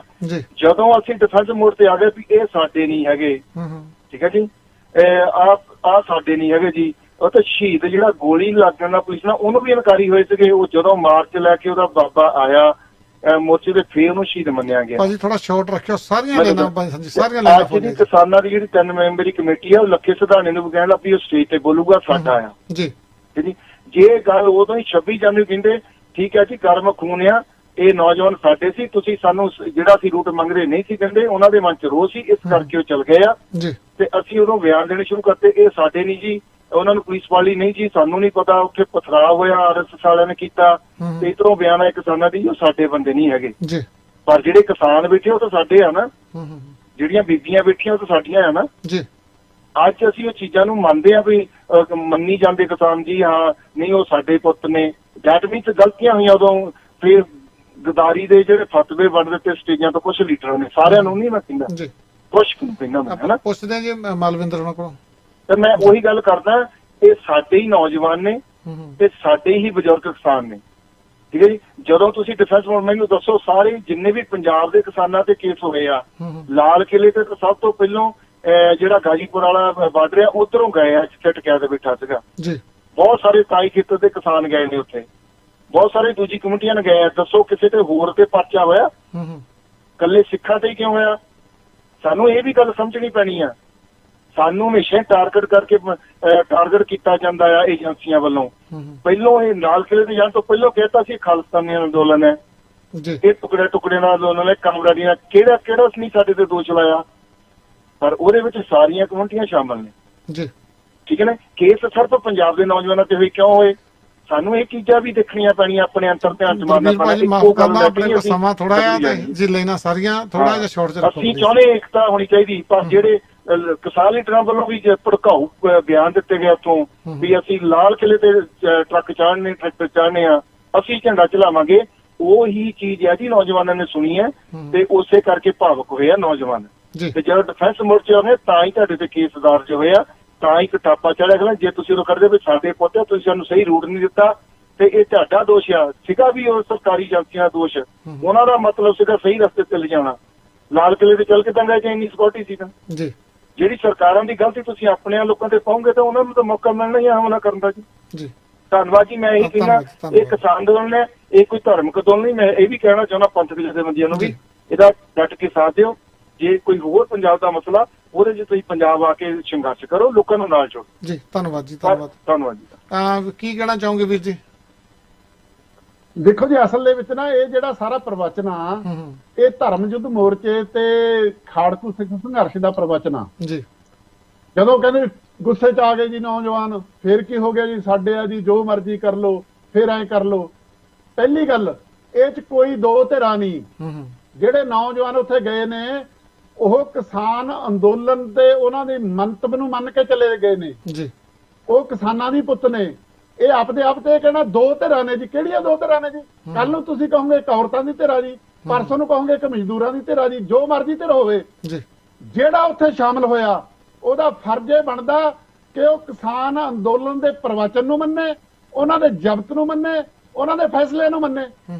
ਹੁਣ ਇਹਨਾਂ ਨੂੰ ਇਹ ਤਾਂ ਕਿਤੇ ਨਹੀਂ ਦਿਖਾਈ ਦੇ ਰਿਹਾ ਵੀ ਬਾਰ-ਬਾਰ ਰਾਜੇਵਾਲ ਕਹਿ ਰਿਹਾ ਅਸੀਂ ਕੋਈ ਦਿੱਲੀ ਤੇ ਕਬਜ਼ਾ ਨਹੀਂ ਕਰਨਾ, ਅਸੀਂ ਲਾਲ ਝੰਡੇ ਨਹੀਂ ਲਹਿਰਾਉਣਾ ਕਿਲੇ ਤੇ, ਸਾਡਾ ਕੋਈ ਇਹ ਮਤਲਬ ਨਹੀਂ। ਅਸੀਂ ਸਾਡੇ ਮੁੰਡਿਆਂ ਦੀਆਂ ਸ਼ਹੀਦੀਆਂ ਕਰਾਉਣ ਨਹੀਂ ਆਏ, ਅਸੀਂ ਸਾਡੇ ਤੇ ਭਰੋਸਾ ਕਰਕੇ ਲੋਕਾਂ ਦੇ ਬੱਚੇ ਭੇਜੇ ਨੇ, ਅਸੀਂ ਟਕਰਾਅ 'ਚ ਨਹੀਂ ਪੈਣਾ। ਹੁਣ ਇੱਕ ਦਾ ਬਿਆਨ ਚੱਕ ਲਿਆ ਜੀ, ਦੂਜੇ ਦਾ ਬਿਆਨ ਚੱਕ ਲਿਆ ਜੀ, ਤੀਜੇ ਦਾ ਬਿਆਨ ਚੱਕ ਲਿਆ ਜੀ। ਜਦੋਂ ਜਾਂ ਤਾਂ ਆਏ ਹੋਵੇ ਨਾ ਆਮ ਨੌਜਵਾਨ ਨੇ, ਜਿਹੜਾ ਦੀਪ ਸਿੰਘ ਸਿੱਧੂ ਸ਼ੁਰੂ ਤੋਂ ਇਹ ਭੜਕਾ ਰਿਹਾ ਵੀ ਇਹ ਅੰਦੋਲਨ ਆ ਜਿਹੜਾ ਵਿਕ ਗਏ ਜੀ, ਇਹਨਾਂ ਦੀਆਂ ਲੱਤਾਂ ਨਹੀਂ ਭਾਰ ਚੱਲਦੀਆਂ, ਇਹ ਆਈ ਨਹੀਂ ਕਰਨਗੇ ਜੀ, ਇਹ ਬੁੱਕਲ ਦੀ ਰੋੜੀ ਭੰਨਦੇ ਆ ਜੀ। ਜਿਹਨੇ ਉੱਥੇ ਜਾ ਕੇ ਕਿਸਾਨ ਅੰਦੋਲਨ ਦੇ ਫੈਸਲੇ ਨੂੰ ਉਲਟਾਇਆ ਤੇ ਲੱਖਾਂ ਦੀ ਹਾਮੀ ਭਰੀ। ਲੱਖਾਂ ਤੇ ਦੀਪ ਸਿੱਧੂ ਇੱਕ ਗੱਲ ਨਹੀਂ ਹੈ, ਦੀਪ ਸਿੱਧੂ ਇੱਕ ਮਕਸਦ ਲੈ ਕੇ ਚੱਲਿਆ। ਉਹ ਇਸ ਅੰਦੋਲਨ ਨੂੰ ਇੱਕ ਸਿਆਸੀ ਅੰਦੋਲਨ 'ਚ ਬਦਲਾਉਣ ਖਾਤਰ ਚੱਲਿਆ। ਸੋ ਇਹ ਕਹਿਣਾ ਜੀ ਨੌਜਵਾਨਾਂ ਦੀ ਧਿਰਾ, ਕੀ ਨੌਜਵਾਨਾਂ ਦੀ ਧਿਰਾ ਜੀ? ਕਿਹੜੀ ਨੌਜਵਾਨਾਂ ਦੀ ਜਥੇਬੰਦੀ ਹੈ ਜੀ? ਕਿਹੜੀ ਨੌਜਵਾਨ ਅਤੇ ਵਿਦਿਆਰਥੀ ਜਥੇਬੰਦੀ ਨੇ ਇਹ ਕਿਹਾ ਸੀ ਵੀ ਆਪਾਂ ਦਿੱਲੀ ਚੱਲੋ? ਕਿਸਾਨਾਂ ਦੇ ਪੁੱਤ ਸੀ ਉਹ ਨੌਜਵਾਨ ਜਿਹੜੇ ਕਿਸਾਨਾਂ ਦੇ ਸੱਦੇ ਤੇ ਗਏ ਨੇ। ਠੀਕ ਆ, ਪੰਜਾਬ ਦੀ ਤੁਹਾਨੂੰ ਹਾਲਤ ਪਤਾ? ਪੰਜਾਬ ਦਾ ਹਾਲ ਕੀ ਕੀਤਾ ਪਿਛਲੇ 30 ਸਾਲਾਂ 'ਚ? ਤੁਸੀਂ ਅੱਜ ਤੁਸੀਂ ਕਹੋ ਅੱਡ ਮੋਰਚਾ ਲਾਓ, ਅਸੀਂ ਦਿੱਲੀ ਚੱਲਿਆ, ਸਾਨੂੰ ਰੋਕ ਕੇ ਦਿਖਾਵੇ ਕੋਈ, ਉੱਥੇ ਹੀ ਅਸੀਂ ਸਿਰੇ ਲਾ ਦਾਂਗੇ ਕਹਾਣੀ। 5 ਬੰਦੇ ਨਹੀਂ ਤੁਹਾਡੇ ਨਾਲ ਤੁਰਨੇ, ਗੱਲਾਂ ਮਾਰੀ ਜਾਣੀਆਂ। ਸਿਆਣਪ ਦੀ ਗੱਲ ਸੀ, ਦਿੱਲੀ ਪਹੁੰਚਣਾ, ਟਕਰਾ ਨਹੀਂ ਲੈਣਾ। ਉਹਦੇ ਵਿੱਚੋਂ ਹਰਿਆਣੇ ਦਾ ਫੈਸਲਾ ਸੀ ਅਸੀਂ ਨਾਕੇ ਤੋੜਨੇ ਆ। ਜਦੋਂ ਹਰਿਆਣੇ ਦੇ ਨਾਕੇ ਫ੍ਰੀ ਹੋ ਗਏ, ਪੰਜਾਬ ਵਾਲਿਆਂ ਨੇ ਵੀ ਨਾਕੇ ਤੋੜਦੇ ਤੇ ਉਹ ਕਿਸਾਨਾਂ ਨੇ ਉਹਨਾਂ ਦਾ ਵਿਰੋਧ ਕੀਤਾ। ਇੱਕ ਜਥੇਬੰਦੀ ਆ, ਉਹ ਡਿਸਪਲਿਨਡ ਜਥੇਬੰਦੀ ਹੈ ਜੀ ਉਗਰਾਹਾਂ ਵਾਲੇ। ਉਹਨਾਂ ਨੇ ਕਿਹਾ ਸੰਯੁਕਤ ਮੋਰਚੇ ਦਾ ਫੈਸਲਾ, ਸਾਰਿਆਂ ਦਾ ਫੈਸਲਾ, ਜਿੱਥੇ ਰੁਕਣਗੇ ਅਸੀਂ ਰੋਕਾਂਗੇ, ਇਹਨਾਂ ਨੇ ਨਾਕੇ ਤੋੜ ਲਏ, ਕੋਈ ਸਾਜ਼ਿਸ਼ ਨਾ ਹੋਵੇ। ਚਲੋ ਛੇਤੀ ਸੰਭਲ ਗਏ, ਉਹਨਾਂ ਦੀ ਗਲਤੀ ਸੀ, ਦੂਰ ਹੋ ਗਏ ਜੀ। ਅੰਦੋਲਨ ਆਪ ਮਹਾਰਤਾ ਨਾਲ ਨਹੀਂ ਚੱਲਦਾ ਹੁੰਦਾ, ਲੀਡਰਾਂ ਦਾ ਮਤਲਬ ਹੁੰਦਾ ਅਗਵਾਈ ਕਰਨੀ। ਲੋਕ ਜੋ ਕਹਿੰਦੇ ਨੇ ਅਸੀਂ ਉਹ ਕਰਾਂਗੇ, ਤੇ ਪਿਛਲੇ ਤਜਰਬੇ ਤੋਂ ਕੋਈ ਸਿੱਖਣਾ ਨਹੀਂ।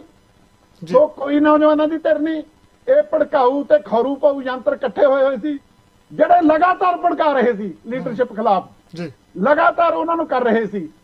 ਤੇ ਉਹ ਸਾਰਿਆਂ ਨੂੰ ਪਤਾ ਸੀ ਅੰਦੋਲਨ ਦਾ ਫੈਸਲਾ ਕੀ ਆ। ਉਹਨਾਂ ਨੇ ਫੈਸਲਾ ਉਲੰਘਿਆ। ਪੰਨੂ ਪੰਧੇਰਾ ਜੀ, ਉਹ ਵੀ ਸ਼ੁਰੂ ਤੋਂ ਅੰਦੋਲਨ ਦੇ ਖਿਲਾਫ ਆ। ਜਦੋਂ ਸਾਰੇ ਪੰਜਾਬ 'ਚ ਰੇਲ ਗੱਡੀਆਂ ਚੱਲ ਰਹੀਆਂ ਸੀ, ਜਦੋਂ ਪਿਊਸ਼ ਗੋਇਲ ਕਹਿੰਦਾ ਸੀ ਕਿ ਇੱਕ ਸਟੇਸ਼ਨ ਰੁਕਿਆ ਤਾਂ ਗੱਡੀ ਨਹੀਂ ਚੱਲਣ ਦੇਣੀ, ਤੇ ਉਹਨਾਂ ਨੇ ਗੱਡੀਆਂ ਕਿੰਨਾ ਚਿਰ ਰੋਕ ਕੇ ਰੱਖੀਆਂ। ਉਹ ਦਿੱਲੀ ਨਹੀਂ ਗਏ, ਪਹਿਲੀ ਮੀਟਿੰਗ ਸੱਦੀ, ਬਾਈਕਾਟ ਕਰਤਾ। ਕੱਲੇ ਪੰਜਾਬ ਨੂੰ ਕਿਉਂ ਸੱਦਦੇ ਹੋ ਜੀ, ਦੇਸ਼ ਨੂੰ ਸੱਦੋ। 11 ਦਸੰਬਰ ਨੂੰ ਉਹ ਗਏ ਉੱਥੇ, ਉਹਨਾਂ ਦੀ ਸਟੇਜ ਜਾ ਕੇ ਦਿੱਲੀ ਖੇਤਰ ਚ ਲੱਗ ਗਈ। ਠੀਕ ਆ, ਵੱਖਰੀ ਤੇ ਰਾਹ, ਉਹਦਾ ਹੱਕ ਆ ਸਾਰਾ ਕੁਝ ਕਰਨ ਦਾ। ਤੇ ਤੁਸੀਂ ਜੋ ਕੁਝ ਇਹਨਾਂ ਨੇ ਕੀਤਾ, ਮੈਂ ਕਹਿੰਦਾ ਇਹ ਫੈਸਲਾ ਨਾ ਉਲੰਘਦੇ, ਇਹ ਉਹਨੂੰ ਬਾਗੀ ਨਾ ਹੁੰਦੇ, ਫੇਰ ਉਹ ਚ ਗੜਬੜ ਹੁੰਦੀ, ਤੁਸੀਂ ਫੇਰ ਕਹਿੰਦੇ ਵੀ ਇਹ ਕਿਸਾਨ ਲੀਡਰਸ਼ਿਪ ਦਾ ਕਸੂਰ ਆ। ਉਹਦਾ ਟ੍ਰੈਪ ਤਾਂ ਹੈਗੀ ਸੀ। ਹੁਣ ਤਾਂ ਦੀਪ ਸਿੱਧੂ ਵੀ ਕਹਿੰਦਾ ਦਿਸ ਵਾਜ ਅ ਟ੍ਰੈਪ। ਦੀਪ ਸਿੱਧੂ ਵੀ ਕਹਿੰਦਾ ਮੈਨੂੰ 2 ਪੁਲਿਸ ਵਾਲਿਆਂ ਨੇ ਹੱਥ ਮਿਲਾਏ, ਬਹੁਤ ਚੰਗਾ ਹੋਇਆ ਤੂੰ ਲੋਕਾਂ ਨੂੰ ਲੈ ਕੇ ਆਇਆ। ਸੋ ਇਹ ਗੱਲਾਂ ਕਰਨੀਆਂ, ਅਸਲ ਗੱਲ ਨੂੰ ਲੁਕਾਉਣ ਦੀ ਗੱਲ ਕਰਨੀ। ਮੈਂ ਹੁਣ ਉਹਦੀ ਗੱਲ ਦੀ ਤੁਸੀਂ ਗੱਲ ਕਰਦੇ ਹੋ ਜੀ, ਉਹਨੂੰ ਸ਼ਹੀਦ ਨਹੀਂ ਮੰਨਿਆ। ਕਿਸਾਨ ਮੋਰਚੇ ਦੀ ਨੀਤੀ ਆ, ਕਿਸਾਨ ਮੋਰਚੇ ਦੌਰਾਨ ਕੋਈ ਵੀ ਮਾਰਿਆ ਜਾਵੇ ਉਹ ਸਾਡਾ ਸ਼ਹੀਦ ਆ। ਇਹ ਪ੍ਰਵਾਨਤ ਨੀਤੀ ਆ, ਕਿਸੇ ਇਕੱਲੇ ਨੂੰ ਡਿਕਲੇਅਰ ਕਰਨ ਦੀ ਲੋੜ ਨਹੀਂ।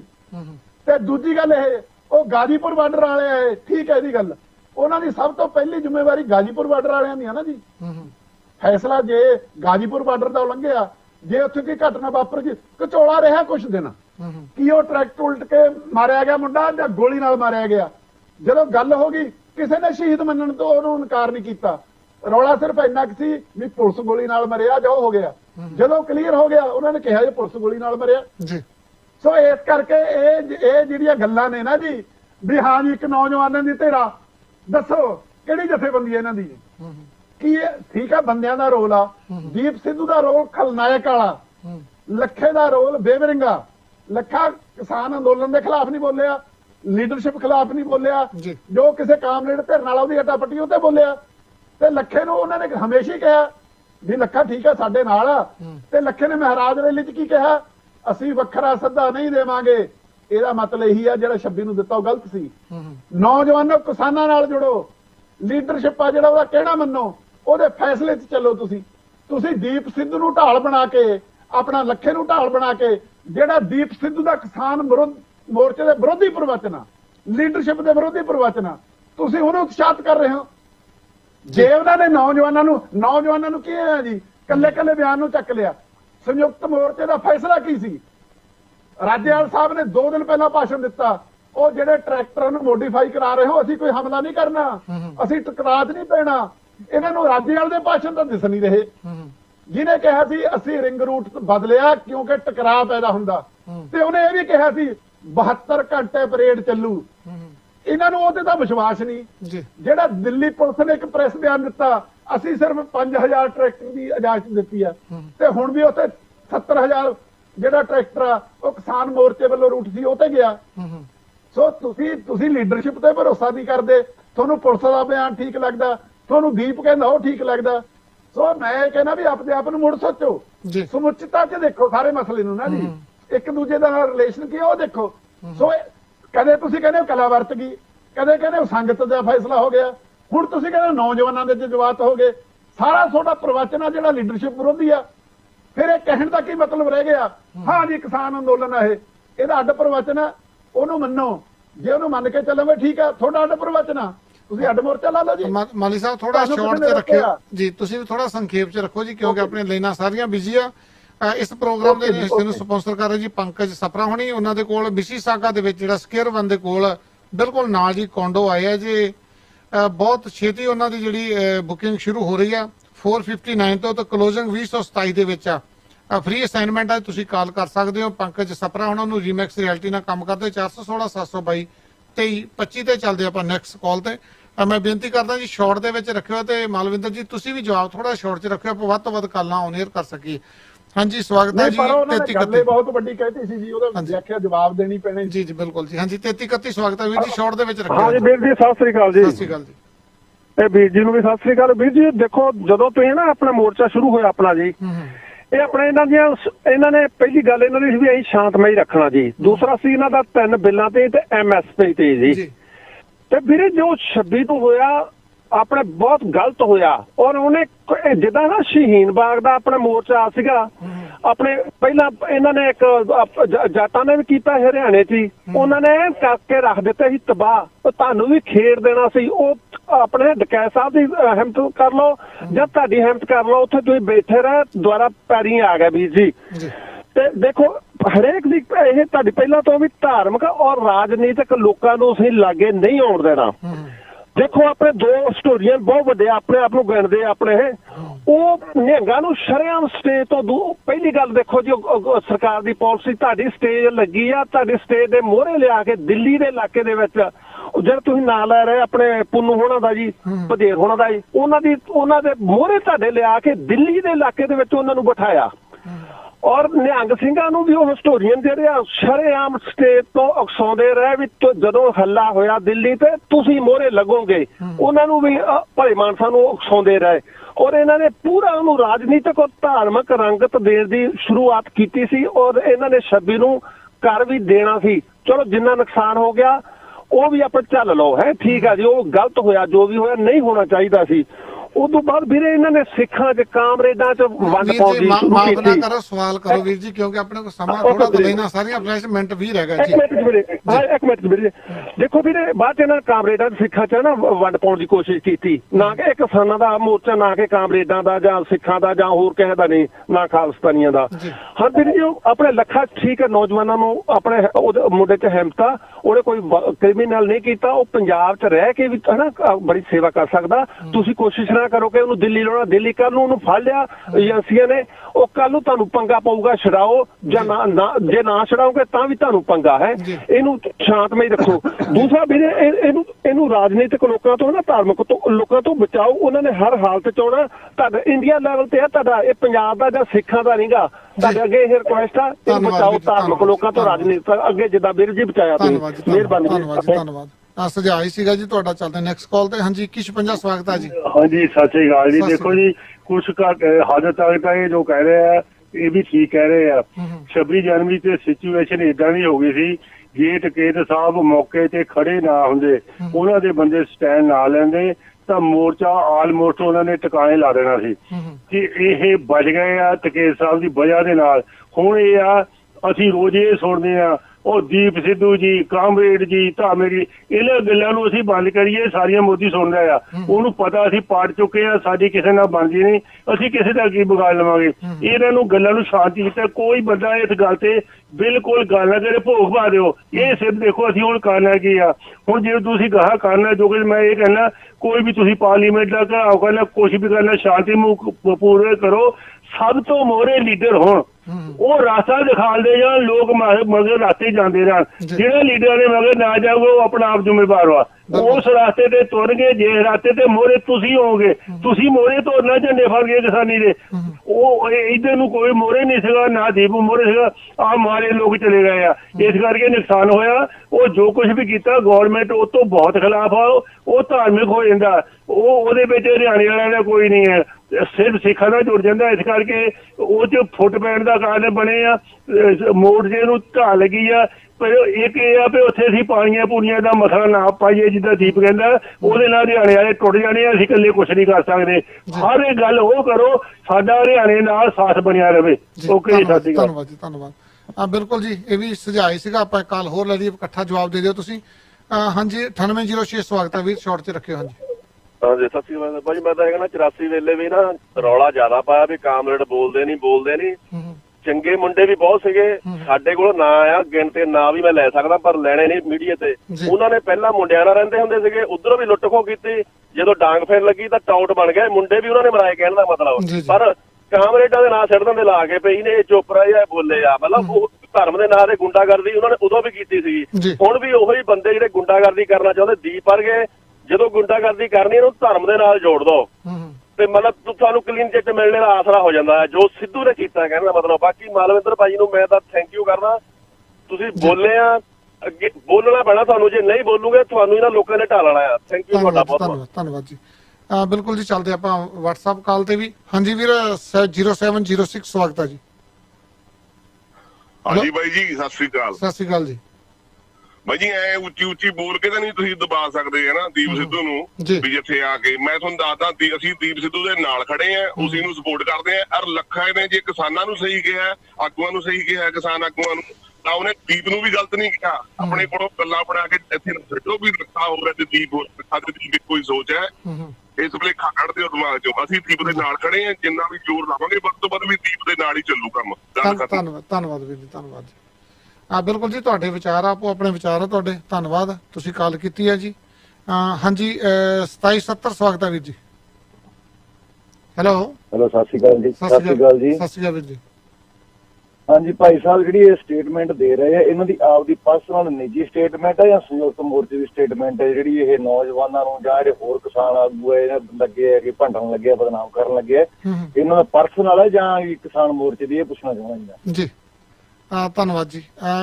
ਜੇਕਰ ਮੈਂ ਇੱਕ ਮਿੰਟ ਜੀ, ਇੱਕ ਮਿੰਟ ਹੋਰ ਰੱਖੋ। ਜੇਕਰ ਇਹਨਾਂ ਦੀ ਪਰਸਨਲ ਹੈ ਤਾਂ ਏਦਾਂ ਗੁਰਸਿੱਖ ਬੰਦੇ ਦੇ ਮੂੰਹੋਂ ਕਿਸੇ ਨੂੰ ਉੱਚੀ ਉੱਚੀ ਬੋਲ ਕੇ ਬਦਨਾਮ ਕਰਨਾ, ਭੰਡਣਾ, ਬੇਸ਼ੱਕ ਕੁਛ ਵੀ ਹੋ ਗਿਆ, ਕਿਸੇ ਇੱਕ ਬੰਦੇ ਦੇ ਕੋਲੋਂ ਦੂਜੇ ਬੰਦੇ ਨੂੰ ਭੰਡਣਾ ਬਦਨਾਮ ਕਰਨਾ ਚੰਗਾ ਨਹੀਂ ਲੱਗਦਾ ਜੀ। ਪਰ ਜਿਹੜਾ ਹੁਣ ਇਹ ਕੰਮ ਕਰ ਰਹੇ, ਨੈਗੇਟਿਵ ਕਰ ਰਹੇ, ਇਹ ਹਰ ਇੱਕ ਟੀਵੀ ਚੈਨਲ ਤੇ ਜਾ ਕੇ ਇਹਨਾਂ ਦਾ ਇਹੀ ਕੰਮ ਹੁੰਦਾ, ਫਲਾਨਾ ਮਾੜਾ ਤੇ ਉਂਕਾ ਮਾੜਾ। ਇਹਨਾਂ ਦੀ ਆਪ ਦੀ ਕੀ ਦੇਣ ਹੈ? ਸਭ ਤੋਂ ਪਹਿਲਾਂ ਆਪ ਦੀ ਪੀੜ੍ਹੀ ਥੱਲੇ ਸੋਟਾ ਮਾਰਨ, ਇਹਨਾਂ ਦੀ ਆਪ ਦੀ ਕੀ ਦੇਣਾ? ਲੋਕਾਂ ਤੇ ਇਲਜ਼ਾਮ ਲਾਉਣ ਤੋਂ ਬਜਾਏ ਇਹਨਾਂ ਦਾ ਆਪ ਦਾ ਕੀ ਦੇਣਾ ਜੀ ਮੋਰਚੇ ਨੂੰ? ਧੰਨਵਾਦ ਜੀ। ਇਹਨਾਂ ਨੇ ਜ਼ਿੰਦਗੀ ਦੇ ਵਿੱਚ ਪਹਿਲਾਂ ਇਹੋ ਜਿਹਾ ਕੌਮ ਦੀ ਖਾਤਰ ਕੀ ਕੀਤਾ ਜਿਹੜਾ ਅੱਜ ਇਹ ਟੀਵੀ ਤੇ ਆ ਕੇ ਕਹਿ ਦੇਣ ਦੱਸਦੇ ਨਹੀਂ ਜਾਂਦੇ। Thank you. ਓਕੇ ਜੀ। ਜੀ ਮਾਲੀ ਸਾਹਿਬ, ਤੁਹਾਡੇ ਤੇ ਸਵਾਲ ਕੀਤਾ ਜੀ ਉਹਨਾਂ ਨੇ। ਦੇਖੋ ਜੀ, ਦੋ ਗੱਲਾਂ ਨੇ। ਮੈਂ ਕਿਸੇ ਬੰਦੇ ਦੇ ਖਿਲਾਫ ਨਹੀਂ ਹਾਂ, ਮੈਂ ਵਿਚਾਰਾਂ ਦੀ ਲੜਾਈ ਲੜ ਰਿਹਾ। ਮੇਰੇ ਆਪਦੇ ਪਰਸਨਲ ਵਿਚਾਰ ਨੇ ਜੀ। ਮੈਂ ਜਥੇਬੰਦੀ ਵਿੱਚ ਨਹੀਂ, ਕਿਸੇ ਪਾਰਟੀ ਦੇ ਵਿੱਚ ਨਹੀਂ। ਮੈਨੂੰ ਜੋ ਲੱਗਦਾ, ਮੇਰਾ ਜ਼ਿੰਦਗੀ ਦਾ ਤਜਰਬਾ, ਉਹਦੇ ਅਨੁਸਾਰ ਜੋ ਮੈਂ ਕਿਸਾਨ ਘੋਲ ਨੂੰ ਸਮਝਿਆ, ਉਹਨੂੰ ਕਿਵੇਂ ਲੈਣਾ ਚਾਹੀਦਾ, ਕਿਹਦਾ ਕਿੰਨਾ ਕਰੋਲ ਠੀਕ ਆ, ਕਿੰਨਾ ਕੁ ਗਲਤ ਆ। ਮੈਂ ਸਭ ਤੋਂ ਪਹਿਲਾ ਬੰਦਾ ਜਿਹਨੇ ਕਿਸਾਨ ਮੋਰਚੇ ਦੀ ਸਭ ਤੋਂ ਵੱਧ ਆਲੋਚਨਾ ਕੀਤੀ ਆ। ਮੈਂ ਬੰਦੇ ਦੀ ਆਲੋਚਨਾ ਨਹੀਂ ਕੀਤੀ। ਮੈਂ ਕਿਸਾਨ ਮੋਰਚੇ ਨੇ ਪਹਿਲਾ ਸੱਦਾ ਦਿੱਤਾ ਜਿਹਦੇ ਵਿੱਚ ਥਾਲੀਆਂ ਖੜਕਾਉਣ ਦੀ ਗੱਲ ਸੀ, ਜੈ ਹਿੰਦ ਕਿਸਾਨ ਦਿਵਸ ਦੀ ਗੱਲ ਸੀ। ਮੈਂ ਕਿਹਾ ਵੀ ਇਹ ਠੀਕ ਅਪਰੋਚ ਨਹੀਂ ਹੈ ਤੁਹਾਡੀ। ਦੂਜਾ ਸੱਦਾ ਦਿੱਤਾ ਜਿਸ ਕਿਹਾ ਪੁਲਵਾਮਾ ਦੇ ਸ਼ਹੀਦਾਂ ਨੂੰ ਸ਼ਰਧਾਂਜਲੀ ਦਿਓ, ਮੈਂ ਉਹਦੀ ਆਲੋਚਨਾ ਕੀਤੀ। ਉਸ ਤੋਂ ਬਾਅਦ ਉਹਨਾਂ ਨੇ ਕਿਸਾਨ ਸ਼ਹੀਦਾਂ ਨੂੰ ਨਾਲ ਜੋੜਿਆ। ਪਹਿਲੀ ਗੱਲ ਤਾਂ ਮੈਂ ਕਹਿਣਾ ਚਾਹੁੰਦਾ ਜੀ। ਹੁਣ ਨਿੱਜੀ ਤੌਰ ਤੇ ਮੈਂ ਕੀ ਕੀਤਾ, ਮੈਂ ਇਹਨਾਂ ਨੂੰ ਸਿਰਫ ਇੱਕ ਗੱਲ ਦੱਸ ਦਿੰਦਾ ਵੀ ਜਦੋਂ ਖਾੜਕੂ ਸਿੱਖ ਸੰਘਰਸ਼ ਤੇ ਧਰਮ ਯੁੱਧ ਮੋਰਚਾ ਸੀ, ਉਦੋਂ ਇਹ ਸਾਰੇ ਕਾਮਰੇਡ ਮੈਨੂੰ ਲਾਲ ਖਾਲਿਸਤਾਨੀ ਕਹਿੰਦੇ ਹੁੰਦੇ ਸੀ। ਅੱਜ ਅੰਦੋਲਨ ਚੱਲ ਰਿਹਾ, ਅੱਜ ਮੈਂ ਇਹਦੇ ਨਾਲ ਆ, ਅੱਜ ਸਾਰੇ ਖਾਲਿਸਤਾਨੀ ਮੈਨੂੰ ਕਾਮਰੇਡ ਕਹਿੰਦੇ ਨੇ। ਮੇਰੇ ਤੇ NSA ਲੱਗਿਆ, ਮੈਂ ਅੰਡਰਗਰਾਉਂਡ ਰਿਹਾ, ਮੈਂ ਮੈਕਸਿਮਮ ਸਿਕਿਉਰਿਟੀ ਜੇਲ੍ਹ ਚ NSA ਟਾਡਾ ਦੇ ਵਿੱਚ ਉਹਨਾਂ ਵੇਲਿਆਂ ਚ ਮੈਂ ਉੱਥੇ ਨਜ਼ਰਬੰਦ ਰਿਹਾ। ਇਹਦਾ ਮਤਲਬ ਇਹ ਨਹੀਂ ਵੀ ਜੋ ਮੈਂ ਅੱਜ ਬੋਲੂ ਮੇਰੇ ਵਿਚਾਰ ਠੀਕ ਹੋ ਜਾਣਗੇ। ਇਹਨਾਂ ਨੇ ਕਿਹਾ ਵੀ ਤੁਹਾਡੀ ਦੇਣ ਕੀ ਆ। ਮੈਂ ਲਗਾਤਾਰ 35 ਸਾਲ ਤੋਂ ਸੰਘਰਸ਼ ਕੀਤਾ, ਵਿਦਿਆਰਥੀ ਜੀਵਨ ਦੇ ਵਿੱਚ ਵੀ ਸੰਘਰਸ਼ ਕੀਤਾ, ਪੰਜਾਬ ਯੂਨੀਅਨ ਸਟੂਡੈਂਟ ਯੂਨੀਅਨ ਦਾ ਜਨਰਲ ਸਕੱਤਰ ਰਿਹਾ, ਮੈਂ ਜੇਲ੍ਹਾਂ ਵਿੱਚ ਝੱਲੀਆਂ ਨੇ, ਸਭ ਕੁਝ ਕੀਤਾ। ਮੈਂ ਇਸ ਕਰਕੇ ਦੱਸ ਰਿਹਾ ਕਿਉਂਕਿ ਇੱਕ ਨਵਾਂ ਰਵਾ ਚੱਲ ਪਿਆ। ਤੂੰ ਕੀ ਕੀਤਾ ਤੇ ਜਿਹੜੇ ਤੁਸੀਂ ਬਾਹਰ ਬੈਠੇ ਹੋ ਜੀ, ਤੁਸੀਂ ਕੀ ਕੀਤਾ? ਜਦੋਂ ਕਿਸੇ ਵੱਲ ਇੱਕ ਉਂਗਲ ਆਉਂਦੀ ਆ ਨਾ, ਤਿੰਨ ਤੁਹਾਡੇ ਵੱਲ ਵੀ ਉੱਠਦੀਆਂ। ਮੈਂ ਪਹੁੰਚ ਨੂੰ ਇਹ ਠੀਕ ਨਹੀਂ ਸਮਝਦਾ। ਮੈਂ ਕਹਿੰਦਾ ਕਿਸੇ ਨੇ ਕੁਛ ਨਾ ਕੀਤਾ ਹੋਵੇ। ਸਾਡਾ ਦੁਖਾਂਤ ਚੰਦੀ ਸਾਹਿਬ ਇਹ ਆ, ਸਾਨੂੰ ਸਾਡੇ ਮੂਲ ਨਾਲੋਂ ਤੋੜਤਾ। ਸਾਡਾ ਸਿਧਾਂਤ ਕੀ ਆ? ਸ਼ਬਦ ਗੁਰੂ, ਵਿਚਾਰ, ਸ਼ਬਦ ਦੇ ਲੜ ਲੱਗਣਾ। ਬੰਦੇ ਦੀ ਪੂਜਾ ਤਾਂ ਸਾਡੇ ਚ ਹੈ ਨਹੀਂ, ਵਿਅਕਤੀ ਪੂਜਾ ਹੈ ਨਹੀਂ। ਸਾਨੂੰ ਬੰਦੇ ਦਾ ਬੰਦਾ ਤੇ ਬੰਦੇ ਦਾ ਵਿਰੋਧੀ ਦੇ ਪਾਉਣ ਵਾਲੀ ਸਾਡੀ ਮਾਨਸਿਕਤਾ ਬਣਾਤੀ, ਜਿਹਦੇ ਕਰਕੇ ਮੈਂ ਦੀਪ ਸਿੱਧੂ ਨਾਲ ਆ ਜੀ, ਸਦਕੇ ਨਾਲੋਂ ਜੀ। ਤੁਸੀਂ ਦੀਪ ਸਿੱਧੂ ਦੇ ਵਿਚਾਰਾਂ ਨਾਲ ਜੁੜੋ, ਲੱਖੇ ਦੇ ਵਿਚਾਰਾਂ ਨਾਲ ਜੁੜੋ। ਬੰਦੇ ਨਾਲ ਕੀ ਹੈ ਜੀ? ਬੰਦਾ ਤਾਂ ਅੱਜ ਉਹ ਆ, ਕੱਲ ਨੂੰ ਹੋਰ ਗਲਤੀਆਂ ਕਰਦਾ। ਸੋ ਇਸ ਕਰਕੇ ਇਹ ਪਹੁੰਚ ਆ ਜਿਹੜੀ ਬੰਦੇ ਦਾ ਬੰਦਾ ਬਣਨਾ, ਇਹ ਤਾਂ ਬਾਬੇ ਨਾਨਕ ਨੇ ਤਾਂ ਇਹ ਕਿ ਹਮ ਨਹੀਂ ਚੰਗੇ ਬੁਰਾ ਨਹੀਂ ਕੋਈ। ਮੈਂ ਕਿਸੇ ਨੂੰ ਮਾੜਾ ਨਹੀਂ ਕਹਿੰਦਾ। ਲੱਖੇ ਸਿਧਾਣੇ ਤੇ ਦੀਪ ਸਿੱਧੂ ਚ ਫਰਕ ਕੀ ਆ, ਮੈਂ ਦੱਸਦਾ। ਸੋ ਇਸ ਕਰਕੇ ਮੇਰੇ ਤੁਸੀਂ ਵਿਚਾਰਾਂ ਦੀ ਆਲੋਚਨਾ ਕਰੋ ਵੀ ਤੁਹਾਡਾ ਜਾਇਜ਼ਾ ਗਲਤ ਆ। ਅੱਜ ਤੱਕ ਦੀਪ ਸਿੱਧੂ ਸਟੇਜ ਤੇ ਕਿਉਂ ਨਹੀਂ ਚੜਿਆ? ਤੇ ਲੱਖਾ ਬਾਵਜੂਦ ਗਲਤ ਬੋਲਦਾ ਸੀ, ਰੋਕਦੇ ਸੀ, ਉਹ ਬੋਲਦਾ ਰਿਹਾ। ਹੁਣ ਫੇਰ ਲੱਖਾ ਸਿਧਾਣਾ ਉਹਨਾਂ ਦੇ ਨਾਲ ਆ। ਇਹ ਫਰਕ ਆ। ਆਪਾਂ ਨੈਕਸਟ ਕਾਲ ਤੇ ਚੱਲਦੇ ਜੀ। ਸ਼ਾਰਟ ਦੇ ਵਿੱਚ ਰੱਖਿਓ ਪਲੀਜ਼। ਹਾਂਜੀ ਵੀਰ ਜੀ, ਸਵਾਗਤ ਹੈ 2831। ਹਾਂਜੀ WhatsApp ਤੇ ਕਾਲ। ਹਾਂਜੀ ਭਾਜੀ, ਸਤਿ ਸ਼੍ਰੀ ਅਕਾਲ। ਸਤਿ ਸ਼੍ਰੀ ਅਕਾਲ ਜੀ। ਚੰਦੀ ਸਾਹਿਬ ਆਪਾਂ ਨਾ ਚਲੋ ਸਵਾਲ ਜਵਾਬ ਵਧੀਆ ਹੋ ਰਹੇ ਨੇ, ਸੰਖੇਪ ਰੱਖੇ ਜਾ ਵੱਧ ਤੋਂ ਵੱਧ ਗੱਲਾਂ ਹੋ ਜੀ।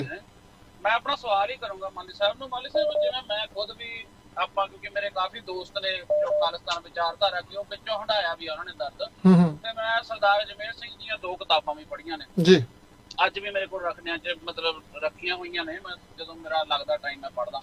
ਬਾਕੀ ਬਾਈ ਜਦੋਂ ਹੁਣ ਮੈਂ ਪ੍ਰੈਕਟੀਕਲੀ ਦੇਖਿਆ, ਜਦੋਂ ਹੁਣ ਆਪਾਂ ਉਹਨਾਂ ਦੀ ਗੱਲਾਂ ਸੁਣਦੇ ਆ, ਮੈਂ ਇੱਕ ਉਹਨਾਂ ਦੀ ਸੁਣੀ, ਉਹਦੇ ਵਿੱਚ ਉਹਨਾਂ ਨੇ ਕਿਹਾ ਕਿ ਜਿਹੜੀ ਬੰਦੇ ਦਾ ਆਪਣਾ ਇੱਕ ਪਰਸਨਲ ਉਹ ਹੋਣਾ ਚਾਹੀਦਾ ਓਪੀਨੀਅਨ, ਤੇ ਉਹਨੂੰ ਕਿਸੇ ਵਿਚਾਰਧਾਰਾ ਨਾਲ ਨਹੀਂ ਜੁੜਨਾ ਚਾਹੀਦਾ। ਬਾਈ ਜੀ ਫਿਰ ਤਾਂ ਕੋਈ ਵੀ ਮਤਲਬ ਸੰਘਰਸ਼ ਸਿਰੇ ਨਹੀਂ ਲੱਗੂਗਾ ਜੇ ਹਰੇਕ ਬੰਦਾ ਆਪਣੇ ਆਪਣੇ ਰਾਹ ਤੇ ਤੁਰੂਗਾ, ਤੇ ਤਾਂ ਹੀ ਸਾਡੇ ਮੈਨੂੰ ਲੱਗਦਾ ਅੱਜ ਤੱਕ ਸਿੱਖੀ ਦਾ ਜਿਹੜਾ ਸੰਘਰਸ਼ ਹੈ ਕੋਈ ਸਿਰੇ ਨਾ ਚੜ੍ਹਨ ਦਾ ਕਾਰਨ ਵੀ ਇਹ ਹੈ ਕਿ ਲੋਕਾਂ ਨੂੰ ਇਹੀ ਜ਼ਿਆਦਾ ਰੱਖਿਆ ਗਿਆ ਕਿ ਸੰਘਰਸ਼ ਦੇ ਵਿੱਚ ਕੋਈ ਨਿਚੋੜ ਨਹੀਂ ਨਿਕਲਦਾ, ਤੁਸੀਂ ਹਰੇਕ ਬੰਦਾ ਆਪਣੇ ਹਿਸਾਬ ਨਾਲ ਸੋਚੋ। ਇੱਕ ਤਾਂ ਗੱਲ ਇਹ ਹੈ ਬਾਈ ਜੀ।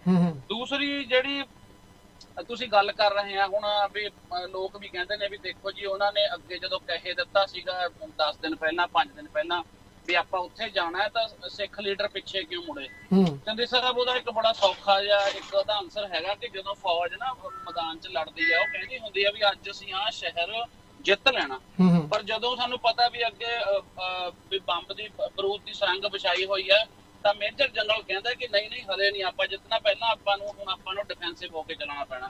ਸੋ ਇਹ ਲੜਾਈ ਦੇ ਕੁਝ ਤਰੀਕੇ ਹੁੰਦੇ ਨੇ, ਜੇ ਸਾਨੂੰ ਦਿਖ ਰਿਹਾ ਵੀ ਮੂਹਰੇ ਟ੍ਰੈਪ ਲਾਇਆ ਤੇ ਸਾਨੂੰ ਰੁਕਣਾ ਪੈਣਾ ਬਾਈ ਜੀ। ਤੇ ਬਸ ਇਹੀ ਗੱਲ ਕਰਨੀ ਸੀ, ਬਾਕੀ ਵਧੀਆ ਗੱਲਬਾਤ ਹੋ ਰਹੀ ਹੈ, ਛੋਟਾ ਰੱਖੀਏ। ਧੰਨਵਾਦ ਜੀ, ਧੰਨਵਾਦ ਜੀ, ਧੰਨਵਾਦ ਜੀ। ਮਾਲੀ ਸਾਹਿਬ ਕੀ ਕਹਿਣਾ ਚਾਹੋਗੇ ਤੁਸੀਂ? ਦੇਖੋ ਜੀ, ਠੀਕ ਗੱਲ ਹੈ ਇਹਨਾਂ ਦੀ। ਅਜਮੇਰ ਸਿੰਘ ਮੇਰਾ ਲੀਡਰ ਰਿਹਾ, ਅਸੀਂ 20 ਸਾਲ ਇਕੱਠੇ ਰਹੇ, ਸਾਡੇ ਮਤਭੇਦ ਉਸ ਸਮੇਂ ਦੌਰਾਨ ਵੀ ਆਏ। ਉਸ ਤੋਂ ਚਲੋ ਆਪਾਂ ਉਹ ਗੱਲ ਦੇ ਵਿੱਚ ਨਹੀਂ ਪੈਂਦੇ, ਚੋਣਾਂ 'ਚ ਹਿੱਸਾ ਲਿਆ ਜਾਵੇ ਨਾ ਲਿਆ ਜਾਵੇ, ਹਰਮਿੰਦਰ ਸੰਧੂ ਤੇ ਸਿੱਖ ਫੈਡਰੇਸ਼ਨ ਦੇ ਆਗੂਆਂ ਦੇ ਕਤਲ ਠੀਕ ਨੇ ਜਾਂ ਗਲਤ ਨੇ, ਹਿੰਦੂਆਂ ਨੂੰ ਮਾਰਨਾ ਠੀਕ ਜਾਂ ਗਲਤ ਆ। ਅਜਮੇਰ ਸਿੰਘ ਵਧੀਆ ਸਾਹਿਤ ਇਤਿਹਾਸਕਾਰ ਹੋ ਸਕਦੇ ਨੇ, ਜਿੰਨਾ ਕੁ ਸੁਖਪ੍ਰੀਤ ਉਦੋਂ ਕਿਹਾ ਉਹਨਾਂ ਮੈਨੂੰ ਨਹੀਂ ਪਤਾ। ਜਦੋਂ ਉਹ ਆਪਦੇ ਸਿਧਾਂਤ ਨੂੰ ਪ੍ਰੈਕਟੀਕਲ ਪੋਲਿਟਿਕਸ ਦੇ ਵਿੱਚ ਢਾਲਦੇ ਨੇ ਤਾਂ ਉਲਟ ਜਿਹੜਾ ਖਾ ਜਾਂਦੇ ਨੇ। ਅਜਮੇਰ ਸਿੰਘ ਜੀ ਉਹੀ ਨੇ ਜਿਨ੍ਹਾਂ ਨੇ ਜਦੋਂ ਬਾਦਲ ਤੇ ਟੌੜੇ ਦੀ ਲੜਾਈ ਚੱਲੀ ਸੀ, ਜਿਹੜੇ ਬਾਦਲ ਦੇ ਸਭ ਤੋਂ ਵੱਡੇ ਵਕੀਲ ਸੀ।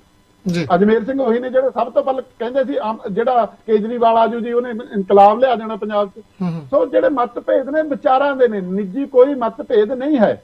ਹੁਣ ਤਾਂ ਅਜਮੇਰ ਸਿੰਘ ਦੀ ਜਿਹੜੀ ਸਪੀਚ 'ਚ ਗੱਲ ਕਰਦੇ ਨੇ, ਉਹ ਕਹਿੰਦਾ ਜਥੇਬੰਦੀ ਬਣਾਉਣੀ ਉਹ ਆਪਦੇ ਆਪ 'ਚ ਫਾਸ਼ਿਜ਼ਮ ਹੁੰਦਾ, ਜਥੇਬੰਦੀ ਦੇ ਵਿੱਚ ਫਾਸ਼ਿਜ਼ਮ ਪਿਆ ਹੁੰਦਾ, ਕਿਉਂਕਿ ਸ਼ੁਰੂ ਤੋਂ ਹੀ ਇਹਦਾ ਸਾਰਾ ਪ੍ਰਵਚਨ ਲੀਡਰਸ਼ਿਪ ਨੂੰ ਨਕਾਰਨ ਦਾ ਰਿਹਾ। ਕਹਿੰਦਾ 25 ਤਰੀਕ ਤੱਕ ਤਾਂ ਕਿਸਾਨਾਂ ਦਾ ਘੋੜਾ ਬੜੀ ਮਿਹਨਤ ਕੀਤੀ ਆ, 26 ਨੂੰ ਕਲਾ ਵਰਤ ਗਈ ਜੀ, ਹੁਣ ਇਹਨਾਂ ਦੇ ਕੋਲੇ ਕੁਛ ਨਹੀਂ।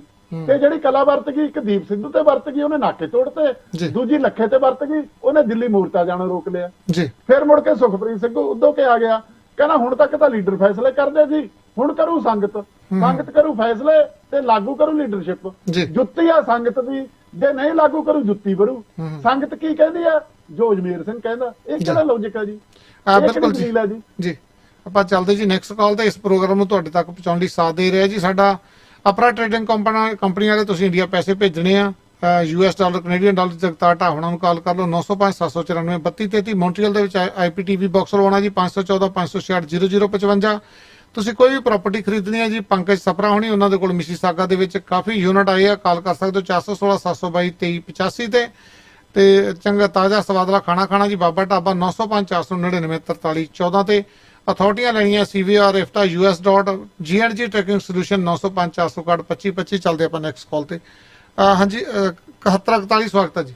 ਹੈਲੋ, ਸਤਿ ਸ੍ਰੀ ਅਕਾਲ ਜੀ। ਟਾਂਡੀ ਮੰਗਤਾ ਬੋਲਦਾ ਬੈਂਕੋਵਰ ਤੋਂ। ਹਾਂਜੀ ਸਤਿ ਸ੍ਰੀ ਅਕਾਲ ਜੀ। ਬਹੁਤ ਵਧੀਆ ਭਾਈ ਸਾਹਿਬ ਜਵਾਬ ਵੀ ਦੇ ਰਹੇ ਆ, ਤੇ ਮੈਂ ਇਹ ਗੱਲ ਤਾਂ ਸਹੀ ਹੈ, ਜਦੋਂ ਖਾੜਕੂ ਬਾਦ ਸੀਗਾ ਨਾ, ਕਾਮਰੇਡਾਂ ਨੇ ਮਿਲ ਕੇ KPS ਗਿੱਲ ਦੇ ਨਾਲ ਪੁਲਿਸ ਮੁਕਾਬਲੇ ਬਣਵਾਏ ਆ, ਫਿਰ ਇਹ ਮਰੇ ਵੀ ਖਾੜਕੂਆਂ ਨੇ, ਮਾਰੇ ਵੀ ਪਿੰਡਾਂ 'ਚ ਆਣ ਕੇ। ਕਾਮਰੇਡਾਂ ਦਾ ਰੋਲ ਵੱਖਰਾ ਰਿਹਾ। ਪਰ ਹੁਣ ਇਹਨਾਂ ਤੋਂ ਸਵਾਲ ਮੇਰਾ ਇਹ ਬਣਦਾ ਕਿ ਜਦੋਂ ਨੌਜਵਾਨ ਇਹ ਰਾਹ ਦੇ ਵਿੱਚ ਹੀ ਬਹਿ ਗਏ ਸੀਗੇ, ਕਿਸਾਨ ਜਿਹੜੇ ਕਾਮਰੇਡ ਲਾਲ ਸਲਾਮ ਵਾਲੇ, ਤੇ ਮੁੰਡੇ ਜਿਹੜੇ ਸੀਗੇ ਗਾਉਣੇ ਵਾਲੇ, ਤੇ ਲੱਖਾ ਸਿਧਾਣਾ ਤਾਂ ਦੀਪ ਸਿੱਧੂ, ਇਹ ਨਹੀਂ ਮਤਲਬ ਜੋ ਨੌਜਵਾਨਾਂ ਨੂੰ ਉਤਸ਼ਾਹ ਕੀਤਾ, ਜੋਸ਼ ਭਰਿਆ, ਤੇ ਉਹ ਨਹੀਂ ਮਤਲਬ ਬੈਰੀਅਲ ਤੋੜੇ ਸਾਰੇ, ਹੋਰ ਇਹਨਾਂ ਨੇ ਬੁੜਿਆਂ ਨੇ ਥੋੜੋ ਤੋੜੇ ਆ, ਤੇ ਉਹ ਮਤਲਬ ਕਹਿਣ ਦਾ ਕਿ ਮੋਰਚੇ ਨੂੰ ਸਫਲ ਬਣਾਇਆ। ਤੇ ਇਹ ਰਾਜਨੀਤੀ ਦਾ ਸ਼ਿਕਾਰ ਹੋਏ ਆ ਰਾਹ ਦੇ ਵਿੱਚ, ਜਦੋਂ ਲਾਲ ਕਿਲੇ ਤੇ ਝੰਡਾ ਚੜਿਆ। ਇਹ ਰਾਜਨੀਤੀ, ਇਹ ਕਹਿੰਦੇ 40 ਸਾਲ ਦਾ ਸਾਡਾ ਐਕਸਪੀਰੀਅੰਸ, ਜਿੱਦਾਂ ਕਹਿ ਲਓ ਬਈ ਇਹ ਰਾਹ ਦੇ ਵਿੱਚ ਹੀ ਰਹਿ ਗਏ, ਜਿੱਦਾਂ ਕਹਿ ਲਓ ਵੀ ਇਹ ਹੁਣ ਡਕੈਤ ਲੈ ਗਿਆ ਸਾਰਾ ਕੁਛ ਜਿਹਨਾਂ ਤੋਂ ਖਿੱਚ ਕੇ ਬਲਵੀਰ ਸਿੰਘ ਰਾਜੋਵਾਲੇ, ਹੁਣ ਡਕੈਤ ਦੇ ਹੱਥ ਦੇ ਵਿੱਚ ਆ ਰਾਜਨੀਤੀ। ਮੋਦੀ ਸਾਹਿਬ ਨੇ ਉਹਨਾਂ ਨਾਲ ਗੱਲਬਾਤ ਕਰਨੀ ਆ, ਇਸ ਕਰਕੇ ਇਹ ਜਿਹੜਾ ਇੱਕ ਤਾਂ ਇਹ ਦੱਸਣ ਵੀ ਇਹਨਾਂ ਦਾ ਕਿਹੜਾ ਐਕਸਪੀਰੀਅੰਸ ਆ। ਜਿਹੜੇ ਕਹਿੰਦੇ 29 ਜਥੇਬੰਦੀਆਂ, ਮੈਨੂੰ ਨਹੀਂ ਲੱਗਦਾ ਕਿ 29 ਜਥੇਬੰਦੀਆਂ ਹੋਣਗੀਆਂ ਜਾਂ 31 ਹੋਣਗੀਆਂ ਜਾਂ ਰਜਿਸਟਰ ਹੋਣਗੀਆਂ, ਤੇ ਇਹ ਐਵੇਂ ਨਹੀਂ ਗੱਲ ਬਣਾਈ ਉਹ ਆ। ਤੇ ਬਾਕੀ ਇਹ ਰਾਜਨੀਤੀ ਦਾ ਸ਼ਿਕਾਰ ਹੋਏ। ਮੈਂ ਇਹ ਗੱਲ ਸਵਾਲ ਕਰਨਾ ਚਾਹੁੰਦਾ ਭਾਈ ਸਾਹਿਬ ਨੂੰ ਵੀ ਇਹ ਜਿੱਦਾਂ ਕਹਿ ਰਹੇ ਨਾ ਆਪਾਂ ਬਹੁਤ ਸਫਲ ਕੀਤੀ, ਕਾਮਰੇਡਾਂ ਨੇ ਕਦੋਂ ਕੁ ਮਤਲਬ ਮੋਰਚੇ ਪੰਜਾਬ ਦੇ ਵਿੱਚ ਕੋਈ ਕਿੱਥੇ ਸਫਲ ਹੋਏ? ਇੰਡੀਆ 'ਚ ਹੀ ਨਹੀਂ ਸਫਲ ਹੋਏ, ਜ਼ਿਆਦਾਤਰ ਕਾਮਰੇਡ ਹੀ ਸੀਗੇ ਜਿਹੜੇ ਆਹ ਕਿਸਾਨ ਜਥੇਬੰਦੀਆਂ ਪਹਿਲੀਆਂ ਤੋਂ। ਵੀ ਕਿਹੜੀ ਇਹ ਨਹੀਂ ਸਫਲਤਾ ਪ੍ਰਾਪਤ ਕੀਤੀ ਪਹਿਲੇ 40 ਸਾਲਾਂ 'ਚ? ਹੁਣ ਵੀ ਬਲਵੀਰ ਸਿੰਘ ਰਾਜੋਵਾਲ ਤੇ ਲੱਗਦਾ ਕਿ ਬਹੁਤ ਪੈਸੇ ਲਏ ਮੋਦੀ ਕੋਲੋਂ, ਗੌਰਮੈਂਟ ਤੋਂ, ਜਿੱਦਾਂ ਵੀ ਵਿਕ ਗਏ ਆ ਜਿੱਦਾਂ ਕਹਿ ਲਓ। ਤੇ ਇਸ ਕਰਕੇ ਨੌਜਵਾਨਾਂ ਨੂੰ ਕਹਿਣਾ ਨਹੀਂ ਚਾਹੀਦਾ, ਉਤਸ਼ਾਹ ਆ ਜੀ। ਇਹ ਕਿਸਾਨ ਜਿਹੜੇ ਕਮੇਟੀ ਪਿੱਛੇ ਹਟ ਜਵੇ ਨਾ ਤੇ ਮੋਰਚਾ ਸਫਲ ਹੋ ਜਾਊਗਾ। ਇਹ ਮੋਦੀ ਦੇ ਸ਼ਿਕਾਰ ਹੋਏ ਹੋਆ ਤੇ ਅਮਿਤ ਸ਼ਾਹ ਦੇ ਨਾਲ ਇਹਨਾਂ ਦਾ ਕੰਟੈਕਟ ਆ। ਧੰਨਵਾਦ ਜੀ, ਧੰਨਵਾਦ। ਮਾਲੀ ਸਾਹਿਬ ਸ਼ਾਰਟ ਦੇ ਵਿੱਚ ਹੀ ਰੱਖਿਓ, ਬਾਕੀ ਸਾਰੀ ਗੱਲ ਤੁਸੀਂ ਦੱਸ ਦਿੱਤੀ ਆ ਵੀ ਜਿਹੜੇ ਨਾਕੇ ਕਿੱਦਾਂ ਤੋੜੇ ਆ, ਤੇ ਕਹਿੰਦੇ ਜੀ ਕਿਸਾਨ ਆਗੂ ਵਿਕੇ ਹੋਏ ਆ। ਸ਼ਾਰਟ ਦੇ ਵਿੱਚ ਹੀ ਰੱਖਿਓ, ਆਪਾਂ ਹੋਰ ਕਾਲਾਂ ਲੈ ਲਈਏ 2-3 ਜੀ। ਦੇਖੋ ਜੀ, ਬਿਲਕੁਲ ਤੁਹਾਡੇ ਸਾਹਮਣੇ ਗੱਲ ਆ, ਜਿਹਦੇ ਮਰਜ਼ੀ ਦੋਸ਼ ਲਈ ਜਾਓ। ਕਿਸਾਨ ਆਗੂ ਇਹ ਮੋਰਚੇ ਨੂੰ ਚਲਾ ਰਿਹਾ। ਜਿਹੜੀ ਗੱਲ ਕਹਿ ਰਿਹਾ ਨਾ ਟਕੈਤ ਕਰਕੇ ਹੋ ਗਿਆ, ਟਕੈਤ ਸਾਹਿਬ ਦੀ ਘਟਨਾ 28 ਜਨਵਰੀ ਨੂੰ ਵਾਪਰੀ ਆ। ਪਹਿਲੀ ਗੱਲ 26 ਦੀ ਹੋਰ ਆ, 27 ਦੀ ਹੋਰ ਆ, 28 ਦੀ ਹੋਰ ਆ। 28 ਦੀ ਸ਼ਾਮ ਨੂੰ 7:15 ਵਜੇ ਉਹ ਘਟਨਾ ਵਾਪਰੀ ਆ। ਉਦੋਂ ਪਹਿਲਾਂ ਵੱਡੇ ਹਮਲੇ ਤੇ ਹੋ ਗਏ ਸੀ। ਜਿਹੜੇ ਪੰਜਾਬ ਤੋਂ ਮੁੜ ਰਹੇ ਸੀ ਉਹਨਾਂ ਦੇ ਝੰਡੇ ਖੋਣ ਲੱਗ ਗਏ ਸੀ।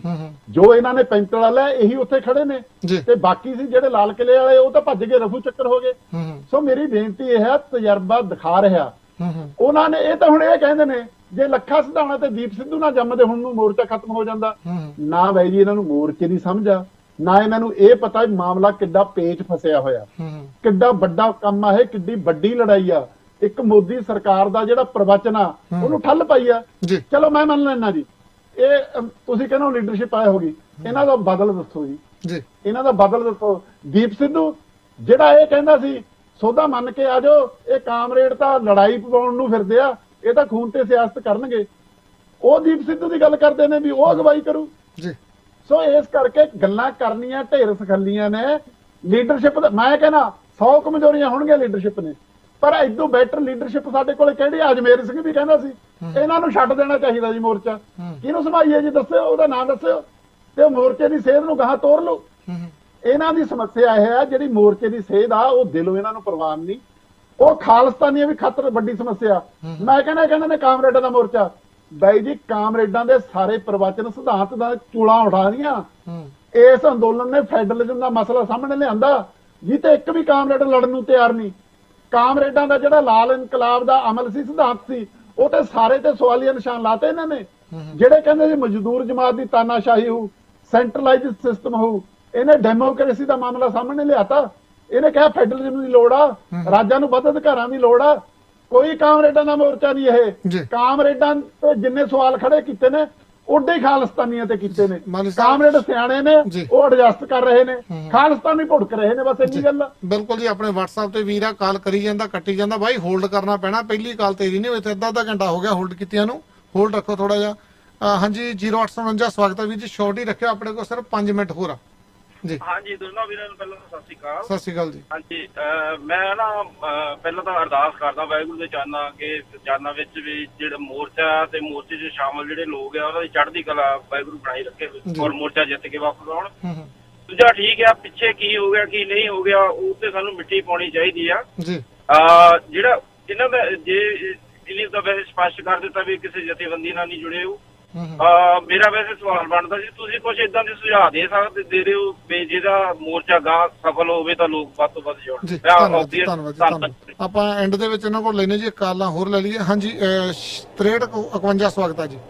ਹਾਂਜੀ ਚੰਨੀ ਸਾਹਿਬ ਤੇ ਸਤਿ ਸ਼੍ਰੀ ਅਕਾਲ ਜੀ ਸਾਰਿਆਂ ਨੂੰ। ਮੈਂ ਤਾਂ ਬਸ ਇਹੀ ਕਹਿਣਾ ਹੈਗਾ ਜੀ, ਦੇਖੋ ਜੇ ਕਹਿੰਦੇ ਨੇ ਦੀਪ ਸਿੱਧੂ ਨੇ ਰੰਗਤ ਦਿੱਤੀ ਆ, ਸਿਆਸੀ ਰੰਗਤ ਤਾਂ ਇਹਨਾਂ ਨੇ ਦਿੱਤੀ ਆ ਜੀ, ਕਹਿਣ ਦਾ ਮਤਲਬ ਨਾ ਇਹ ਦੇਖੋ ਹੁਣ ਜਦੋਂ ਬਾਈ ਚਾਂਸ ਇਹ ਮੋਰਚੇ ਨੂੰ ਨਾ ਜੀ ਇਹ ਇਲੈਕਸ਼ਨਾਂ ਤੱਕ ਲੈ ਕੇ ਜਾਣਗੇ ਜੀ 22 ਤਰੀਕ ਤੱਕ ਦੇ। ਮੈਂ ਟਾਂਗੀ ਮੰਗਤੇ ਨਾਲ ਬਿਲਕੁਲ ਸਹੀ ਗੱਲ ਹੈਗਾ ਜੀ, ਇਹ ਤਾਂ ਗੱਲਾਂ ਕਰਦੇ ਆ ਨਾ ਇਹ, ਯਾਨੀ ਕਿ ਇਹਨਾਂ ਨੇ ਕੋਈ ਸਿਰੇ ਪਾਸੇ ਨਹੀਂ ਚਾੜਨ ਦੇਣਾ। ਬਾਕੀ ਨੰਬਰ 2 ਡਕੈਤ ਨੇ ਸੰਭਾਲਿਆ। ਇਹਨਾਂ ਨੂੰ ਮੈਨੂੰ ਇੱਕ ਹੋਰ ਕੁਐਸਚਨ ਪੁੱਛਣਾ ਜੀ, ਇਹ ਜੇ ਬਾਈ ਚਾਂਸ ਹੋਟਲ 'ਚ ਰਹਿੰਦੇ ਨੇ ਜੀ, ਜਿਹੜੇ ਬੰਦੇ ਉੱਥੇ ਬੈਠੇ ਨੇ ਸੜਕਾਂ ਤੇ, ਉਹਨਾਂ ਦੀ ਕੋਈ ਜ਼ਿੰਦਗੀ ਜ਼ਿਆਦਾ ਹੈਗੀ ਹੈ ਜੀ? ਇਹ ਹੋਟਲਾਂ 'ਚ ਬੈਠੇ ਨੇ ਸਰਦੀਆਂ 'ਚ ਵੀ ਗਰਮੀਆਂ 'ਚ, ਇਹ ਨਹੀਂ ਉਹਨਾਂ ਦੇ ਬਰਾਬਰ ਬੈਠ ਸਕਦੇ? ਡਕੈਤ ਵੀ ਤਾਂ ਬੈਠਾ ਹੀ ਹੈਗਾ ਜੀ। ਨੰਬਰ 2 ਜਿਹੜੇ ਸ਼ਹੀਦ ਹੋਏ ਨੇ ਉਹਨਾਂ ਨੂੰ ਇਹਨਾਂ ਨੇ ਪੈਸੇ ਵੰਡਿਆ ਜੀ ਕਿ ਲੱਖ ਲੱਖ ਰੁਪਈਆ ਦਿੱਤਾ ਕਿ ਨਹੀਂ ਦਿੱਤਾ ਹੈਗਾ ਜੀ? ਇਹਦੇ ਗੱਲਾਂ ਤਾਂ ਇਹ ਕਰਦੇ ਸਿਆਸੀ ਰੰਗਤ ਇਹ ਦੇ ਰਹੇ ਨੇ ਜੀ। ਤੁਸੀਂ ਦੇਖਿਓ 22 ਤੱਕ ਲੈ ਕੇ ਜਾਣਗੇ ਜੀ, ਇਹ ਵਿਕੇ ਹੋਏ ਨੇ ਜੀ। ਇਹਨਾਂ ਨੇ ਕੁਝ ਨਹੀਂ ਹੋਣ ਦੇਣਾ ਹੈਗਾ ਜੀ। ਕਹਿੰਦਾ ਮਤਲਬ ਇਹ ਅਮਰਿੰਦਰ ਦੇ ਕੋਲੇ ਜਾਂ ਮੋਦੀ ਦੇ ਕੋਲੇ ਇਹਨਾਂ ਨੇ ਕੀਤਾ ਹੋਇਆ, ਇਹ ਸਿਰਫ ਦੀਪ ਸਿੱਧੂ, ਅਸੀਂ ਦੀਪ ਸਿੱਧੂ ਦੇ ਨਾਲ ਆ ਜੀ, ਉਹੀ ਕੁਝ ਨਾ ਕੁਝ ਕਰੂਗਾ, ਨਹੀਂ ਤਾਂ ਇਹਨਾਂ ਨੇ ਲਟਕਾਈ ਜਾਣਾ ਜੀ। ਕਹਿਣ ਦਾ ਮਤਲਬ ਇਹ ਕੁਝ ਨਹੀਂ ਹੈ, ਇਹ ਸਹੀ ਗੱਲ ਆਈ ਇਹਦੇ ਵਿੱਚ। ਧੰਨਵਾਦ ਜੀ। ਆਪਾਂ ਨੋਟ ਰੱਖਿਓ ਜੀ, ਆਪਾਂ ਸਵਾਲ ਇਕੱਠੇ ਲੈਣੇ। ਹਾਂਜੀ 6939 ਸਵਾਗਤ ਹੈ ਜੀ। ਹਾਂਜੀ ਹਾਂਜੀ ਭਾਈ, ਚਲੋ ਆਪਣੇ ਆਪਣੇ ਵਿਚਾਰ ਨੇ ਤਾਂ ਨਾ ਜੀ, ਚਲੋ, ਬਟ ਜਿਹੜਾ ਦੀਪ ਸਿੱਧੂ ਆ ਭਾਈ, ਉਹ ਤਾਂ ਹੈਗਾ ਆਰਐਸਐਸ ਦਾ, ਬੀਜੇਪੀ ਦਾ ਬੰਦਾ, ਇਹ ਸਿੱਧੀ ਗੱਲ ਆ ਜੀ। ਮੈਂ ਤਾਂ ਇਹੀ ਮਤਲਬ ਜਿਹੜਾ ਬੰਦਾ ਉਹਦੀ ਸਪੋਰਟ ਕਰਦਾ ਨਾ ਭਾਈ, ਉਹ ਵੀ ਆਰਐਸਐਸ ਦਾ ਕੱਚਾ ਹੀ ਪਾਇਆ ਹੋਇਆ ਹੋਵੇ, ਮਤਲਬ ਆ ਭਾਈ ਦਾ ਪਾਇਆ ਹੋਇਆ ਭਾਈ। ਵਧੀਆ, ਥੈਂਕ ਯੂ। ਧੰਨਵਾਦ ਜੀ, ਧੰਨਵਾਦ। ਆਪਾਂ ਨੈਕਸਟ ਕਾਲ ਲੈ ਕੇ ਤਾਂ ਆਪਾਂ ਸਵਾਲ ਇਕੱਠਾ ਹੀ ਆਨਸਰ ਲੈਣੇ। ਹਾਂਜੀ 5000 ਸਵਾਗਤ ਹੈ ਜੀ। ਹਾਂਜੀ, ਵਾਹਿਗੁਰੂ ਜੀ ਕਾ ਖਾਲਸਾ, ਵਾਹਿਗੁਰੂ ਜੀ ਕੀ ਫਤਿਹ ਵਾਹਿਗੁਰੂ ਜੀ। ਜੀ ਖਾਲਸਾ, ਵਾਹਿਗੁਰੂ ਜੀ ਫਤਿਹ ਜੀ। ਹਾਂਜੀ, ਮੈਂ ਇਹਨਾਂ ਨੂੰ ਪੁੱਛਣਾ ਚਾਹਨਾ ਕਿ ਜਿਹੜੇ ਉੱਥੇ ਦਿੱਲੀ ਬਜ਼ੁਰਗ ਬੈਠੇ ਨੇ, ਬੀਬੀਆਂ ਬੈਠੇ ਨੇ, ਉਹ ਸਾਰੇ ਛੜੇ ਨੇ, ਉਹਨਾਂ ਦਾ ਬੱਚਾ ਕੋਈ ਹੈ ਹੀ ਨਹੀਂ। ਜਿਹੜੇ ਨੌਜਵਾਨ ਕਰ ਰਹੇ ਨੇ, ਉਹ ਨੌਜਵਾਨਾਂ ਨੇ ਆਪਣੇ ਬਜ਼ੁਰਗ ਉੱਥੇ ਭੇਜੇ ਹੋਏ ਨੇ, ਹਜ਼ਾਰਾਂ ਦੇ ਹਿਸਾਬ ਨਾਲ ਉੱਥੇ ਬੈਠੇ ਨੇ। ਉਹ ਸਾਰੇ ਕਾਮਰੇਡ ਨੇ ਉੱਥੇ ਬੈਠੇ, ਜਿਹੜੇ ਹਜ਼ਾਰਾਂ ਦੇ ਹਿਸਾਬ ਨਾਲ। ਗਦਾਰ ਨੂੰ ਗਦਾਰ ਕਹਿਣਾ ਕੋਈ ਮਾੜਾ ਨਹੀਂ, ਦੀਪ ਸਿੱਧੂ ਗਦਾਰ ਹੈ। ਇਹ ਜਿਹੜੇ ਬਾਹਰਲੇ ਲੋਕ ਹੈ, ਇਹਨਾਂ ਕੋਲ ਤਾਂ ਆਮ ਪਾਰਟੀ ਸਰਕਾਰ ਨਹੀਂ ਬਣ ਸਕੀ, ਇਹਨਾਂ ਕਿਸਾਨ ਮੋਰਚਾ ਕੀ ਇਹਨਾਂ ਦਾ ਜਿਤਾਣਾ? ਇਹ ਗਦਾਰ ਹੈ ਸਾਰੇ, ਜਿਹੜੇ ਸਿੱਧੂ ਤਾਂ ਕਹਿੰਦੇ ਸੀ ਹਮੇਸ਼ਾ ਸਭ ਗਦਾਰ ਹੈ। ਉਹ ਫਿਕਰ ਕਰਨ ਦੀ ਲੋੜ ਨਹੀਂ, ਮੋਰਚਾ ਚੜ੍ਹਦੀ ਕਲਾ ਚ ਕਾਮਯਾਬੀ ਮਿਲ ਗਈ, ਕਿਸਾਨਾਂ ਨੂੰ ਪੂਰੀ ਮਿਲ ਗਈ, ਘਬਰਾਉਣ ਦੀ ਲੋੜ ਨਹੀਂ। ਪਰ ਇਹ ਮੈਨੂੰ ਜ਼ਰੂਰ ਦੱਸਣ ਕਿ ਜਿਹੜੇ ਬਜ਼ੁਰਗ ਬੈਠੇ ਨੇ ਜਾਂ ਨੌਜਵਾਨ ਬੈਠੇ ਨੇ, ਸਾਰੇ ਛੜੇ ਉਹਨਾਂ ਦੇ ਜਵਾਨ ਹੈ ਨਹੀਂ, ਨੌਜਵਾਨ ਉਹਨਾਂ ਦੇ ਹੈ ਨਹੀਂ ਬੱਚੇ ਜੀ। ਧੰਨਵਾਦ ਜੀ, ਧੰਨਵਾਦ ਜੀ। ਬਿਲਕੁਲ, ਆਪਾਂ ਲਾਸਟ ਕਾਲ ਲੈ ਕੇ ਜੀ ਤੁਹਾਡੇ ਕੋਲ ਇਜਾਜ਼ਤ ਲੈਣੇ ਆ। ਉਹ ਬਾਰ-ਬਾਰ ਵੀਰ ਕੱਟੀ ਜਾਂਦਾ। ਹਾਂਜੀ ਵੀਰ ਜੀ ਸਵਾਗਤ ਆ, ਤੁਸੀਂ ਫੋਨ ਕੱਟ ਦਿੰਦੇ ਹੋ ਰਾਈਟ ਵੇ। ਹਾਂਜੀ 9295। ਹੈਲੋ, ਨਹੀਂ ਉਹਨਾਂ ਦੀ ਕਾਲ ਹੀ ਨਹੀਂ ਲੱਗ ਰਹੀ ਜੀ, ਉਹ ਸ਼ਾਇਦ ਸਰਵਿਸ ਨੈਟਵਰਕ ਤੋਂ ਬਾਹਰ। ਹਾਂਜੀ ਮਾਲੀ ਸਾਹਿਬ, ਐਂਡ ਦੇ ਵਿੱਚ ਕੀ ਕਹਿਣਾ ਚਾਹੋਗੇ 2 ਮਿੰਟਾਂ ਦੇ ਵਿੱਚ? ਹੁਣ ਤੁਸੀਂ ਦੇਖ ਹੀ ਲਿਆ ਜੀ, ਕੁਝ ਹੱਕ 'ਚ, ਕੁਝ ਵਿਰੋਧ 'ਚ। ਕੋਈ ਕਹਿ ਦਿੰਦਾ ਮੈਂ ਦੀਪ ਸਿੱਧੂ ਦੇ ਨਾਲ ਆ, ਕੋਈ ਕੁਝ ਕਹਿੰਦਾ, ਤੇ ਕੋਈ ਉਹਨਾਂ ਨੂੰ ਵੀ ਗਦਾਰ ਕਹੀ ਜਾਂਦਾ। ਤੁਸੀਂ ਕੀ ਕਹਿਣਾ ਚਾਹੋਗੇ? ਮੈਂ ਤਾਂ ਜਿਹੜੀ ਗੱਲ ਤੁਹਾਨੂੰ ਪਹਿਲਾਂ ਕਹੀ ਹੈ ਜੀ, ਜਿੰਨੇ ਲੋਕ ਬਾਹਰ ਬੈਠੇ ਨੇ, ਖਾਲਸਾ ਪੰਥ ਦੇ ਹਮੇਤੀ ਨੇ, ਸਿੱਖ ਕਹਾਉਂਦੇ ਨੇ ਆਪਦੇ ਆਪ ਨੂੰ, ਪਹਿਲਾ ਸਵਾਲ ਤਾਂ ਉਹਨਾਂ ਨੂੰ ਇਹ ਸੋਚਣਾ ਚਾਹੀਦਾ ਵੀ ਉਹ ਕਿਸਾਨ ਮੋਰਚਾ ਜਿਹਦੀ ਸਾਰਾ ਦੇਸ਼ ਬੱਲੇ ਬੱਲੇ ਕਰ ਰਿਹਾ, ਦੁਨੀਆ ਬੱਲੇ ਬੱਲੇ ਕਰ ਰਹੀ ਆ, ਦੇਸ਼ ਸਾਰਾ ਉਹ ਕਿਸਾਨ ਆਗੂਆਂ ਨੂੰ ਸਿਰ ਦਾ ਤਾਜ ਮੰਨ ਰਿਹਾ, ਇਹ ਇਕੱਲੇ ਪੰਜਾਬ ਤੇ ਸਿੱਖਾਂ ਦੇ ਵਿੱਚੋਂ ਹੀ ਸਭ ਤੋਂ ਵੱਧ ਉਹਨਾਂ ਦੇ ਖਿਲਾਫ ਨਫ਼ਰਤ ਤੇ ਵਿਰੋਧ ਕਿਉਂ ਆ? ਇਹ ਇਹਨਾਂ ਨੂੰ ਸੋਚਣਾ ਚਾਹੀਦਾ। ਇਹ ਕਿਸਾਨਾਂ ਦਾ ਮੋਰਚਾ, ਭਾਰਤ ਦੇ ਲੋਕਾਂ ਦਾ ਮੋਰਚਾ, ਇਹ ਸਿੱਖਾਂ ਦਾ ਮੋਰਚਾ ਨਹੀਂ ਜੀ। ਇਹ ਮੈਂ ਇਹਨਾਂ ਨੂੰ ਬੇਨਤੀ ਇਹ ਕਰਦਾ। ਦੂਜਾ, ਬੰਦੇ ਦੇ ਬੰਦੇ ਨਾ ਬਣੋ ਜੀ। ਮੈਂ ਕਹਿੰਦਾ ਦੀਪ ਸਿੱਧੂ ਦੇ ਵਿਚਾਰ ਠੀਕ ਨੇ, ਤੁਸੀਂ ਵਕਾਲਤ ਕਰੋ ਜੀ। ਇਹ ਕਹਿਣਾ ਮੈਂ ਦੀਪ ਸਿੱਧੂ ਨਾਲ ਆ, ਕਈ ਚਿਹਰੇ ਦਾ ਮੋਰਚਾ ਹੈ ਹੀ ਨਹੀਂ ਜੀ। ਇਹ ਚਿਹਰਿਆਂ ਦੇ ਮਗਰ ਨਾ ਲੱਗੋ। ਮੈਂ ਤੁਹਾਨੂੰ ਕਿਹਾ ਬਾਬੇ ਗੁਰੂ ਨਾਨਕ ਦੇ ਫਲਸਫੇ ਅਨੁਸਾਰ ਇਹ ਚੱਲ ਰਿਹਾ ਮੋਰਚਾ, ਇਹਨੇ ਸਿੱਖੀ ਦੀ ਬੱਲੇ ਬੱਲੇ ਕਰਾਈ ਆ। ਹੁਣ ਜਿਹੜੇ ਸਿੱਖੀ ਦੀ ਪਰਿਭਾਸ਼ਾ ਹੋਰ ਸਮਝਦੇ ਨੇ ਵੀ ਐ ਹੋਣਾ ਚਾਹੀਦਾ, ਉਹ ਆਪਦਾ ਵੱਖਰਾ ਪਲੇਟਫਾਰਮ ਉਸਾਰ ਕੇ ਸਿਆਸੀ ਮੋਰਚਾ ਉਸਾਰਨ, ਕੋਈ ਗੱਲ ਨਹੀਂ। ਹੋ ਸਕਦਾ ਕਿ ਇੱਕ ਹੱਦ ਤੱਕ ਮੈਂ ਵੀ ਉਹਨਾਂ ਦਾ ਹਮੇਤੀ ਹੋਵਾਂ। ਕਾਮਰੇਡਾਂ ਦੀ ਗੱਲ, ਲਾਲ ਝੰਡੇ ਦੀ ਗੱਲ, ਨੌਜਵਾਨਾਂ ਦੀ ਗੱਲ, ਕਿਸਾਨਾਂ ਦੀ ਗੱਲ, ਇਹ ਸਾਰੇ ਪਾੜੇ ਪਾਉਣ ਵਾਲੀਆਂ ਚੱਕਰ ਨੇ। ਉੱਥੇ ਸਾਰੀ ਨੇ, ਜੇ ਕਿਸੇ ਦਾ ਜਵਾਨ ਪੁੱਤ ਉੱਥੇ ਬੈਠਾ, ਮਾਂ-ਬਾਪ ਇੱਥੇ ਬੈਠੇ ਨੇ, ਮਾਂ-ਬਾਪ ਇੱਥੇ ਬੈਠਾ, ਜਵਾਨ ਪੁੱਤ ਇੱਥੇ ਬੈਠਾ। ਇਹ ਫਰਜੀ ਹਵਾਈ ਧਿਰਾਂ ਨੇ ਨੌਜਵਾਨਾਂ ਤੇ ਕਿਸਾਨਾਂ ਦਾ। ਨੌਜਵਾਨ ਬਿਲਕੁਲ ਇੱਕ ਨੇ, ਹਜ਼ਾਰਾਂ ਨੌਜਵਾਨ ਉੱਥੇ ਬੈਠੇ ਨੇ। ਸੋ ਇਹ ਹਵਾ 'ਚ ਜੋ ਗੱਲਾਂ ਖੜੀਆਂ ਕਰਕੇ ਕਰਨੀਆਂ, ਇਹਨਾਂ ਦਾ ਪ੍ਰੈਕਟੀਕਲੀ ਕੋਈ ਅਰਥ ਨਹੀਂ। ਇਤਿਹਾਸ ਤੋਂ ਸਬਕ ਸਿੱਖੋ, ਸੰਵਾਦ ਕਰੋ, ਸੰਵਾਦ। ਬੰਦੇ ਦੇ ਬੰਦੇ ਨਾ ਬਣੋ, ਬੰਦੇ ਦੇ ਵਿਰੋਧੀ ਨਾ ਬਣੋ।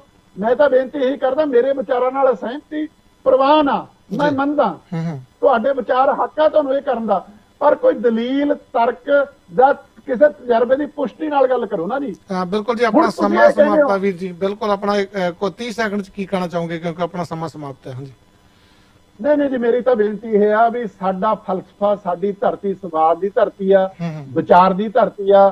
ਗੁਰਮੁਖ ਬੈਠੋ ਸਫਾ ਵਿਛਾਈ, ਦੁਬਦਾ ਦੂਰ ਕਰੋ ਲਿਵਲਾਈ, ਰੋਸ ਨਾ ਕੀਜੇ ਉੱਤਰ ਦੀਜੇ, ਹਮ ਨਹੀਂ ਚੰਗਾ ਬੁਰਾ ਨਹੀਂ ਕੋਈ।